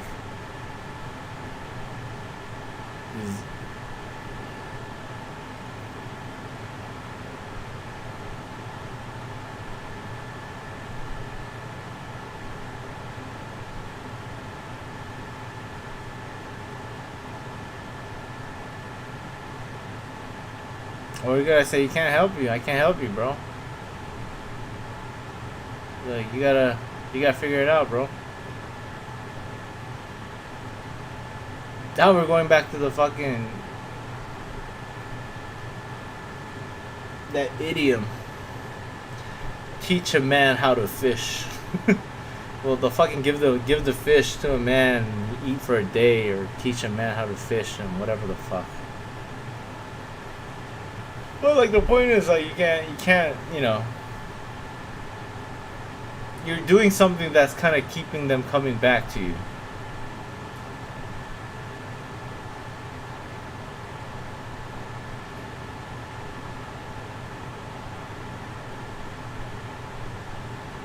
No. You don't know what they want. Like, you're speaking things that they think they want. Like, that means that you know what they think. You know what I'm saying? Like, you gotta kind of step back right now. You gotta...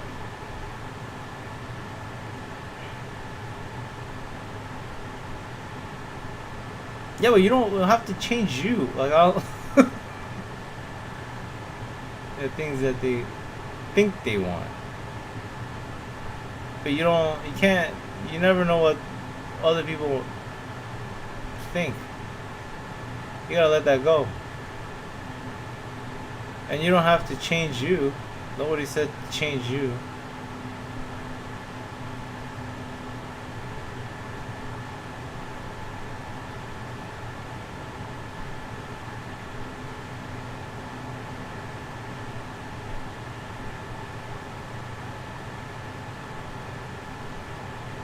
You know, they want something from me, but whatever it is, that is, they don't need it from me.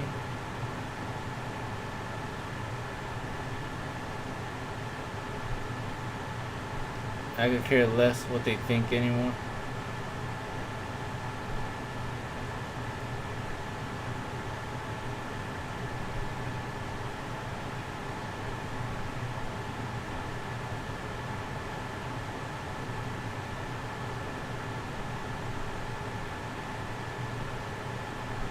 They want something from you.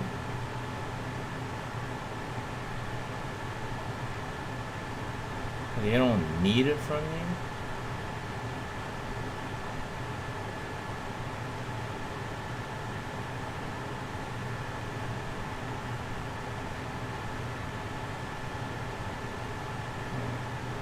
Or you could just ask them. Why don't you just ask them? You gotta confront them. A lot of your problem comes from ambiguity. Be direct. You gotta be direct. If you can't be direct, just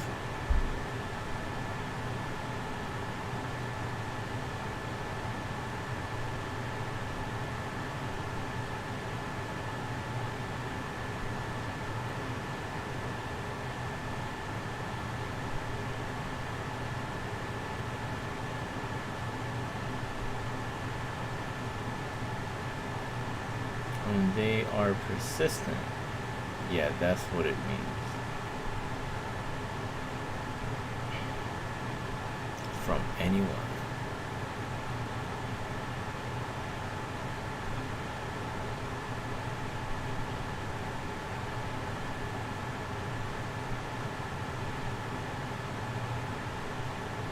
I gotta be honest with you, man. I think you're kind of blowing up the issue that you have. You're making it more complex than it is. Just be direct. Be direct with them. What do you want? What do you want?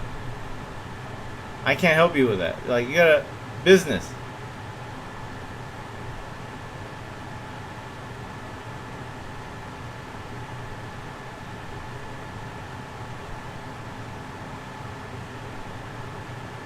Ambiguity leaves it for interpretation, though they are not far from the basic point.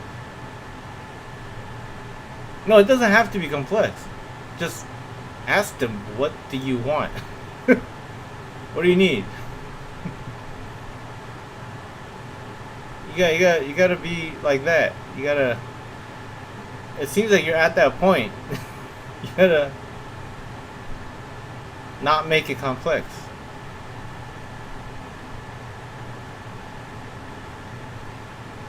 Oh, they themselves are not direct? That's what I'm saying. You gotta be direct. That's why. I see what you mean. But you gotta like force it out of them. Like, hey, what do you want? What do you want? What do you need? How can I help you? You gotta do it like business. You gotta be direct. Like, you're not, something's keeping you from, I don't know what something is, but you gotta be direct. It's business, man. Business, like, you gotta treat it like work.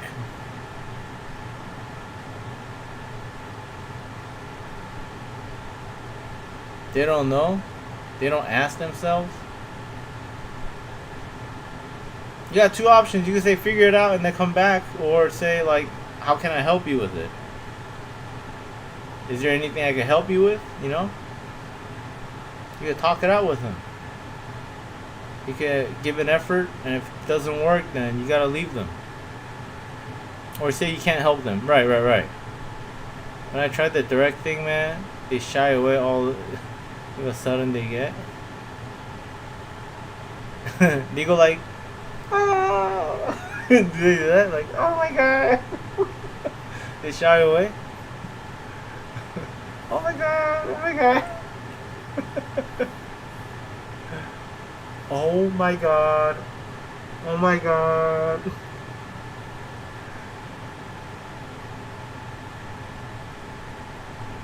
They go like, they're like, oh, my tummy. Oh, I gotta take a shit. And then they just back out.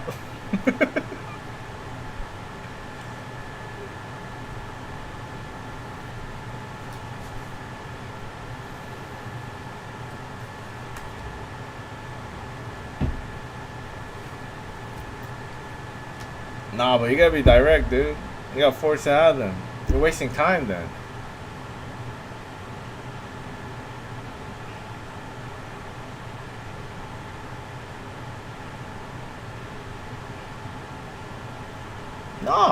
No, man. All of a sudden, what do you mean? Face to face. Be like, no, this is not sales. No. You're this is not, you're not selling anything. You're asking a direct question. You can't treat this like sales. You're not, don't try to fucking pull shit out of them and stuff. You gotta be direct. Like, it's more of a fucking religious confession. It's not like sales. Not at all, dude. You gotta be like, what do you want? How can I help you with it? And say like, dude, this is bothering me. I can't do this. It's annoying me.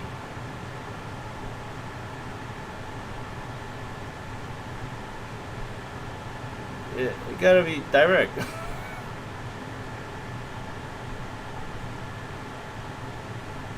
Sales is not direct. Sales is very manipulative. You're trying to get sales. I've done sales.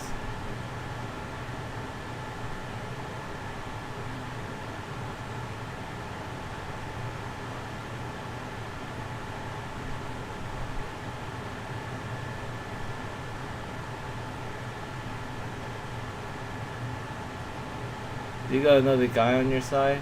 Like a friend? Well, I think he's talking about like people close to him, right? That's the issue. I think his friends are causing the problem. And that's why he's making it complex. Or it could be family members.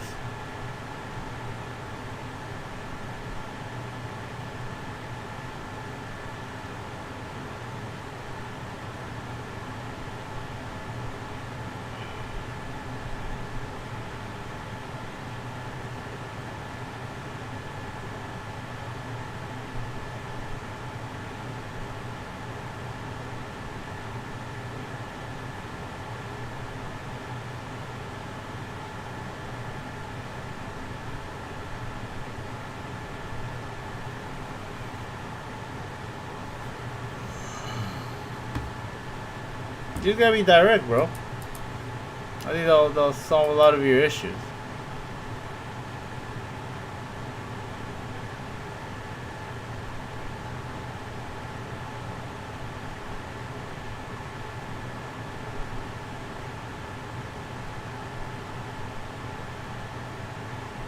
You gotta let him go then, you know?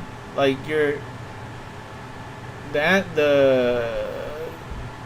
you just gotta let him go. Just cut him off. That's literally like an option. And like I've cut a lot of people off in my life.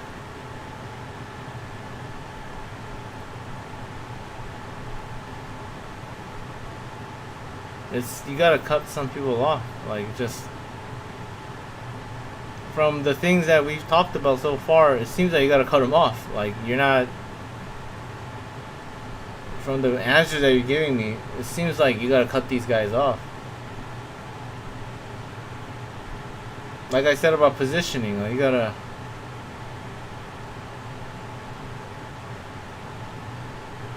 You manipulate in sales, dude. I'm telling you, you gotta be tricked into buying stuff because they don't know why they're even there. Point made. Yeah, that's what I'm saying. Sales not direct. It's manipulative. I said that. Point made. Yeah. It's a lot of emotions. It's because people are emotional, they're not logical. But you gotta cut them off. Yeah, I don't. You're. Yeah, cut them off. It seems like you haven't really cut people off in your life. I cut people off left and right, dude. It's the easiest thing you could do. And like, if you don't have any options, so you gotta cut them off. They're kind of sinking you.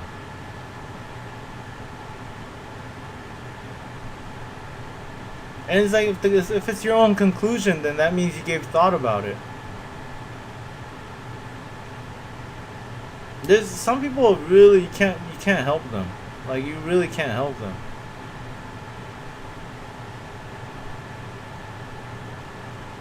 Unless you say, hey, listen, you know. Man, I have like 2 friends nearby, that's it. I'll tell you more later though. Sure. It's okay to have like 1 good friend, you know? And I don't even like that guy. You just lose him as you get older, dude.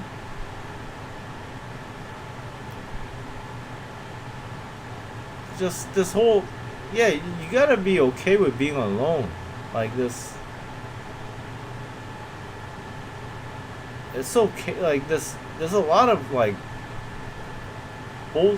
it's just bullshit. Like, I mean, you don't. Yeah, dude. That's 2 friends. That's a good amount of friends, dude. And it's not like you're gonna be done with it. You still make friends, dude. Like, as you get older, you make more meaningful friends.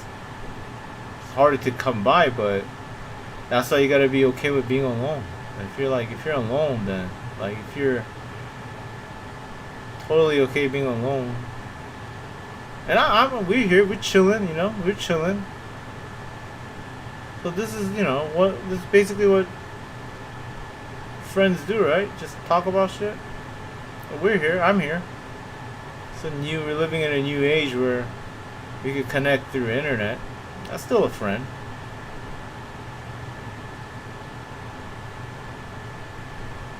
This whole depressive like memes and shit be like, oh, I only have 1 friend, but he moved away and betrayed me. Like, don't read that shit, dude. It's okay to be alone, man. You're like, fuck it, I'll be alone for like a while, I guess. It's like another fucking chapter in your life. The alone arc. The lonely arc. and then later you pull through, and then you're like, oh, you know, comeback art. It's like fucking manga and shit, you know. You got that arcs, like the journey. It's like a fucking journey.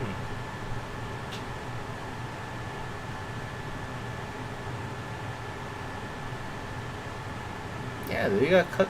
You gotta. You gotta cut people off, man.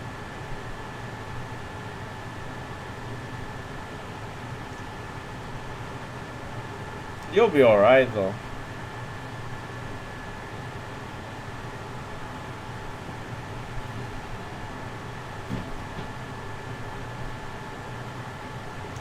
And if you don't want to be alone, you can go to places that you like and find people there. Yeah, very good. There's always ways, dude.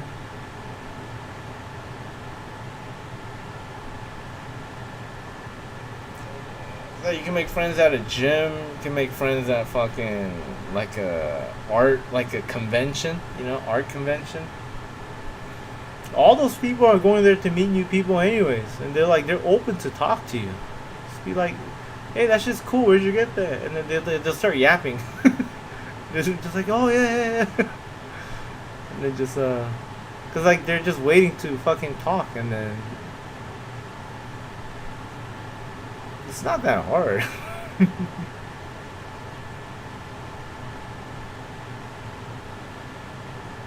I'm sure you could do it.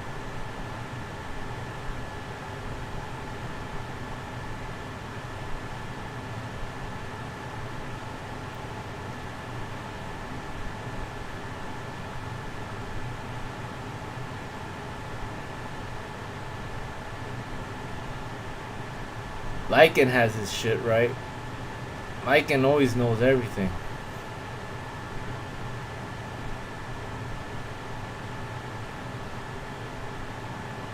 Consigliere.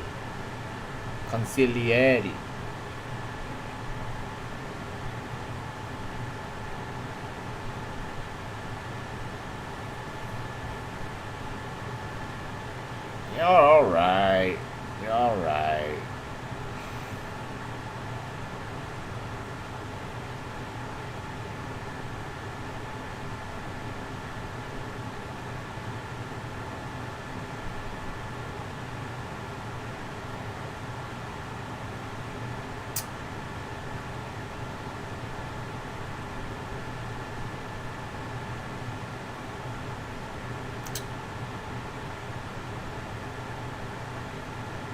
I just be in my head.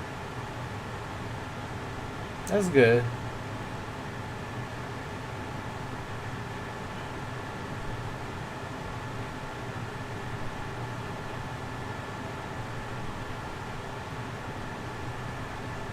This is like this stigma of like the loneliness bullshit epidemic and stuff. Like, how do you know it's an epidemic? It's like, you know how they blast that shit? The male loneliness epidemic? Like, they're causing problems when it's not there. Like, they're just making shit up.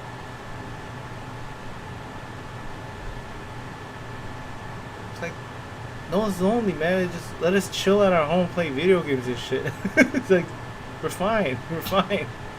Don't say it's a problem, because some people are going to think it's a problem.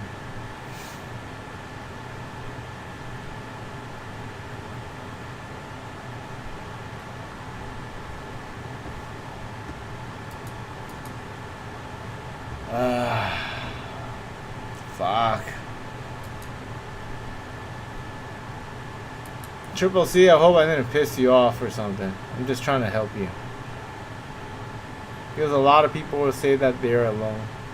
Yeah, but I think it's also caused by, it's like a cycle, like I said. It's like the media saying you're lonely, and that's like triggering.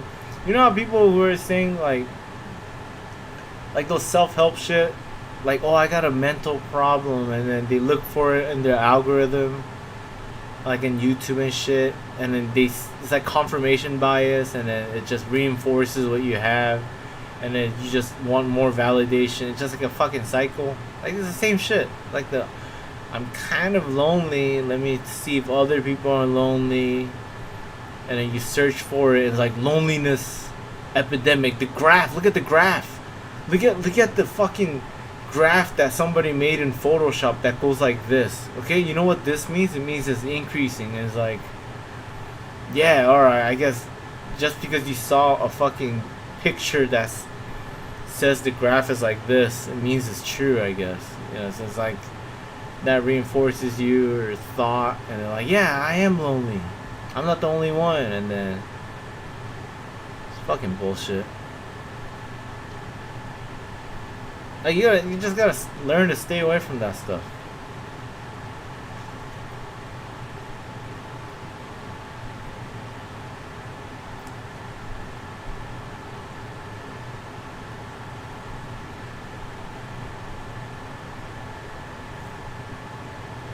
We're good though, man. We're good. I'm here. Shit, I'm alone. You see anyone in my house?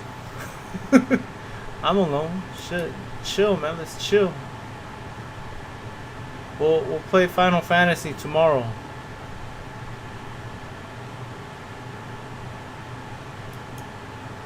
It's Friday tomorrow. Oh, it's already Friday today, dude. Fuck, dude. I gotta go pay my shit, dude. I gotta go. I gotta go pay my shit. Triple C. You're alright, man. You're alright. You got a good heart. I could tell. Just focus on your own stuff and dive into that stuff you like, and loneliness is not a thing. Great to hear, man. Definitely. You just got a good heart. I'm not pissed. Cool stuff. Oh, thanks, man. Thank you. You just got a good heart. I could tell. You just gotta learn. If I'm older than you, just I was like you. If I am older than you, I was like you too. But I'm just telling you the things. You gotta learn to kind of finesse. You gotta learn some stutter steps and whatever the fuck. You gotta learn how to hold. When you're tired, you gotta learn how to hold. And boxing, you can't just be fighting. You gotta learn how to hold. You gotta learn how to kind of put their head down. You gotta use the ref. You gotta kind of have a little bit of tricks here and there. And grab their arm when the ref is right here. Kind of like you gotta kind of headbutt a little bit sometimes. It's part of the game. It's part of the game. It's not cheating. It's not cheating unless you're caught. So I'm yapping too much. Lycan, thank you, bro. Always with the wisdom. Yeah, man. Let's play some Final Fantasy tomorrow. Triple C, really great seeing you. Thank you for hanging out. I hope you got some frustration out. I'm here to listen. And you'll be alright. I gotta bow.